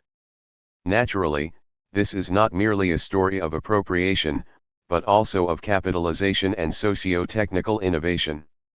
The ecological surplus emerges as new accumulation regimes combine plunder and productivity, joining the enclosure of new geographical frontiers and new scientific technological revolutions in labor productivity. Great advances in labor productivity, expressing the rising material throughput of an average hour of work, have been possible through great expansions of the ecological surplus. The assembly line of classic Fordism, for instance, was unthinkable without cheap steel, rubber, and oil. It is impossible to overstate the irreducibly socio-ecological character of this surplus, which comprises not only food, energy, and raw materials, but also human nature as labor power and domestic labor. The origins of the long 20th century were found not only in the mass production systems of the Second Industrial Revolution, but also in multiple appropriations of human and extra-human natures, of the soil and water resources of the American Midwest, of Eastern European and South Asian peasantries, of the forests, fields, and resource veins of the colonial and semi-colonial worlds. The ecological surplus declines over the course of every long wave of accumulation. It falls for 4 big reasons. First, there is wear and tear on the oikius on the specific historical natures in play. This is an entropy problem.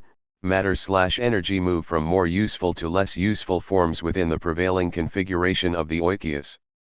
The law of entropy, whereby all economic process transform valuable matter and energy into waste, 18 operates within specific patterns of power and production. It is not determined by the biosphere in the abstract. From the standpoint of historical nature, entropy is reversible and cyclical but subject to rising entropy within specific civilizational logics. Capitalism's logic of appropriating work/energy therefore allows recurrent fixes to rising entropy by locating uncapitalized natures on the frontier. Second, even if there was no wear and tear, the ecological surplus would tend to decline.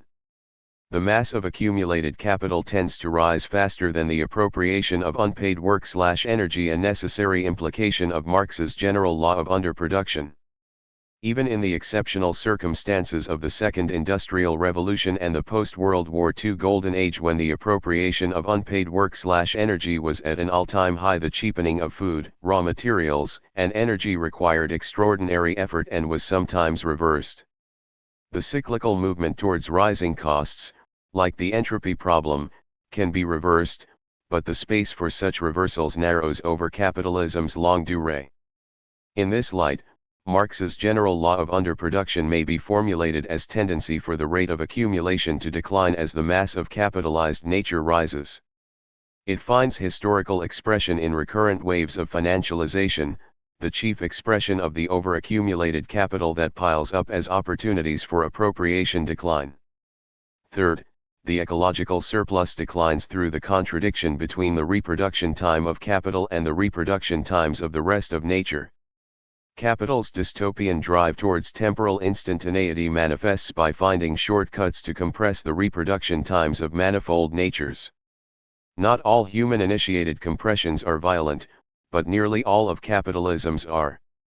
Capitalist agriculture, with its monocultures and labor productivity fetish, is a prime example. The capitalization of nature proceeds because this confers a competitive advantage over the short run. Capitalizing nature yields short-run gains for particular capitalists, but middle-run costs. These costs are externalized wherever possible, but ultimately new sources of work/energy must be found, and appropriated. Thus every long accumulation cycle unfolds through new commodity frontiers.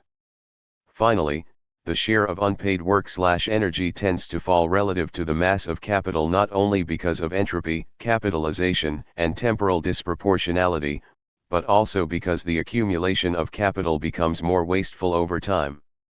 This dimension is cyclical, but the least cyclically problematic. It is arguably the most cumulatively significant. One form is the colossal energy inefficiency of industrial agriculture.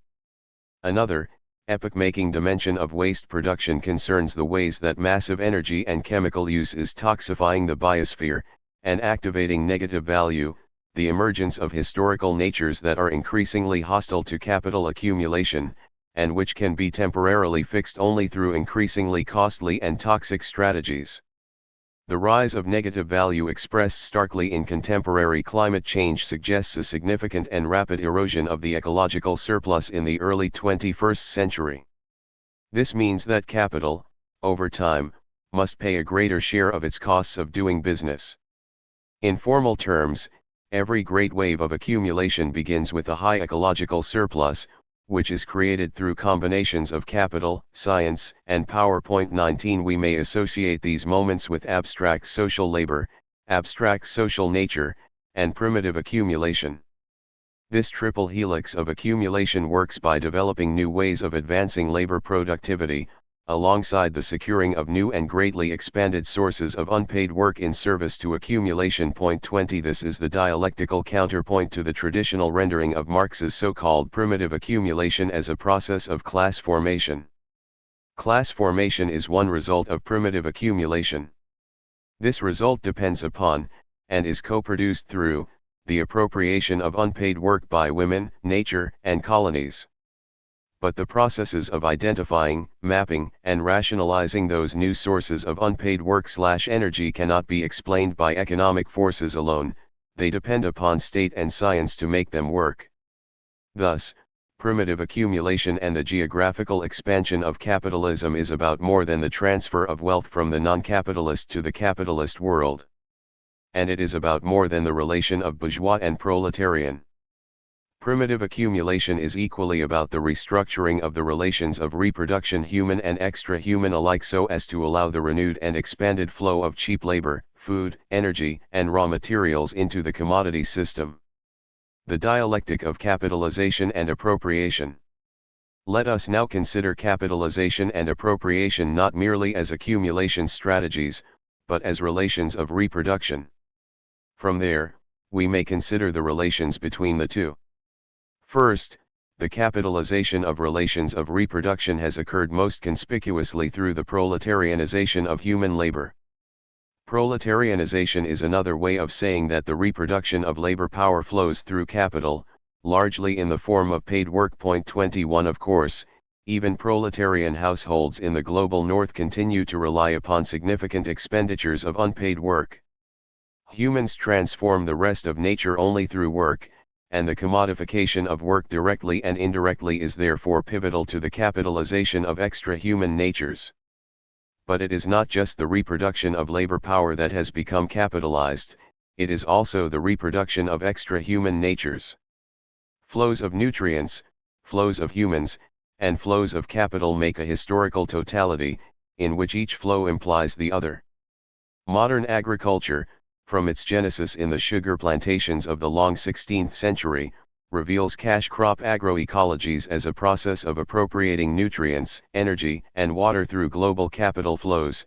Credit especially point 22 the extraordinary shift that occurred in the 20th century through successive hybridization, chemical and biotechnological revolutions has been the rising capitalization of nature. But it has been nonlinear, and consequently obscured until recently, because of the radical cheapening of energy. Nitrogen fixation was of course central, but so were mechanization, pesticides, and electrification. As we will see in Chapter 10, the liberation of capitalist agriculture from its dependence on local energy sources significantly reduced capitalization for a quarter century after World War II and modestly after 1970s. But recently, this process has boomeranged, significantly advancing capitalism over the past decade. At some point, every agricultural revolution faces a blowback, from human-centered revolts to extra-human resistance. The dynamic is captured, albeit partially, in discussions of capitalist agriculture's technological treadmill, as farmers are locked into a regime of rising costs through dependence on commodified seeds, machines, and poisons. Point 23 But the treadmill expands beyond the forces of production. It is a treadmill of capital, tools, and nature, the techniques of agro-industrial capitalism. The farm family must strive to produce more and yet more to satisfy the debt obligations of an agroecological model that is increasingly reproduced within the circuits of capital accumulation. 24 The capitalization of agriculture today, in contrast to a century ago, is now exceeding cash crop agriculture's appropriation of unpaid work/energy. The ecological surplus is contracting. Capitalization transcends the Cartesian binary. So too does the appropriation of unpaid work/energy. This dialectic allows us to see beyond the reductionist language of humanity and nature. For in capitalism, the crucial divide is not between humanity and nature, it is between capitalization and the web of life. Capitalism's arrogance is to assign value to life activity within the commodity system while devaluing, and simultaneously drawing its lifeblood from, uncommodified life activity within reach of capitalist power. These movements of capitalization and appropriation mutually determine socially necessary labor time. The first movement occurs within the organic whole of commodity production, comprising distribution, exchange, and distribution, alongside immediate production. Point 25 The other is the organic whole of appropriating unpaid work in service to advancing labor productivity.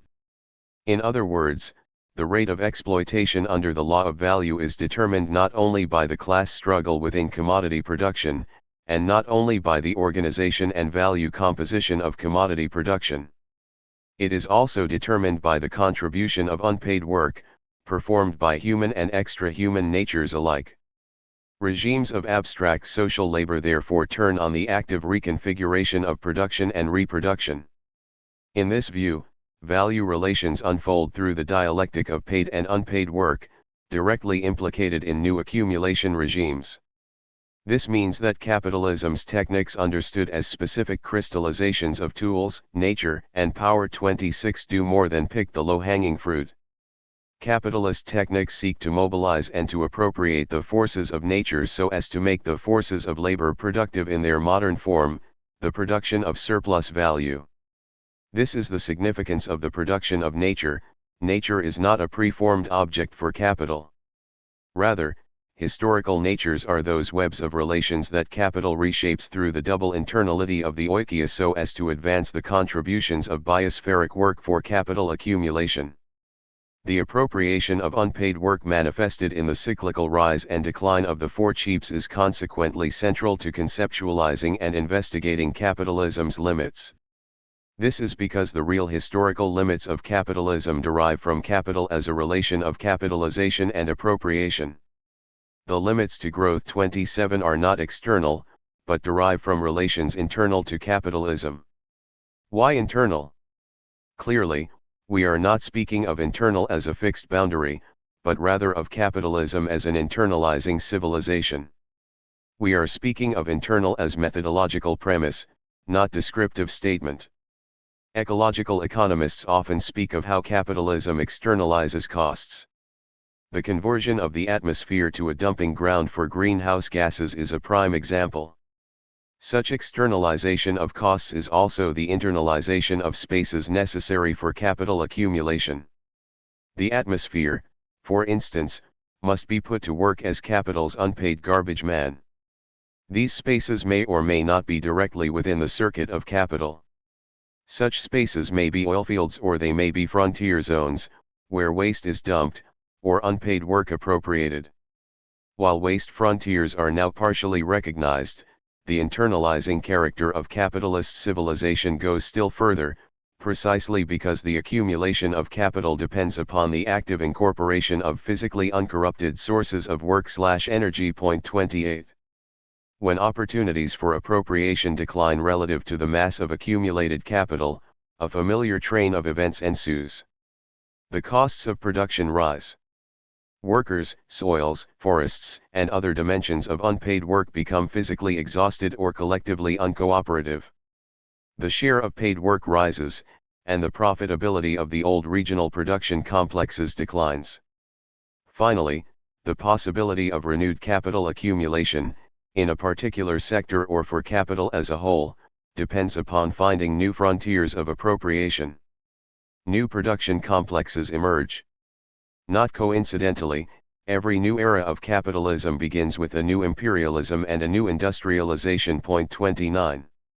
Why do new imperialisms, new industrializations, new agricultural revolutions, and new scientific revolutions go hand in hand? Because the forces of production rely on the conditions of re/production, the four cheaps. Our focus on the big four inputs in value relational terms allows us to see paid and unpaid work/energy in their historical configurations. As these configurations tilt towards appropriation, world accumulation revives and a golden age begins.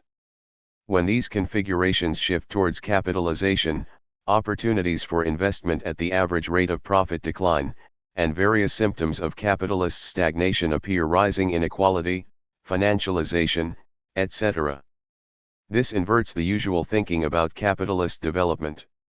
Capitalism expands not to expand the domain of commodification as such, it expands to shift the balance of world accumulation towards appropriation. Thus, capitalism's geographical expansions only sometimes and only partially privilege commodification. Most often, the priority is the projection of capitalist power into uncapitalized domains of reproduction, of uncommodified human and extra-human natures. These latter have been continually invaded, penetrated, and subsumed by capital, but always partially and always partially for a good reason.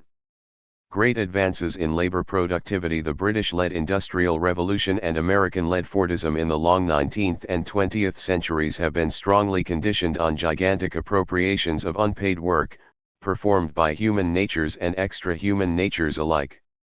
Such industrializations depend on a configuration of rising labor productivity in commodity production, alongside a disproportionately greater appropriation of unpaid work. The implication is crucial and merits emphasis: the relation between exploitation and appropriation is asymmetrical. Rising labor productivity in commodity production implies an even greater augmentation of the volume of energy and raw materials for every unit of labor time. Accumulated unpaid work/energy is especially important.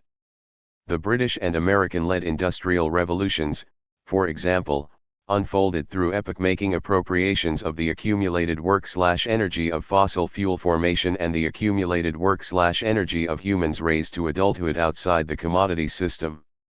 This highlights the historical unity of the reproduction of human and extra-human natures. From this perspective, work encompasses much more than direct participation in commodity production. Rather, work encompasses the totality of waged and unwaged activity performed by humans and the rest of nature within reach of capitalist power. The unpaid work of nature over the short run of agriculture, the intergenerational time of childrearing, the geological time of fossil fuel creation is the pedestal upon which the paid work of capital unfolds. Both moments are inscribed in the law of value. While the value form emerges in the immediate process of production, the value relation including the systemic determination of socially necessary labor time 30 encompasses not only production relations, but also the broader relations of appropriation necessary to the expanded production of surplus value. The rate of exploitation is fundamentally conditioned by the scale, speed, and scope of appropriation of nature's work/energy, provided free of charge, or as close to free as possible. 31. As the four cheaps materialize, new opportunities for capital accumulation appear, for instance, the railroad revolution of the 19th century or the automobile revolution of the 20th century. Over time, the four cheaps cease being cheap. The squeezing out of unpaid work/energy in the upswing of an accumulation cycle exhausts the resilience of uncommodified relations of reproduction. Meanwhile, workers and peasants find new ways to contest capital and the world market. Labor costs rise, along with food, energy, and raw materials prices. As cheap inputs stop being cheap and start being dear, the opportunities for accumulation in the zone of material production stagnate, and begin to contract. Financial expansions tend to commence as appropriation falters, and the value composition of labor power, food, energy, and raw materials rises rather than falls. Thus, financial expansions inaugurate new eras of primitive accumulation as capitalists and states pursue the restoration of cheap nature. The grand alternation of great phases of industrial and financial expansion therefore implicates the co-production of cheap natures in a fundamental way. Arrighi calls these two moments material and financial expansions. 32 Together they constitute an accumulation cycle. In the first moment, capital invests in labor power, machinery, and raw materials, MCM. 33 In the second, capital divests from MCM and pursues accumulation through financial channels, MM. As we consider more fully in Chapter 6, these moments are overlapping, and the emergence of new centers of industrialization has occurred during moments of financialization. The timing, geography, and organizational form of these successive material and financial expansions implicates the value composition of the big four inputs. The food/labor nexus is especially important, because cheap food and cheap labor are determined by transformations of commodity production and by the degree to which capital can secure new opportunities for appropriating unpaid work outside the commodity system. This was the genius of the American-led family farm revolution of the later 19th century. This revolution combined unpaid family labor with the unpaid work of extra-human natures, especially those frontier soils of western North America, accumulated over millennia and largely untouched by agriculture. Cheap energy is crucial because, especially since the steam power revolution, labor productivity advances with abundant energy, and stagnates with rising energy prices, as occurred in the 1970s. 34 Finally, cheap energy and labor depend upon abundant raw materials to be worked into manufactured commodities. Haunting capital's productive dynamism is the specter of underproduction. There is, consequently, a strong impulse to dissolve the boundaries between the big four inputs, to turn food into energy and raw materials, energy into food, and of course energy into labor power. Here is capital's project to create nature in its own image, endlessly quantifiable and interchangeable. One moment of this project is directly biomaterial. Maize is a paradigm case, leading the way for all manner of flex crops. It provides the raw materials for, seemingly, just about everything: ethanol, food, and raw materials in construction and industrial production. 36 Another moment is the generalization of energy-intensive nitrogen fertilizers in world agriculture, compelling a growing share of humanity to eat fossil fuels. 37 And let us not forget that capitalism is premised on the dissolution of human specificity, craft knowledge and the like that is embodied in the incessant drive to replace living with dead labor. The movement towards the increasing fungibility of extra-human nature is also calculative. The financialization of commodities since the turn of the millennium is another key moment in this dissolution of the boundaries between the big four inputs. Perhaps most spectacularly is the recent history of global primary commodity markets. Before the 21st century, these were largely independent from outside financial markets and from each other. For example, the price of oil was not necessarily correlated with the price of copper. After 2000, however, finance actors, index investors especially, precipitated a fundamental process of financialization among commodities markets, through which commodity prices became more correlated with prices of financial assets and with each other. As a result of financialization, the price of an individual commodity is no longer simply determined by its supply and demand. 38. This combination of biomaterial and financial restructuring suggests a 21st century scenario in which the tendency towards underproduction reasserts itself, through an unusual and unstable combination of physical depletion, climate change, new anti-systemic movements, and financialization. Underproduction signifies a conjuncture, the downslope of a bell-shaped curve in which one or more of the big four inputs becomes increasingly costly, and begins to fetter the accumulation process. In this, underproduction is an imminent contradiction of overproduction. This means that underproduction is not about scarcities that reside in an external nature, a neo-Malthusian view. Rather, underproduction takes shape through the relations that obtain, cyclically and cumulatively, in historical capitalism and historical nature. Underproduction is co-produced by human and extra-human natures, and historically specific. Scarcity for one civilization may not be for another. Capitalism's scarcities are imposed through price. The food price inflation that began in 2003 is not a function of inadequate world food supplies, but of distribution, power, and capital. This allows us to see the really relational sources of hunger and other forms of deprivation and oppression. But the analysis cannot stop there. We need a way to see how changes in the biosphere translate into deepening contradictions in capitalism and vice versa. Peak appropriation. Depletion is real enough. Its most salient contemporary expression is probably energy. Here, the geographical retreat of easy-to-extract big oil fields is clearly a contest over the terms of the double internality. Will capitalism's internalization of nature produce new geographies that allow for cheap energy's return? Or will nature's internalization of capital produce new geographies that make such a return impossible? We have been distracted from this double internality by the terms of the peak everything debate. These terms pose a question about substances, not relations. Have we reached a peak in global output for oil, coal, phosphorus, even soil, from which a post-peak world of scarcity ensues? 39. What happens if we approach the problem of depletion from a relational perspective? Here we find more useful a different kind of peak appropriation. Peak appropriation may be visualized as the maximal inflection point of a bell-shaped curve in which the share of unpaid work/energy peaks relative to the capitalization of nature. That peak represents the world ecological surplus at its highest point. Of course, the visualization is merely a thought exercise. Cyclical changes and sectoral shifts alter the picture in significant ways. Since the early 19th century, moreover, the relative ease with which cheap energy could be mapped, extracted, and put to work has smoothed the transition from one phase of capitalism to another.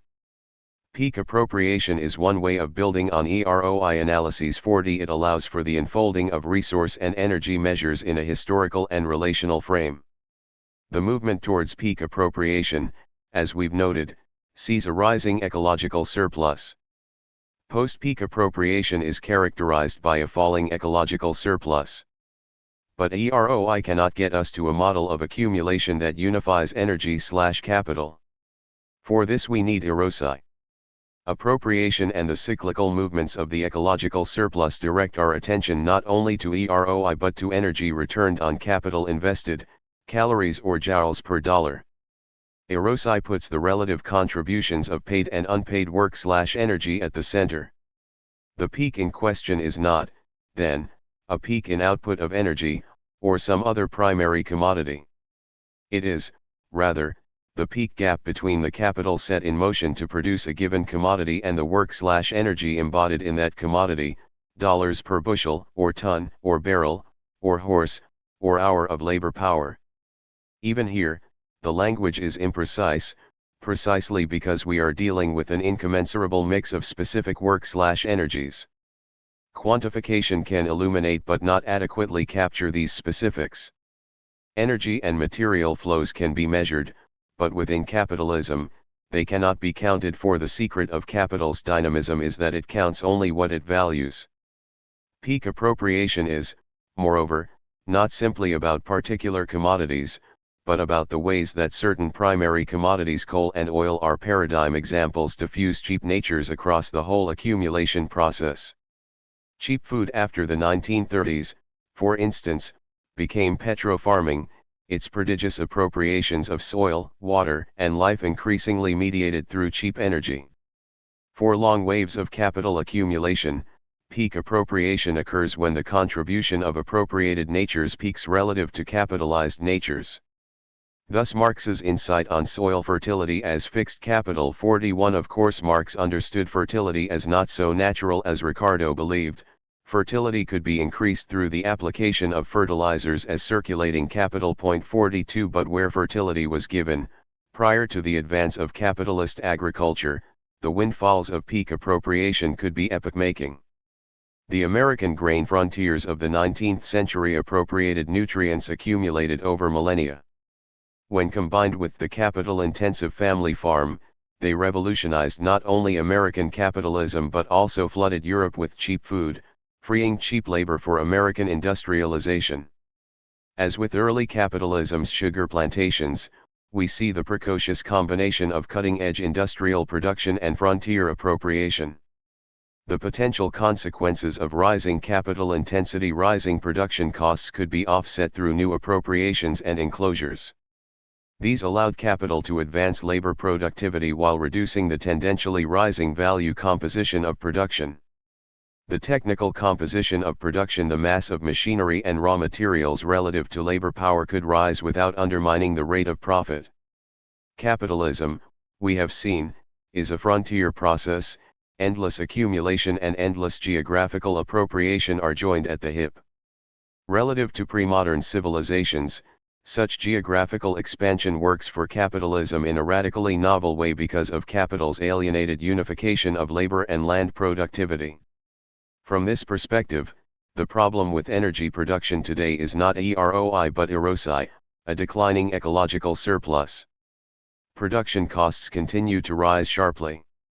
Curiously, rising costs did not stop oil prices from falling by 50% in the 9 months after July 2014.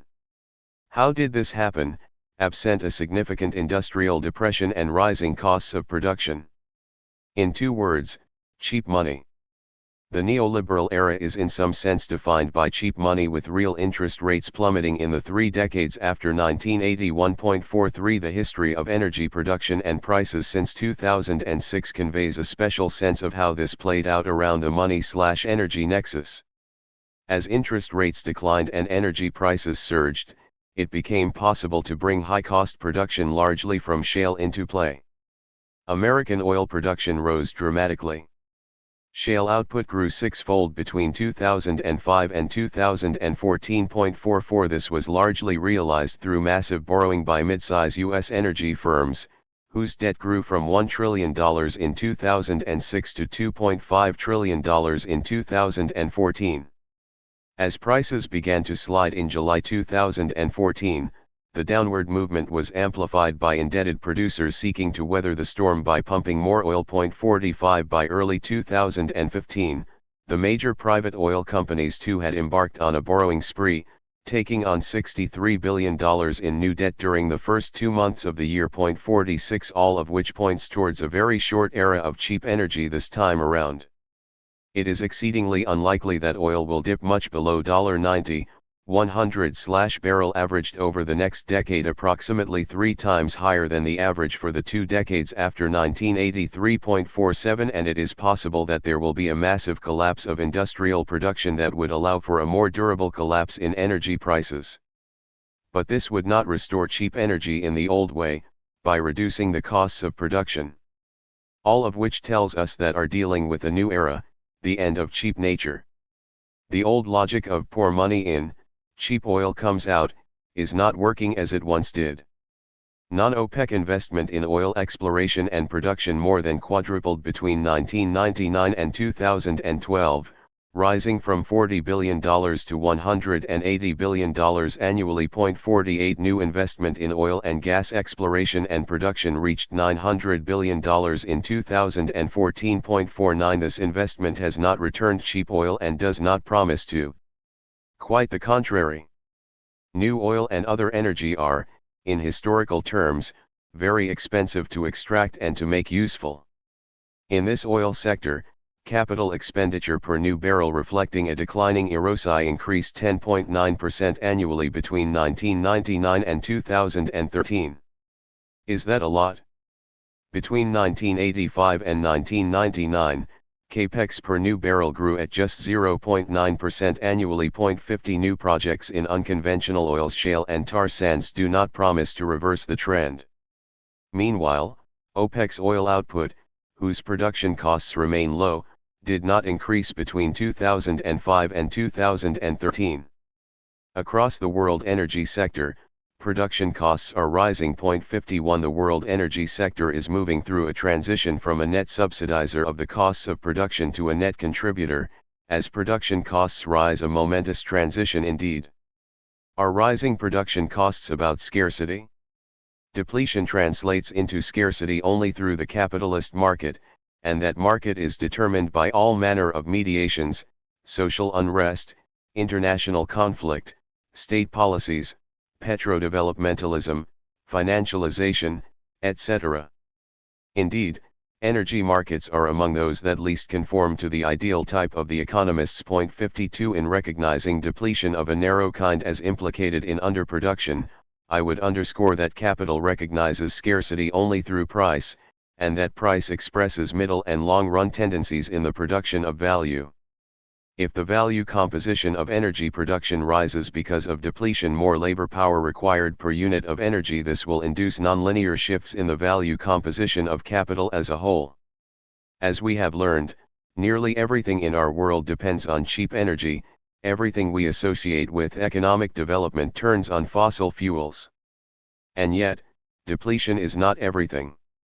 Price signals also reflect contradictions within capital, such as the financialization of commodities as well as the contradictions of class, empire, and national developmentalist projects. Thus, the geography of depletion is important, but scarcely determining. Since 2000, the high price of oil has surely been conditioned by geological realities that have propelled rising exploration and production costs. But these do not stand alone. American-led imperialist adventures and occupations, the galloping industrialization of the global south, the petrodevelopmentalism of oil-producing states, these too are fundamental to the ongoing demise of cheap nature. In sum, the price of the big four inputs is conditioned by the geology, geography, and biophysicality of extra-human natures, and is simultaneously co-determined by human-initiated relations, class, empire, and development. These moments are always bundled. The implication is simple and paradigm-making: the limits to growth in the capitalist era are neither natural nor social. They are, rather, the limits of capitalism as oikios. They are the limits of capitalization, the focus of our next chapter. Chapter 5. The capitalization of nature. Or, the limits of historical nature. Capitalism is, and is not at the same time, anthropocentric. On the one hand, capital is about the value of labor power, and labor power can only be delivered by humans. On the other hand, most humans are not exploited for their labor power even today. For the most part, capitalism appropriates human activity just as it does the rest of nature. Human natures are at only oddly elevated and systematically alienated and violated in capitalist civilization. Recognizing this combined and uneven model of development tells us something very important about limits, that the limits of capital and the limits of nature are much more tightly connected than our usual narratives of impending catastrophe and collapse would have it. There is a more interesting story to tell, and also a more hopeful one. The cyclical restoration of the four chiefs, and the renewal of the four chiefs, is a combined and uneven process. As we have seen, Accumulation by appropriation works through the extra economic mobilization of work/energy streams. These mobilizations tend to exhaust the natural conditions of re/production, as when newly cleared forest is planted with sugar or soy, followed by relative soil exhaustion. The progressive exhaustion of these earlier conditions leads to capitalization. A rising share of production comes to depend on the circuit of capital. Accumulation by capitalization works by simplifying, rationalizing, and reorganizing production within the commodity zone. Capitalization therefore has two priorities. One is to squeeze more work/energy out of older, appropriated zones, as in post-war American agriculture. Another is to render more efficient the industrial processing of cheap natures appropriated elsewhere, as in successive industrial revolutions. Capitalization is never really affixed to accumulation crisis, since such crises can only be resolved through new appropriations of cheap nature, and yet, new forms of cheap nature imply and necessitate new industrial systems. Accumulation by capitalization therefore works in complex ways that simultaneously increase and reduce costs. The tendency of the ecological surplus to fall is no iron law. Capitalization counteracts the rising costs of production by making the most of particular cheap natures, and diffusing their particular surpluses to the system as a whole. The greatest illustration of this process is the history of fossil fuels. Decisive since the 18th century, cheap energy has radically counteracted socio-ecological exhaustion in the re/production of labor, food, and raw materials, at first largely through new transport networks, and later, through the rise of petro-farming, our focus in Chapter 10. In this chapter, we concentrate on the capitalization of extra-human natures, and how this informs a theory of systemic crisis co-produced through the oikias. Capitalization and the praxis of external nature. The history of capitalism is the history of revolutionizing nature. Capitalist civilization therefore does not have an ecological regime, it is an ecological regime. Capitalism is a way of shaping, channeling, and negotiating the terms of the oikias. This is, of course, not something specific to capitalism. All civilizations do this in one way or another. Capitalism's distinctiveness lies in how it organizes quasi-stable relations between humans and the rest of nature in service to endless accumulation. The most durable form of this relation is the praxis of external nature. Through this praxis, capitalist and territorialist agencies seek to create new natures as objects of power and production, and as new and expanded sources of unpaid work/energy. Endless accumulation poses a number of problems for this praxis. For the present discussion, we can reduce these to just two. The first is between the finite character of the biosphere and the infinite character of capital's demands. The second is between capital's need to expand and to accelerate the uptake of work/energy relative to the reproductive requirements of varied elements of the web of life. Readers may note that both moments are quantitative. Capital knows only one qualitative relation, capital labor, premised as we have seen on capital/nature. Everything else is reducible, not only through calculative rationalities, but also through practical reconstruction, monocultures, assembly lines, flex crops, and so on. Capital values only what it can count. Nevertheless, capital's quantism must be remade in successive eras. This occurs because historical natures that initially liberate a wave of accumulation become exhausted. The for cheaps become dearer. Exhausting the possibilities for reproducing cheap nature means one of two things, often in combination. One is that historical nature gets wiped out in some way. Forests may get cleared to such a degree that fuel-intensive commodity production is no longer profitable. This was exceptional, but occurred on Madeira in the first 16th century. One another is that nature gets maxed out and continues to deliver work/energy, but at a volume and cost that no longer sustains accumulation. World energy production looks like this today, output remains high, and will rise in the coming decade, but the costs of production continue to soar. 2 The same process of exhaustion works its logic through national working classes, too, as we see in Chapter 9. Much of the emphasis in green thought has focused on the first moment, where parts of nature are wiped out. Capitalism wages war on the earth and all that. I wish to suggest, however, that the more interesting and practically relevant problem is how nature gets maxed out. The problem is vexing because it goes against grain of how we think about capitalism, as a system that acts upon an external nature. The problem of how capital puts nature to work and how, over time, nature gets maxed out helps us go beyond the usual thinking about accumulation crises. Putting these historical questions of work/energy/value at the center allows us to see that the problem of surplus capital in new light. For the problem is not simply one of too much capital chasing too few investment opportunities. This is true, but we can go further. The problem of surplus capital is one of capital putting nature to work, and then failing because uncapitalized nature balks at working overtime. That failure materializes in over-accumulation crises, too much capital with too few places to go. A rising ecological surplus, in contrast, makes all sorts of capital investment attractive, because lots of free nature can work lots of cheap overtime. Capitalism revolutionizes the oikios, but all is not flux. The historical capitalism/historical nature dialectic stabilizes. It must stabilize for capital accumulation to revive. Thus successive eras of capitalist development are governed, if this is the right term for it, by world ecological regimes that establish definite relations and rules of reproduction.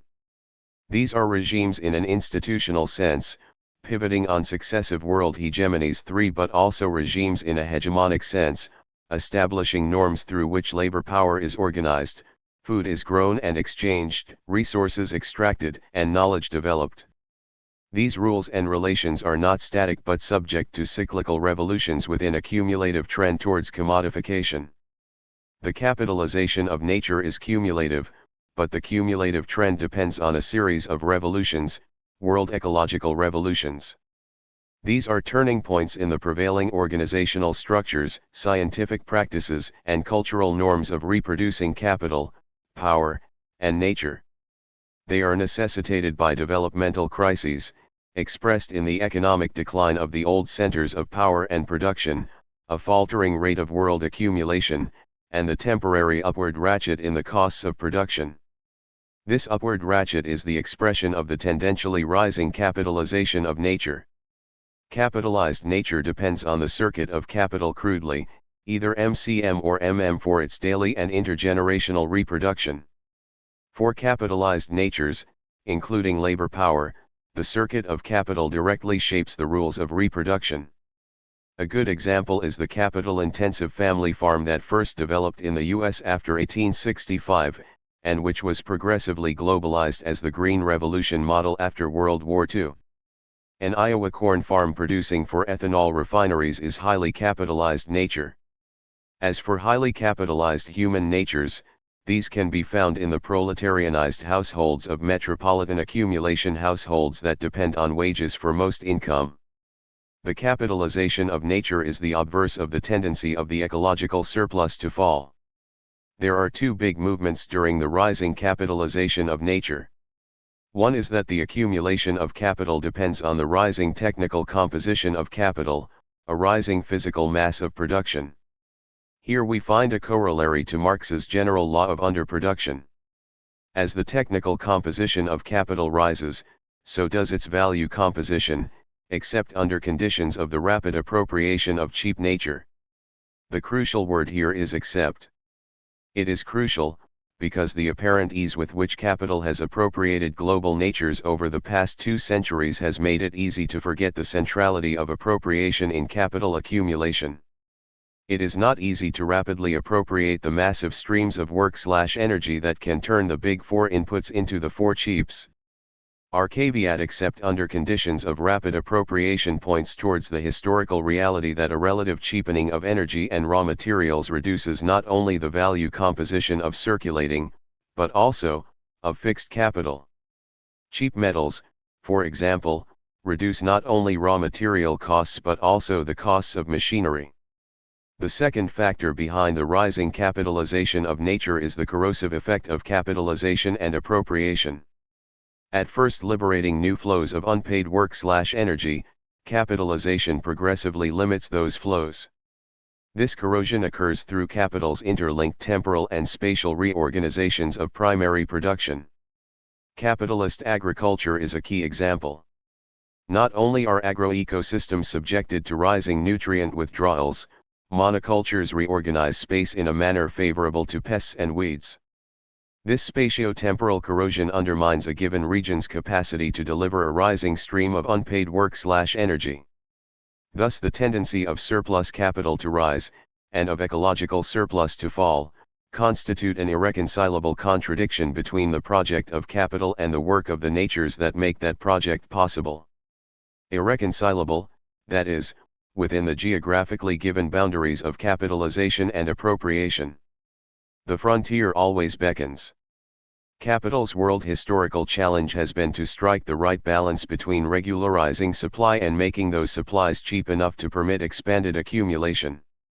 It is complicated by the punctuated development of historical capitalism and historical nature, through which new resources are located, extracted, and brought into the accumulation process. Rising capital intensity tends to regularize supply but does so by accelerating the place-specific exhaustion of profitability, usually over the middle run of 50 to 60 years. Capitalism has been remarkably adept at finding ways to overcome such exhaustion. Through capital intensification and socio-technical innovation, capitalist agencies have found ways to make more out of less. But more out of less is not something for nothing.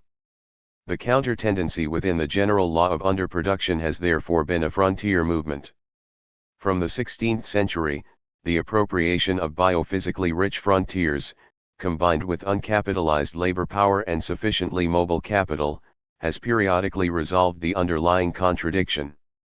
The question to consider, as we move into the second half of this book, is this: are today's frontiers of appropriation of sufficiently great mass in terms of work/energy that they can restore the four cheaps, provide investment outlets for now massively over-accumulated capital, and revive accumulation?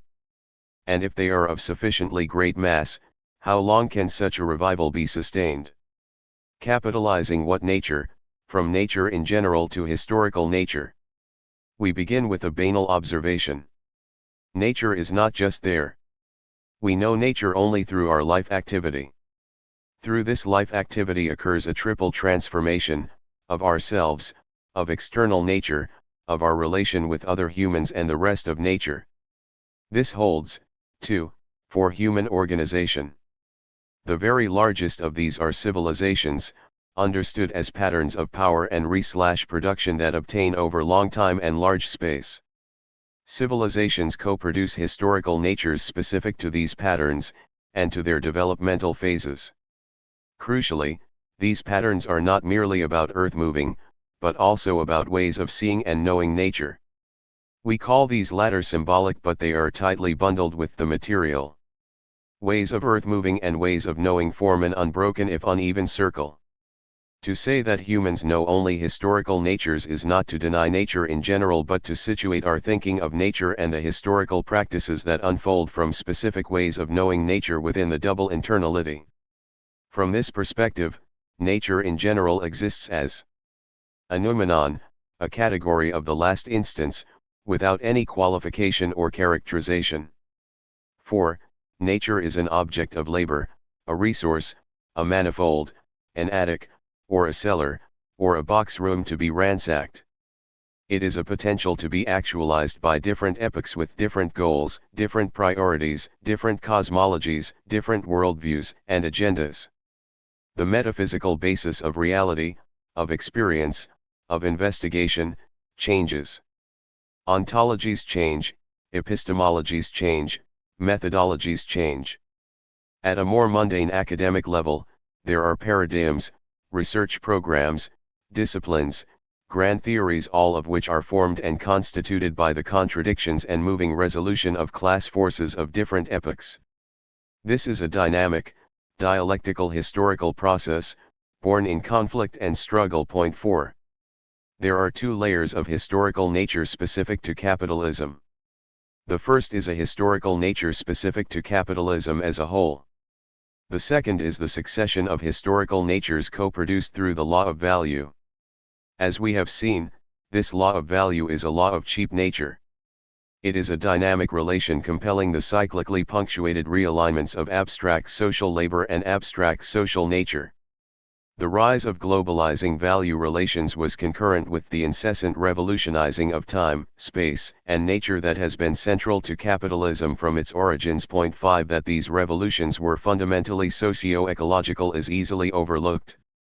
And yet, the universalization of money capital as a storehouse of value is unthinkable except as a part of a world ecological revolution that enabled European states and capitals to perceive, represent, and act upon a nature that was cheap and external. Nature in general is as dangerous as it is unavoidable. On the one hand, there is clearly a web of life whose durée is reckoned in the billions of years. Capitalism is barely the blink of an eye in such a scheme. On the other hand, time is always multi-layered, and those layers are not all created equal for the particular problems humanity faces today. The interpenetration of these layers of historical time is fundamental, and shapes how we see capitalism's crises past and present. A view of capitalism that proceeds from nature in general absent the interpenetration of historical time is therefore extraordinarily limiting. Nature in general tends to flatten not only our understanding of the web of life as something whose energies are inexorably drawn down but also our conception of capitalism. Nature and capitalism become structurally invariant in such a rendering. This does a disservice to both. The survival of capitalism has turned on its unusual flexibility. 6 Where Brodel stressed capital's capacity to move from one sector to another, say, from industry to finance, we might highlight an even more fundamental form of flexibility, the capacity to move from one historical nature to another. Capitalism has survived the rising capitalization of nature because it revolutionizes the oikos. Every phase of capitalism not only makes a quantum leap in its material throughput, but makes that quantum leap through the co-production of a historically specific nature. The quantitative expansion of capital accumulation occurs through the qualitative reconstruction of historical nature. Just as the imperialism and great firms of the 17th century are not equivalent to the imperialism and great firms of the 21st century, so, too, the historical natures of these eras. There is a quantitative moment that merits careful scrutiny. The exponential growth curves of 20th century resource use are a powerful illustration. 7 We now have an important literature on energy history for early capitalism. 2.8 But the qualitative moment that allowed these growth curves cannot be abstracted. Not only has capital sustained itself on the basis of cheap inputs, it has also revolutionized the socio-ecological relations of production. In this fashion, leading capitalists and imperial states have mobilized a succession of great leaps forward in the ecological surplus, the rising share of appropriated unpaid work/energy relative to the mass of accumulated capital. The cumulative trend of geometrically rising throughput is embedded in a cyclical moment, the production of new configurations of paid and unpaid work within the oikos. Hence the significance of historical nature. Industrial capitalism gave us Darwin and the Kew Gardens, neoliberal capitalism, Gould and biotechnology firms. In Chapter 8, we will turn to the symbolic and scientific moments of co-producing historical nature. In the rest of this chapter, we explore the historical patterns and tendencies that drive the capitalization, and subsequent exhaustion, of extra-human natures in successive ecological regimes. This is a story of how the historical nature that is created at the outset of an accumulation cycle launching the four cheaps with a high rate and mass of appropriation of unpaid work/energy experiences contradictions that must be resolved through New World ecological revolutions. And it is a story of how capitalism's revolutionizing of nature is premised on historical limits of its own making. The oikos, relational exhaustion, and the long wave. The normal course of capital accumulation tends to exhaust the establishing relations of re/production that inaugurate a great wave of accumulation. These establishing relations encompass all manner of scientific, botanical, and agronomic, cartographic, and technological innovations that we consider in subsequent chapters. For now, I will elaborate a simplified model. The emergence of new major centers of production with their distinctive patterns of industrial organization and rising labor productivity is premised on the emergence of more expansive nets of appropriating the unpaid work/energy of human and extra-human natures. These configurations of capitalization and appropriation allow for long waves of accumulation to unfold. They enable the rate of accumulation to rise at the same time as the costs of production fall. 9 Thus, cheap nature, in the specific form of the four cheaps, is the necessary condition for every great wave of accumulation. Over time, the value composition of these big four inputs begins to rise, the rate of accumulation slows, and capital must find new ways to reconfigure the oikius and restore the four cheaps.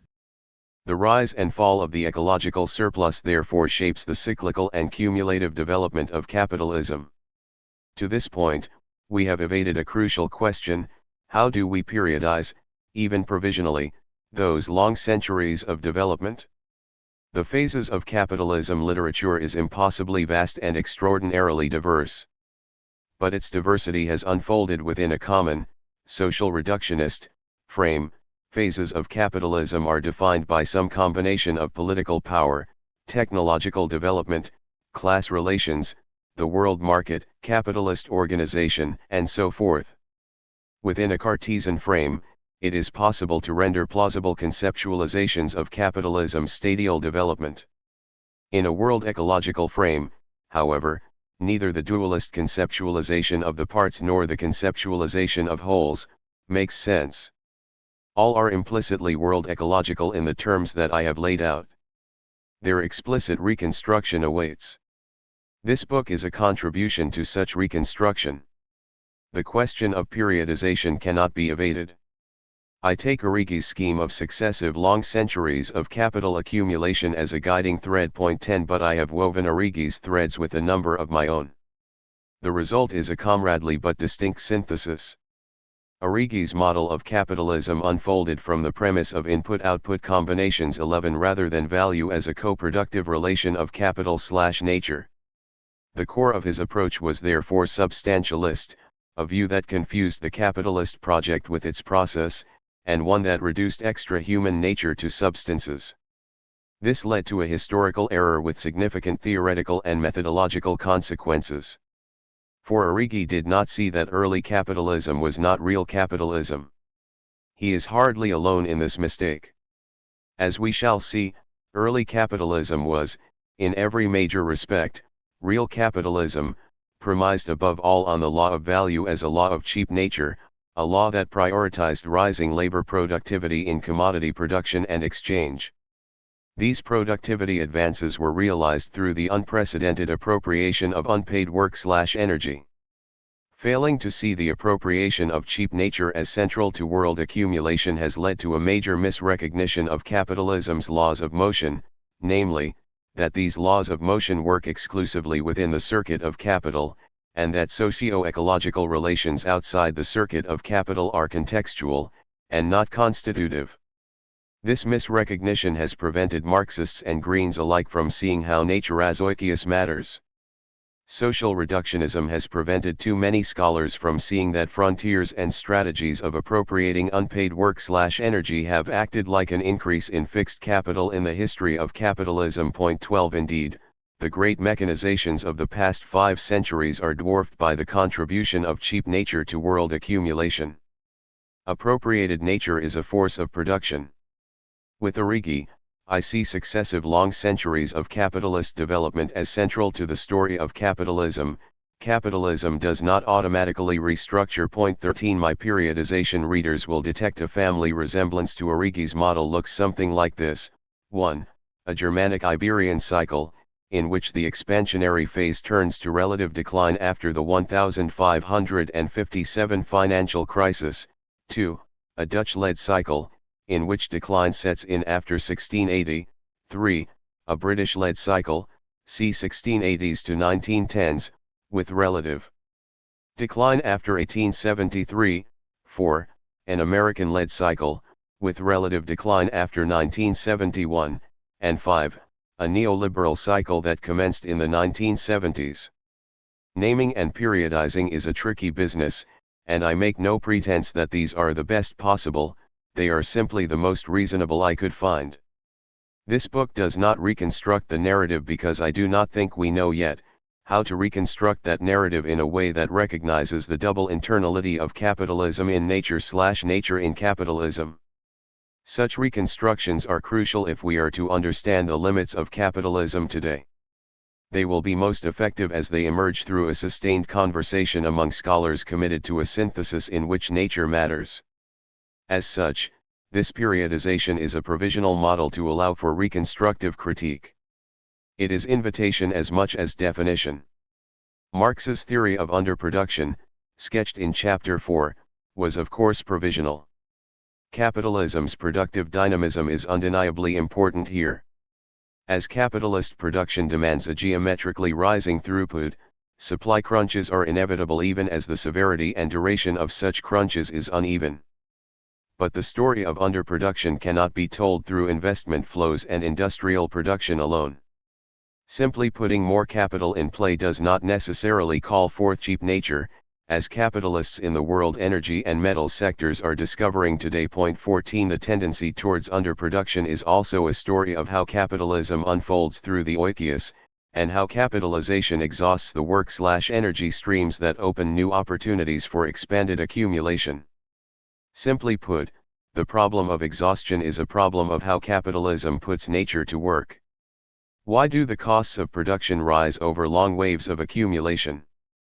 There are certainly many factors involved, not least those swirling about Marx's general law of underproduction.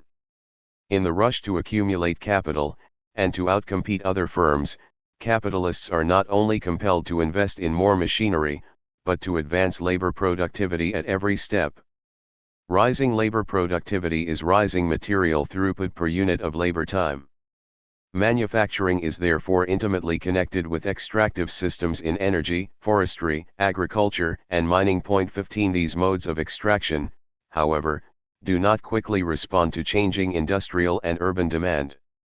There are distinct temporalities in play, which have to do with the different ways that primary and industrial production are bundled, geographically and materially, through the oikos.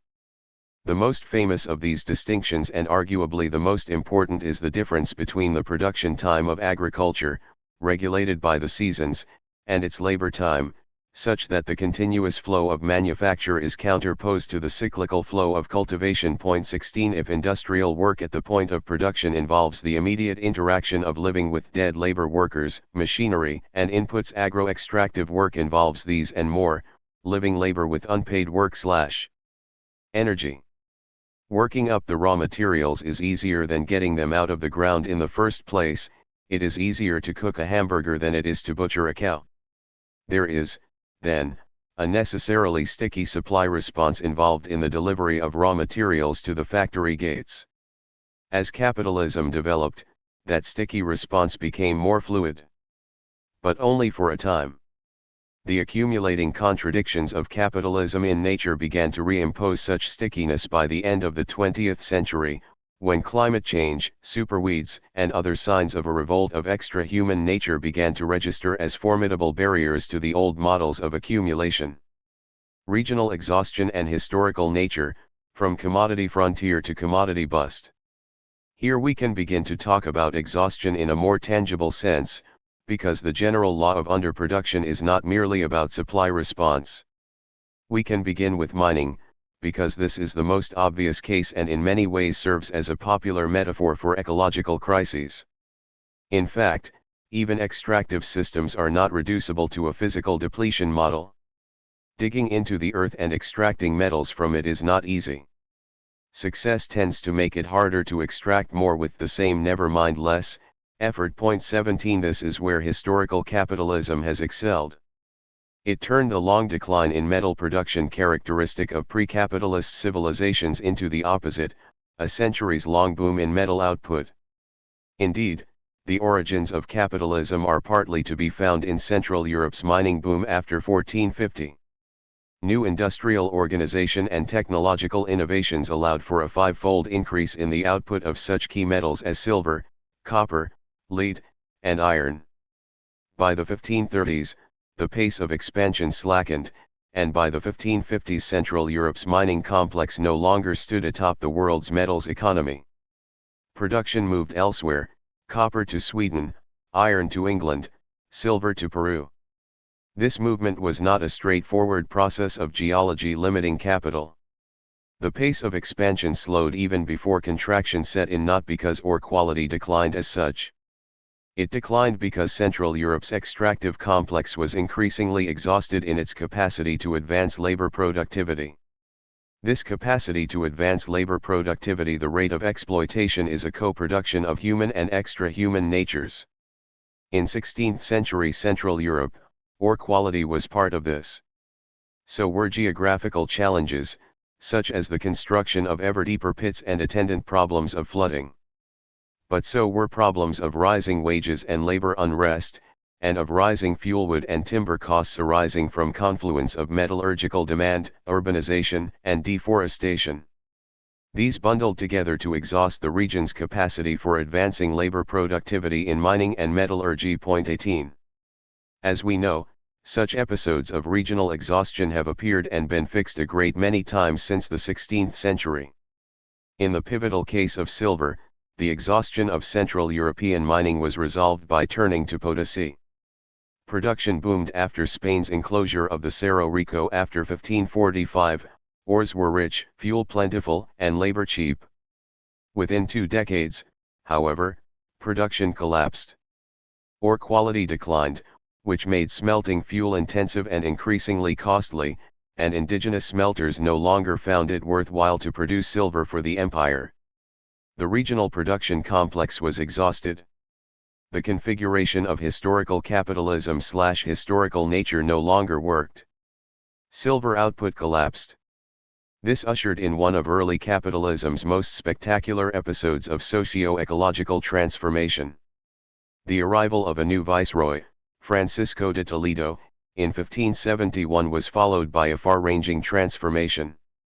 A new method of extracting silver, mercury amalgamation, was instituted. A radical process of agrarian restructuring centering on the reducciones and the Mita was launched to ensure a steady supply of cheap labor power for the mines. Vast hydraulic infrastructures were built to power the mills that ground ore preparatory to amalgamation.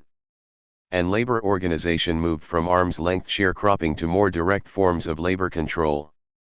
Output was quickly restored, resolving Spain's fiscal crisis, but more importantly feeding the rise of Dutch capitalism. By the 1630s, exhaustion would again set in, driven no less by a crisis of reproduction than by declining ore quality and faltering demand.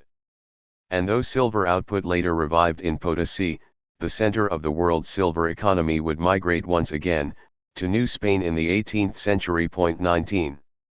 What we see in this historical vignette is a recurring problem, the exhaustion of the relations of appropriation that make possible regional booms. These booms are tightly articulated with the global centers of accumulation, power, and production. Crucially, exhaustion does not reside in, to stick with our example, ore quality or mine depth or deforestation, but rather in the oikios as it obtains in particular times and places. The question becomes one of how ore quality or mine depth or deforestation impacts labor productivity in commodity production. Thus, in 17th century Peru, there was a continual hemorrhaging of the sources of cheap labor, as population contracted and the Mitas forced wage workers fled both mines and villages, which reinforced difficulties in extracting and processing ore at the point of production. Exhaustion is therefore about how we have mixed our labor with the earth. As Williams might say, 20, it is not capitalism or nature that gets exhausted, but, as in colonial Peru, regionally specific relations of capitalization and appropriation. Both boom and exhaustion characterize phases in the regional development of definite relations of human and extra-human natures organized to advance the rate of exploitation, either by making labor more productive, by suppressing labor's income, by appropriating unpaid work or, most often, all three at once.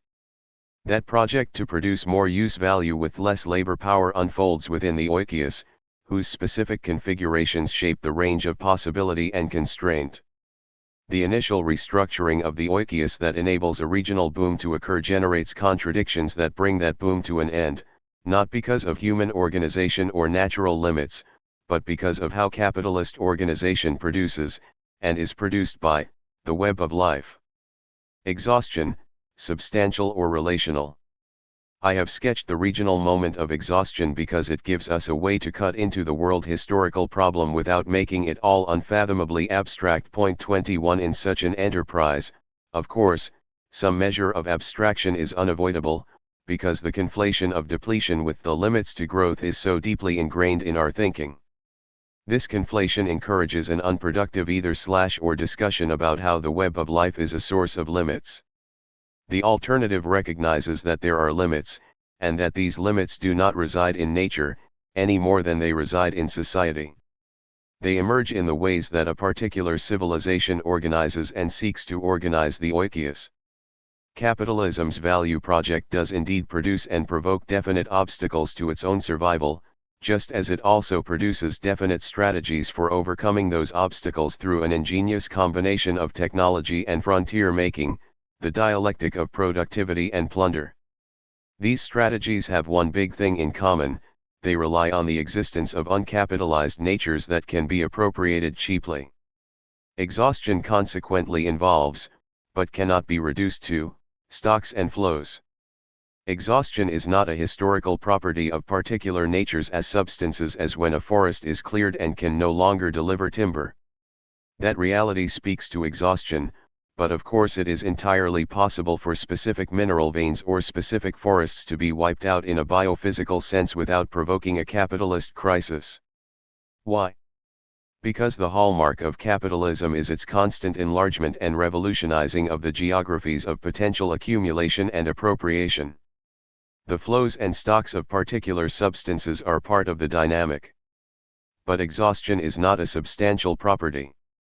It is a relational property of the specifically capitalist oikos. From the standpoint of world accumulation, exhaustion emerges through the relation between two moments. On the one hand, the endless accumulation of capital entrains competition in the market and within production to produce more and more commodities with less and less labor time.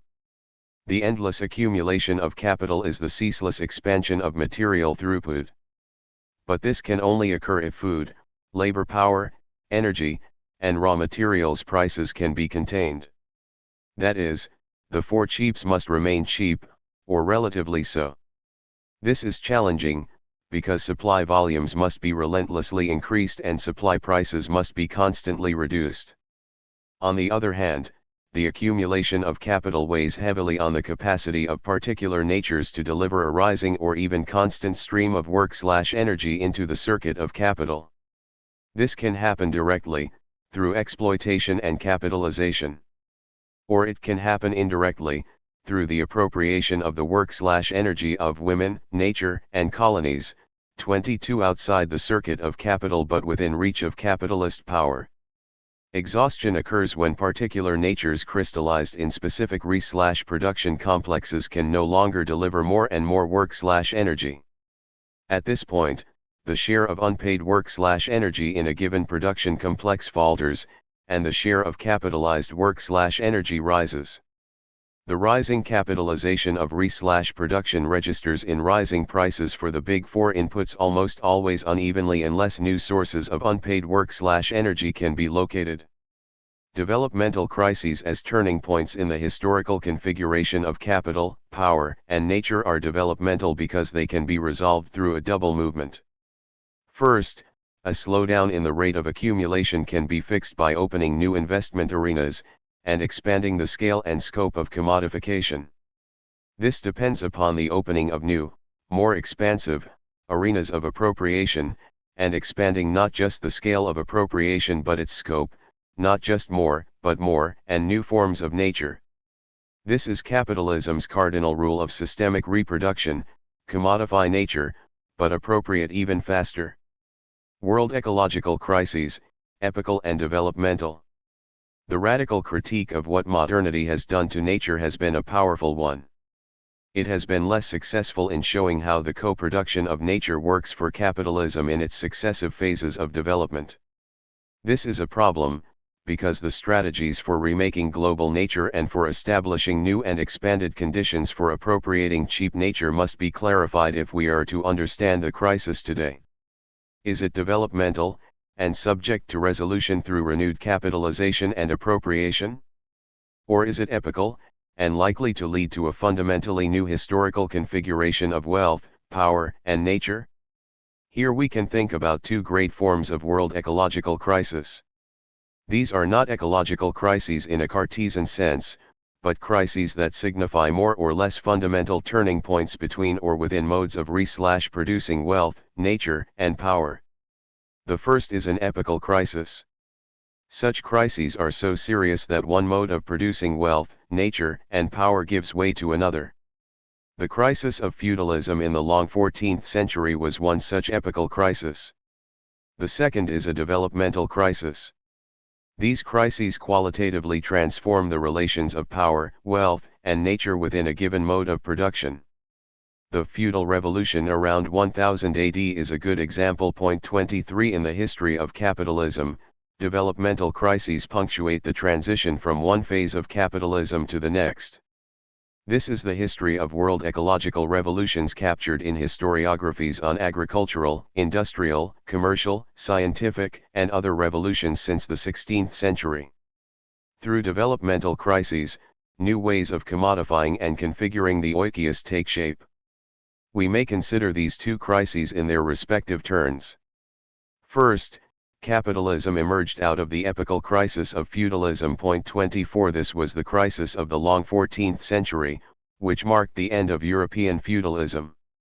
No biophysical crisis in a narrow sense of soil and climate, the late medieval era marked a complex transition in the dominant bundles of seigneurial, territorial, and merchant power.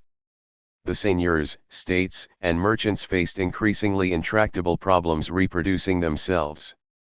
Why intractable? Because feudal relations, from the agricultural revolution of the long 8th century, were bundled with the climate conditions of the medieval warm period as we saw in Chapter 1. And because the longue durée tendencies of feudal agriculture implied a long-term stagnation of agricultural productivity, counteracted by increasingly less effective movements of geographical and demographic expansion. The problem faced by feudal Europe was not one of abstract population overwhelming and abstract carrying capacity, just as the problem today is not one of an abstract capitalism overwhelming an abstract nature. Rather, the key contradiction turned on the failure of agricultural productivity to grow at a pace necessary to sustain the medieval demographic regime understood as a class-structured process of production and reproduction. Point 25 This regime tended towards a widening sphere of amino-starvation and inadequate nutrition, even as the seigneurs' demands grew over time. Point 26 It was feudal Europe's bad luck that the opportunities for frontier expansion, especially those easy frontier zones within the northwestern core, began to contract just as the Little Ice Age made its presence known. Thus, the crisis of feudalism was co-produced through class, climate, and a demography in which the prevailing class structure offered few opportunities for a turn towards greater resilience. As Bois makes clear, the crisis was one of class, not carrying capacity. As opportunities contracted for reclaiming land in Normandy around 1250, the long, slow advance in agricultural production ran out of steam and then stopped. Norman rural economy reached a ceiling of growth. The conquest of agricultural growth had arrived at its final stage, forest and pasture had receded to an astonishing extent. The ceiling was certainly not absolute, an intensification of production was conceivable. If the traditional system of cultivation had been abandoned to grow garden produce, for example, the Norman land would have been able to produce more and feed a population 2 or 3 times larger. Point 27. The crucial relation was between a class structure and its logic of surplus extraction on the one hand, and on the other, the regime of agrarian production wherein both logic and regime were constituted through the web of life. The path to crisis unfolds through the unwillingness of ruling strata to make those more or less painful internal adjustments that would allow for a long plateau of stabilization or gradual decline. Point 28 That these contradictions and vulnerabilities led ultimately, under the pressure of the Black Death, to an epochal shift is understood, at least in its broad outlines. Bois reasoning there are certainly striking parallels to the early 21st century points to the ways that class structures, even civilizations, enforce specific patterns of environment making that are necessary to the reproduction of extant relations of power and production, and which progressively undermine those relations. The essential point is elementary, yet rarely taken to heart: the limits to growth are historically specific. They are limits of historical nature. Just as feudalism's crisis marked the breakdown of a lord-peasant relation that had developed over 6 centuries, so we might look more closely at the erosion of the capital-labor relation in the early 21st century. This erosion signifies the capital-labor relation's withering capacity to transcend obstacles to accumulation posed by the rising need for appropriating natures and declining opportunities for doing so. This signals the end of the great frontier first opened in the 16th century. 29 The conventional view is to think of ecological crisis in terms of diminishing flows of substances, not enough food, not enough oil, but it may well be more productive to think of crisis as a process through which fundamentally new ways of ordering the relations between humans and the rest of nature take shape. Developmental crises, the origins of the long 19th century. Capitalism's first great developmental crisis began in the mid-18th century. The 1760s marked the end of the first agricultural revolution that established the conditions for English industrialization largely by flooding the cities with cheap food and labor power. 30 Just 39% of the English workforce was employed in agriculture by 1700. 31 But this agricultural revolution was faltering by 1750. Over the next half-century, English agriculture failed to sustain the surging productivity of the previous century, either in terms of labor productivity or yields. 32 As early as the 1740s, English agriculture did not increase supplies of food and raw materials to match the rapidly growing demands of the urban industrial economy. 33 Agricultural productivity growth stagnated after 1760, and food prices began to increase. Even with sharply rising imports from Ireland. 34 English food prices increased twice as fast as the industrial price index at the end of the 18th century. 35 Relative to textiles and coal, food prices increased by 66% and 48%, respectively, between 1770 and 1795.36. Nor was this a narrowly English phenomenon. Productivity slowed, inequality widened, and food prices increased throughout the Atlantic world.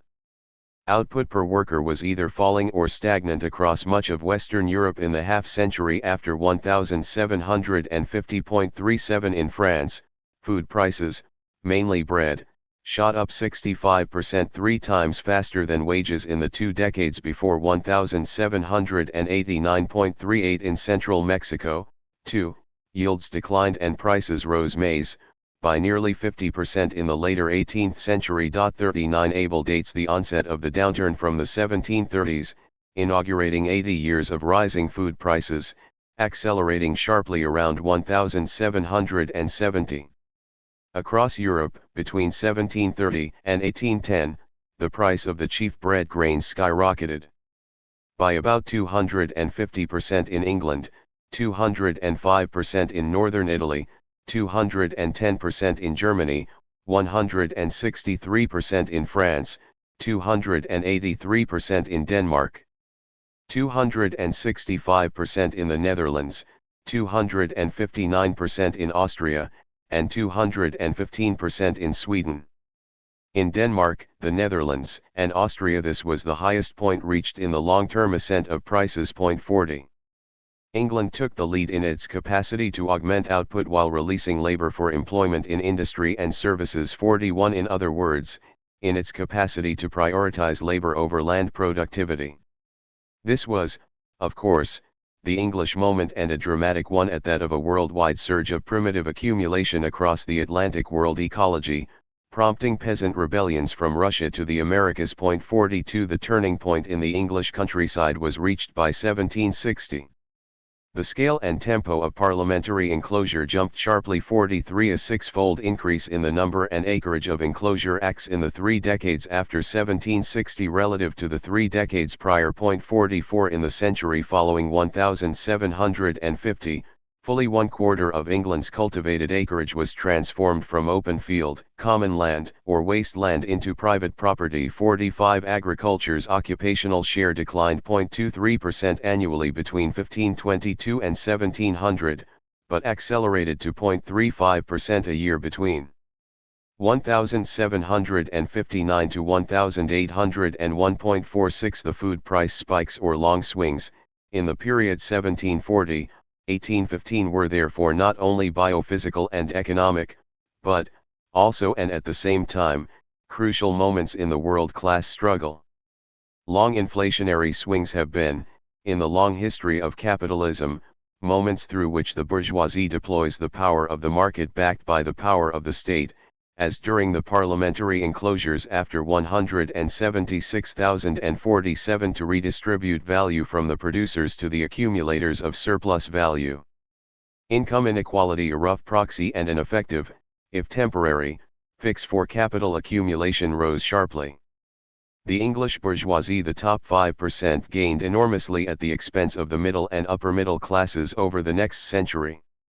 Meanwhile, the poverty rate grew by more than 50% after 1759, encompassing a fifth of the population by 1801.48.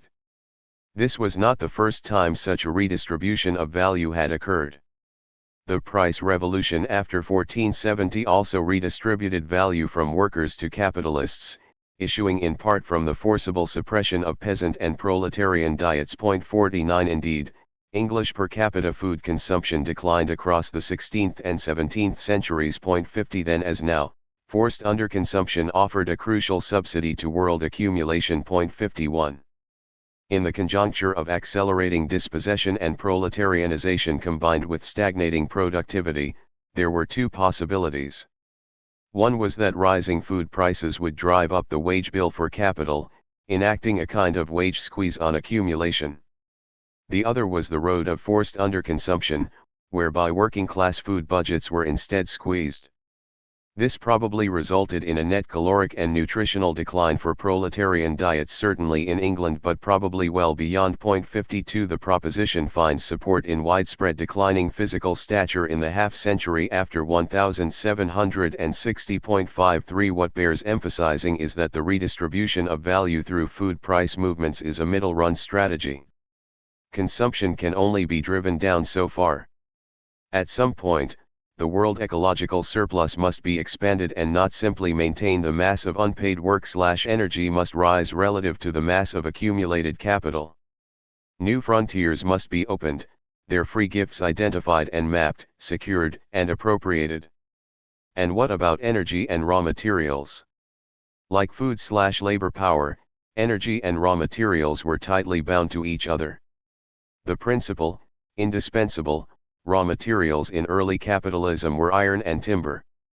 Both came from the forests, directly or indirectly.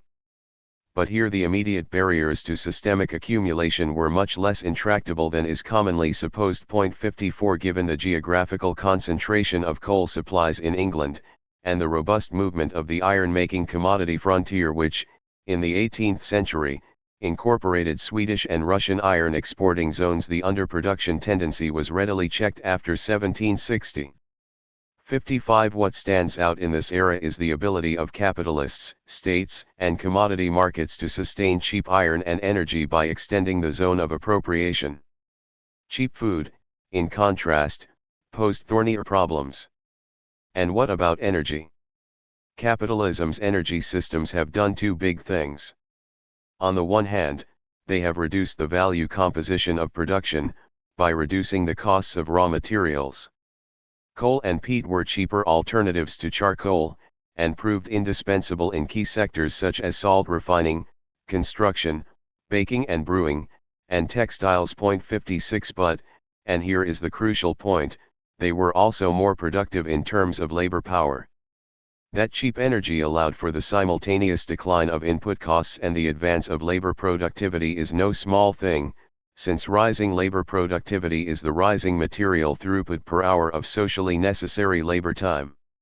Modernity's energy revolutions do not date as sometimes supposed from the 18th century, but rather from the long 16th century. England's astounding increase in coal production began in the 1530s. 57 by 1660, coal covered more than a third of the country's energy output. By 1700, 58 the Dutch, too, found new ways to extract peat, a kind of proto-coal, beginning in the 1530s.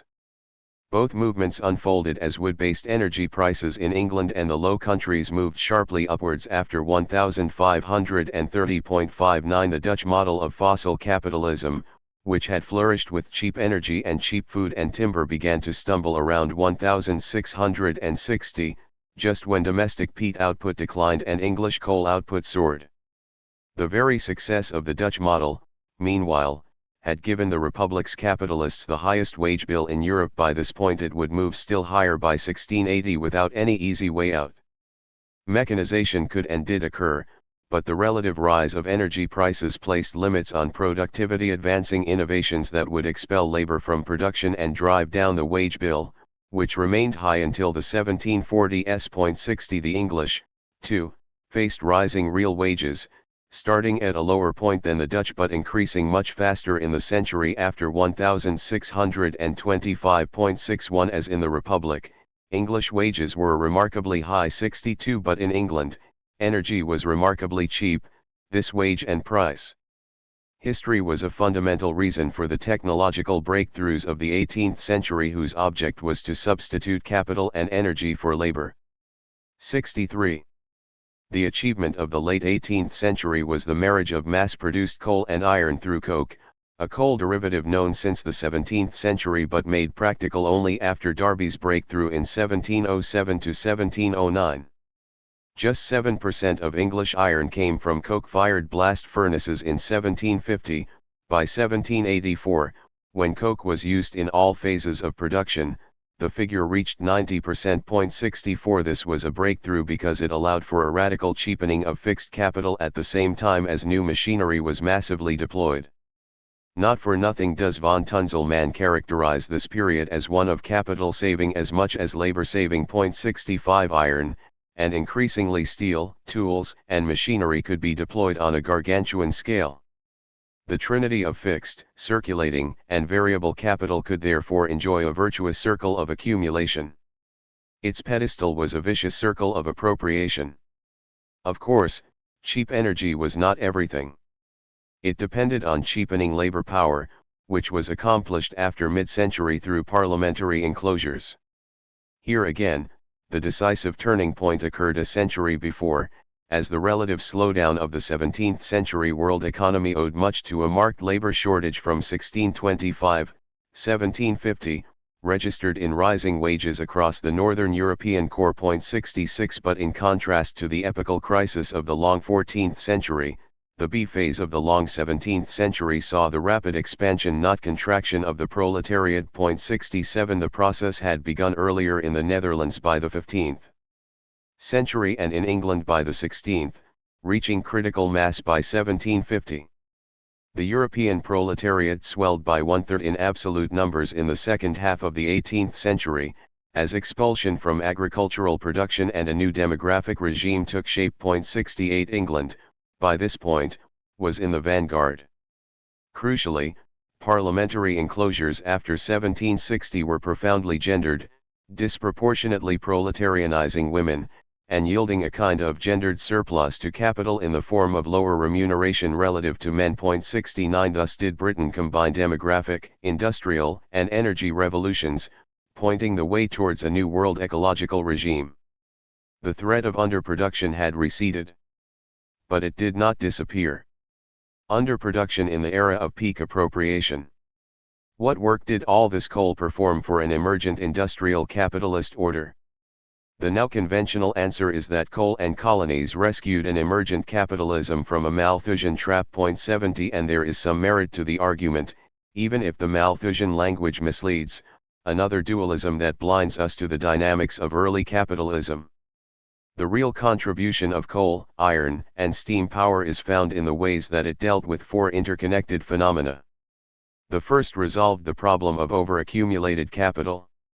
By 1860, the railroad soaked up 4 times as much capital as textile production. 71 The second resolved the production of iron, necessary to the widest range of productive and infrastructural developments, from machinery to bridges. Output skyrocketed after the perfection of coke smelting in 1784, high-quality wrought iron production increased 500% between 1788 and 1815, Britain's iron exports increased from 57,000 tons a year in 1814 to over a million in 1852.72. The third resolved the problem of labor productivity. How much of this increase came from steam power directly? This is hard to say. But even Clark, 73, a pessimist on the matter, sees a tenfold increase in cotton spinning and weaving productivity between 1810 and 1860. Steam accounted for a growing share of this rising productivity, especially as steam displaced water mills after 1830.74. Even here, the trend favored steam for transport more than for factories. In the mid-century Golden Age, railroads already used 30% of total steam power in 1840, by 1870, this had increased to 60%. 75 Finally, the potential contradictions of rising capitalization and rising commodity production were offset by the construction of a global rail and steamship network. That apace with ongoing primitive accumulation in North America and elsewhere greatly expanded the scale, scope, and speed of appropriating work/energy. There is no question that steam power augmented the capacities of capitalist agencies to transform space. A modest amount of capital mobilized a relatively vast energy surplus, some but not all of which turned on coal. 76 This enabled capital to appropriate new frontiers faster than its productive dynamism could exhaust extant reserves of resources and labor power. In other words, accumulation by capitalization, as in the Manchester textile mills, was accompanied by a truly earth-shaking revolution in accumulation by appropriation. The revolution in appropriation reached a definitive turning point after 1830. For the commodity frontier strategy that enabled the rise of capitalism was, by the middle of the 19th century, propelled to new heights by the coal/steam power nexus. This nexus came into its own for capitalism as a whole with the first major wave of railroad and steamship expansion beginning in 1830.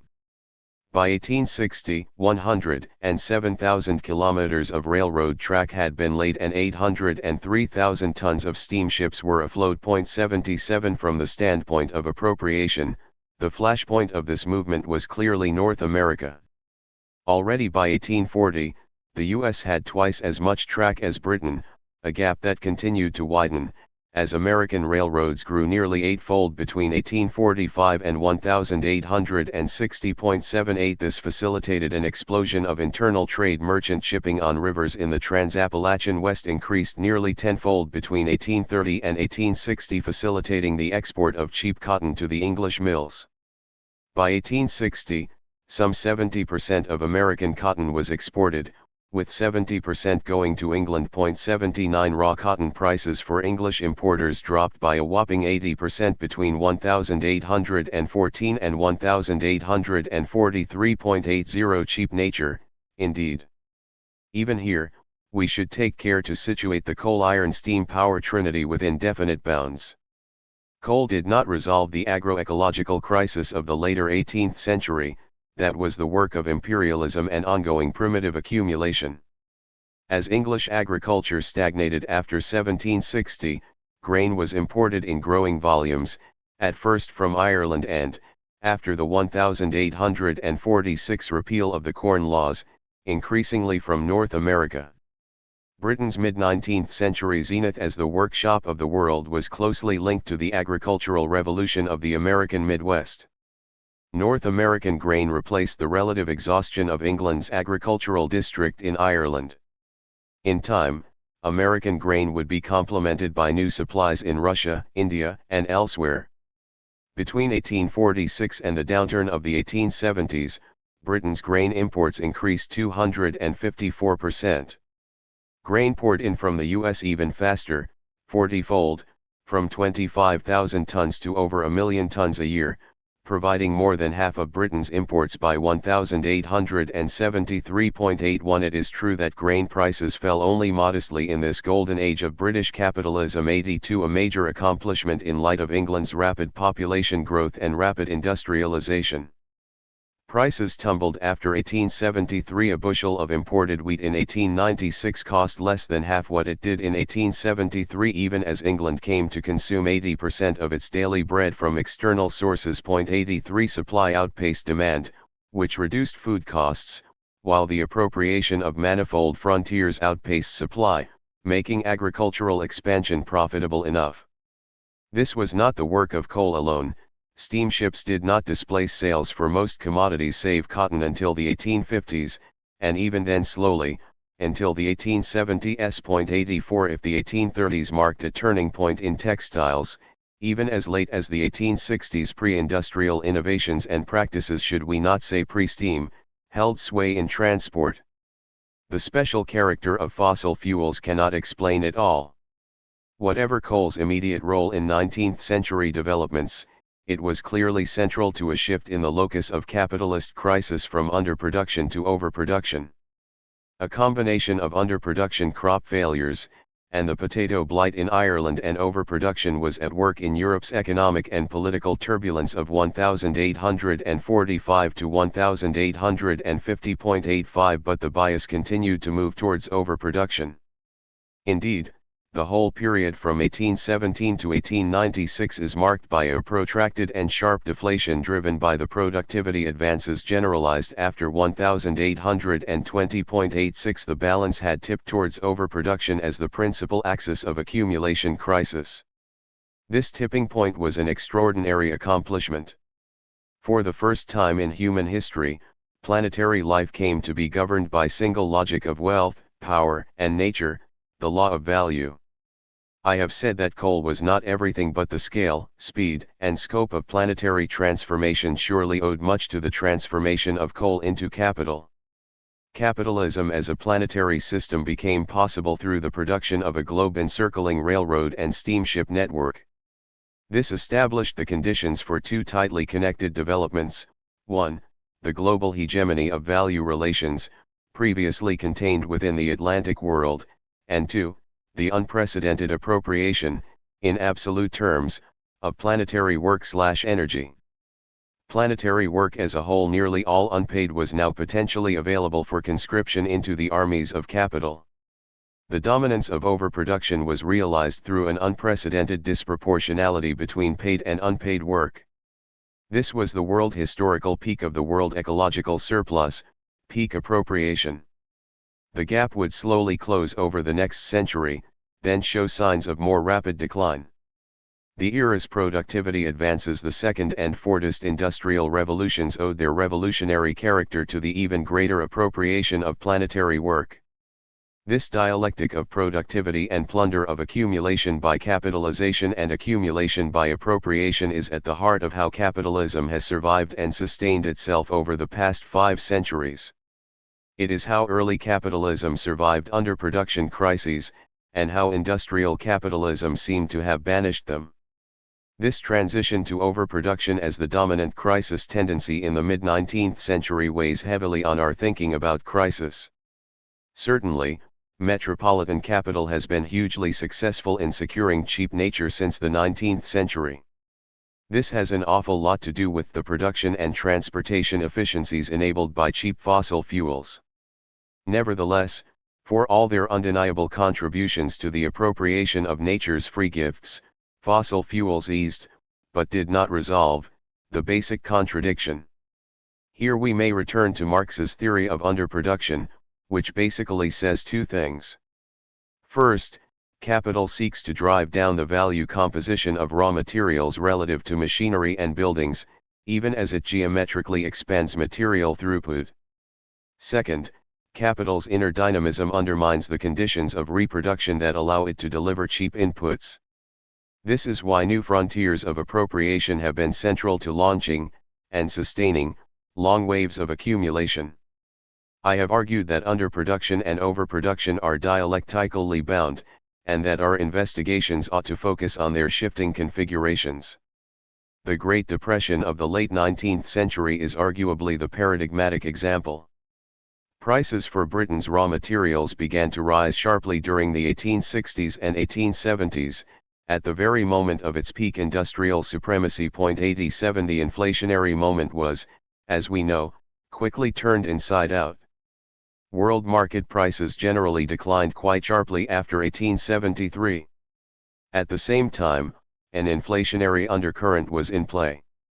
The era was punctuated by successive moments of underproduction in such key raw materials as cotton, indigo, rubber, palm oil, copper, nickel, lead, tin, jute, and sisal. 88 These inflationary undercurrents were set in motion by the rise of new industrial powers, Germany and the US.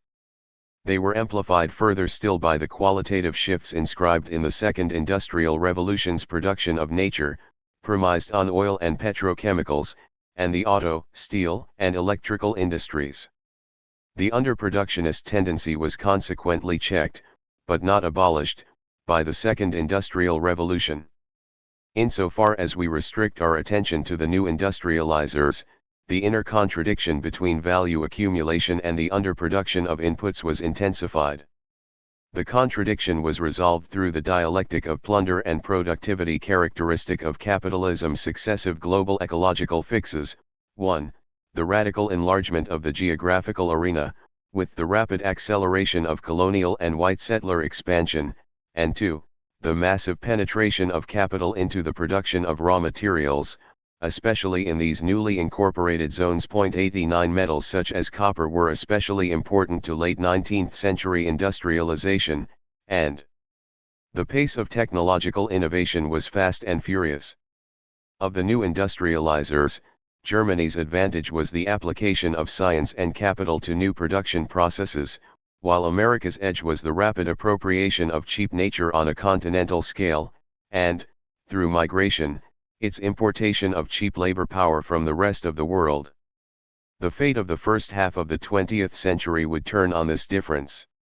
What bears emphasizing is that the moment of productivity was enabled by one of plunder.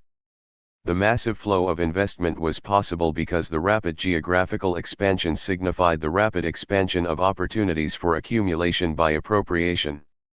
The surplus profits enjoyed by metropolitan capital in this era were consequently remarkably high, resting on the appropriation of unpaid work/energy above the system-wide average. And yet, for all the dynamism of production and restless commodity frontiers, the tendency towards underproduction would not go away. Copper production surged tenfold between 1870 and 1914 without any price decline, a stark contrast to the eightfold increase in American cotton output and sharply falling prices in the 3 decades after 1814.90. This, despite massive capital investment and a dynamic commodity frontier that reached from sub-Saharan Africa to Chile and the American West. 91 At the dawn of the long 20th century, Malaysian rubber and tin, Chilean nitrates, Australian copper and gold, and Canadian nickel all entered the world historical stage as key moments in an ecological revolution that was far quicker, far more prodigious in its results, far more revolutionary in its effects on people's lives and outlooks than anything previously known. 92. This century after 1870 was characterized by an unusual state of affairs. This was the century of peak appropriation, the maximal mobilization of unpaid work/energy per quanta of value. Technological progress, capitalist power, and modern science produced a perfect storm of appropriation. The relatively contained character of capitalist power in the North Atlantic core now gave to way tentacles of power, capitalization, and appropriation that brought the whole of uncapitalized nature within reach. Thus, peak appropriation represents the peak of the world ecological surplus, the ratio of the mass of unpaid work/energy to the mass of accumulated capital. Here we are talking about peak appropriation in systemic and cumulative terms, a peak moment for capitalism as a whole, but such peaks can also be identified for each long cycle of accumulation, and for particular regional production complexes. Peak appropriation views the problem as relational between and within human and extra-human natures at the same time. There is no need for geological reductionism. Peak appropriation enfolds the geological and biophysical moments highlighted by peak everything arguments into one that understands the limits of civilization's capitalism, not least, as historically inscribed in their strategic organizing principles. Those principles, for instance, capitalism's insistence on labor productivity as the metric of wealth, are not exogenous to nature but rather represent specific projects and processes that internalize, in contingent yet durable ways, the relations of all nature. Conclusion. How does capital accumulation work in an era of post-peak appropriation? This question unfolds within the cumulative and cyclical expressions of capitalist crisis over the longue durée. In the next chapter, we look at how capitalism has dealt with its recurrent developmental crises, and how those have been overcome through successive world ecological revolutions. Underscore underscore underscore underscore underscore underscore underscore underscore underscore underscore underscore underscore underscore underscore underscore underscore underscore underscore underscore. Chapter 6. World ecological crises. From revolutions to regimes. Does capitalism today face an epochal or developmental crisis? Is the ongoing restructuring of neoliberal capitalism likely to yield a new golden age of capitalism? Or is a terminal exhaustion of capitalist strategies of commodification and appropriation more likely? For some measure of guidance, we may look to the ways that capitalism has restructured over successive long centuries of accumulation and crisis. These are eras of world ecological revolution. Ecological revolutions resolve developmental crises by reducing the capitalization of nature, and finding new quantitative and qualitative means of appropriating the biosphere's work/energy. These revolutions rework the specifically capitalist oikias. In so doing, they revolutionize both human and extra-human natures. By driving down the capitalized share of world nature and increasing the share that can be freely appropriated, revolutions of the capitalist oikias work by expanding the ecological surplus. This surplus finds its chief expression in the four cheaps cheap, in a world historical sense, to the degree that they expand and increase the appropriation of unpaid work relative to its capitalization. We will unpack this argument in two major phases. First, we consider the dynamics of accumulation and crisis by linking the tendentially rising value composition of capital with the rising capitalization of world nature. Next, we consider the restructuring of world accumulation and world commodity production through successive world ecological revolutions. Value, nature, and world accumulation. We can begin with Marx on the tendency of the rate of profit to fall. As capitalists invest in constant capital, its share of production rises, and with it, labor productivity. Consequently, labor's share falls. In this rising capital intensity, the rising organic composition of capital places downward pressure on the general rate of profit. The operative assumption here is that aggregate profit, on balance, flows from aggregate surplus value, which is generated and distributed unevenly. 1. Why then does the rate of profit fall? The argument is simple. It is because the numerator in the profit equation, surplus value, is outrun by the denominator, capital stock. That is, too much capital stock builds up in factories and equipment around the world, pitting companies against each other in an ever fiercer competitive brawl for markets. This holds prices down, leads commodity output to outrun demand at prevailing prices, and or lowers capacity utilization rates, thereby lowering profit margins, leaving goods unsold and running equipment at less efficient levels. 2. How does profitability revive? Marxists usually respond by emphasizing the role of crises in propelling creative destruction. In these accounts there are three big themes. One is the devaluation of fixed capital, as when factories close. Another is the introduction of productivity maximizing technical or organizational innovations that increase the rate of exploitation. A third is the implementation of coercive intensive policies that redistribute wealth from the direct producers to the accumulators of capital. 3. There is, of course, enormous debate over the relation between accumulation crisis and the falling rate of profit, conceptually and empirically. Point 4. To these three moments, I would add a fourth. This turns on circulating capital, but with important implications for variable capital. Marx's most important law 5 can be more fully grasped and its explanatory power radically extended by taking as a whole two tightly linked sets of contradictions, 1, those between first and second nature, and 2, those within second nature. In what follows, I treat Marx's progressive tendency towards a gradual fall in the general rate of profit 6 as a guiding thread for comprehending the historical dynamics underpinning the tendentially rising capitalization of nature. I am therefore less concerned with the precise operationalization of this general law at a sectoral or national level, and rather more with how it helps us think through the big picture. How does this tendency illuminate a decisive point of fracture in the longue durée movements of capitalism as world ecology? My working answer is this: the value composition of production. Marx's concept of value for the organic whole of capital accumulation is conditioned by the appropriation of cheap natures. I am tempted to say that the crucial weakness in falling rate of profit arguments has not been the theory itself, but an overemphasis on one moment of constant capital on fixed rather than circulating capital. Could it be that since the 1830s, capitalism has forged agro-extractive complexes capable of outrunning the tendency towards the underproduction of inputs? If a sufficient mass of cheap energy and raw materials can be mobilized, the rising value composition of capital can be attenuated, especially if capital-saving innovations run strongly alongside labor-saving movements. Point 7. When this occurs, the tendency towards a falling rate of profit is not only checked, but reversed. A rising rate of appropriation tends to reduce the value composition of production and counteracts the tendency.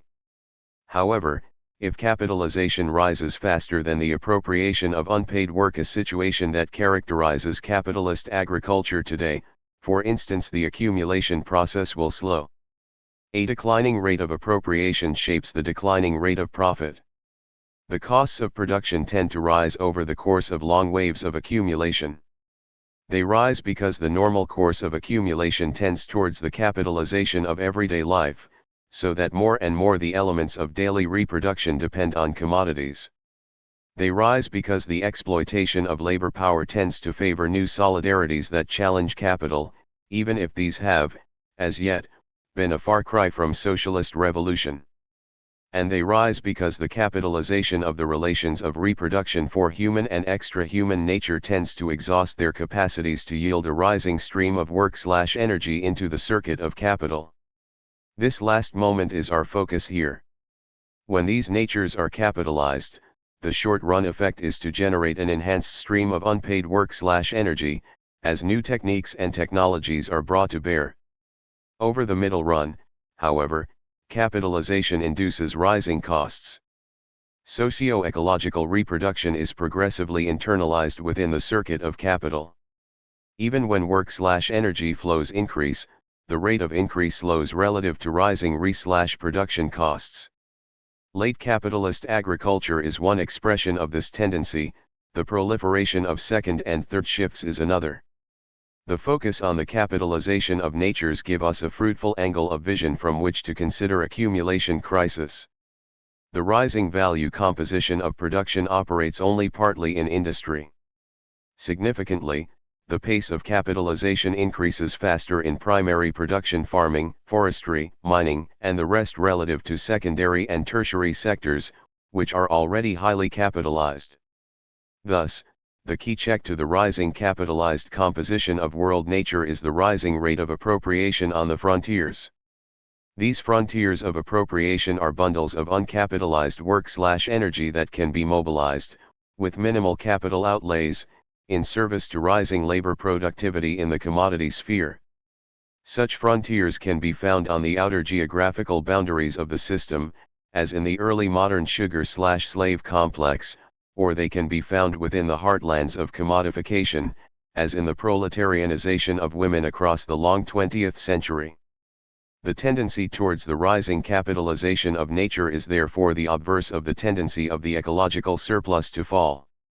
The systemic point is counterintuitive, because the greatest commodity frontiers have often appeared highly capital-intensive. Consider the Caribbean sugar mill and plantation system in the 17th century, the giant hydraulic ore crushers of colonial Potosi, or the mechanized family farm of late 19th century Iowa. Contrast this with hyper-capitalized resource extraction today: cyanide gold mining, strip mining, shale oil production. This is where the language of industrialization misleads. The distinctively modern form of industrialization begins not in cities but in the countrysides. Agrarian, not urban, spaces offer the most fruitful terrain for accumulation by appropriation. This is why the forerunners of large-scale industry were found in zones where mechanization allowed for the rapid appropriation of unpaid work/energy. In this, the sugar plantation and the mining and metallurgical complexes of early modern capitalism were key.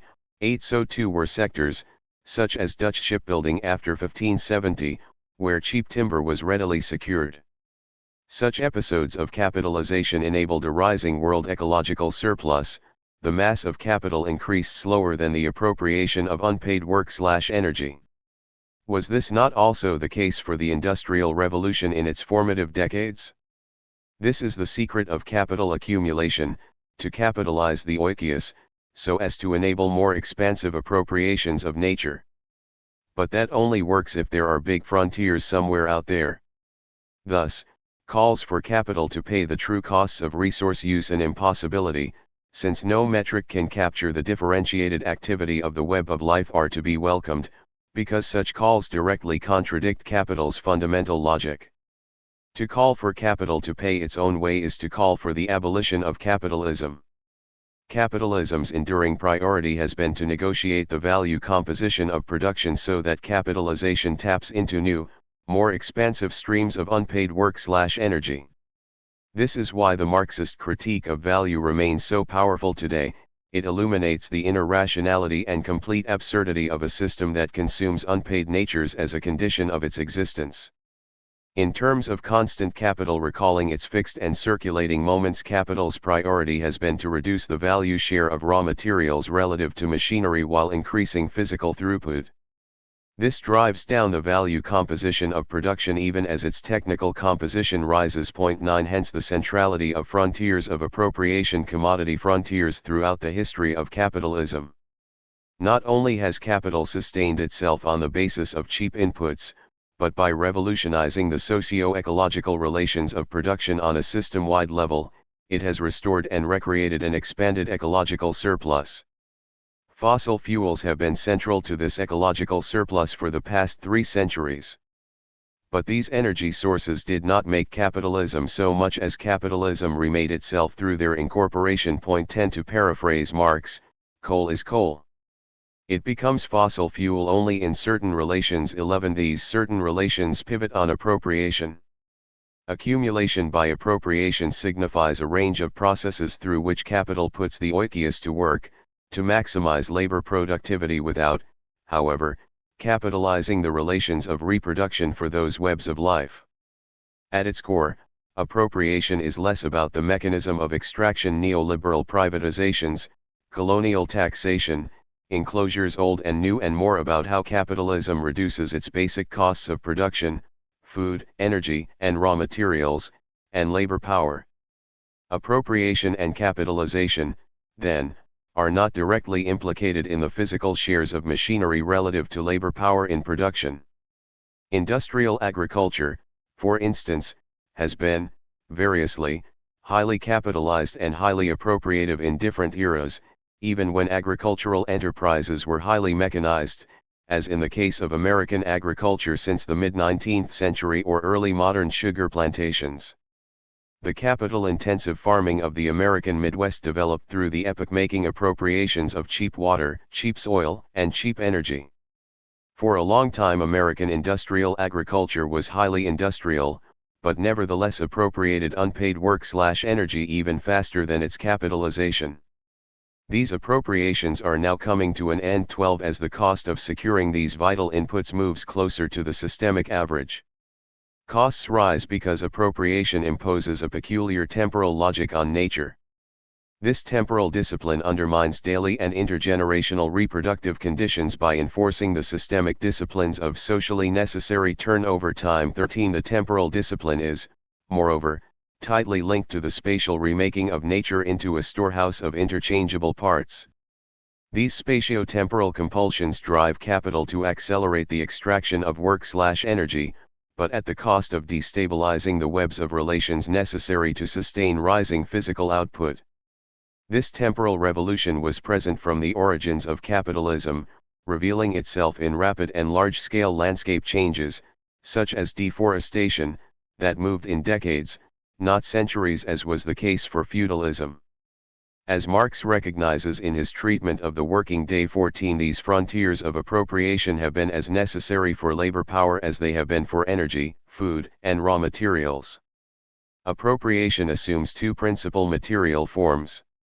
The first pivots on processes of biophysical reproduction, the second, on geological extract ions.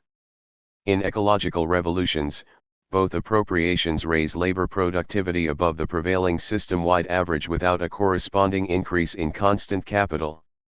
They also reduce the costs of reproducing labor power in highly capitalized zones of the system. Cheap energy, for instance, made possible the highly suburbanized and automobilized working classes of North America. 15. While cheap food in the neoliberal era made possible the wage repression of the global north and the massive expansion of the world proletariat after 1980. We may consider these in their respective turns. The first comprises the appropriation of socio-ecological relations whose reproduction is relatively autonomous of the circuit of capital.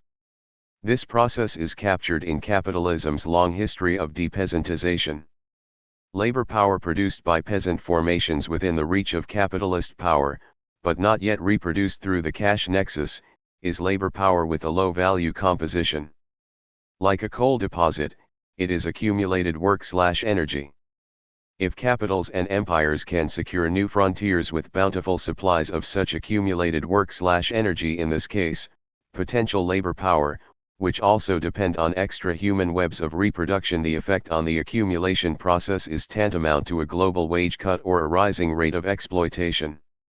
In the rise of capitalism, when peasantries across much of Europe effectively resisted feudal restoration, the African slave trade, Eastern Europe's second serfdom, and colonial labor regimes such as Peru's MITA played a role similar to this dispossession of peasantries. 16. The same story can be told, with different backdrops and casts of characters, for all manner of primary commodity frontiers: the great forests of North America and Atlantic Brazil, whaling grounds and fisheries, cash crop agricultures such as, historically, sugar and cotton, and even soybeans today.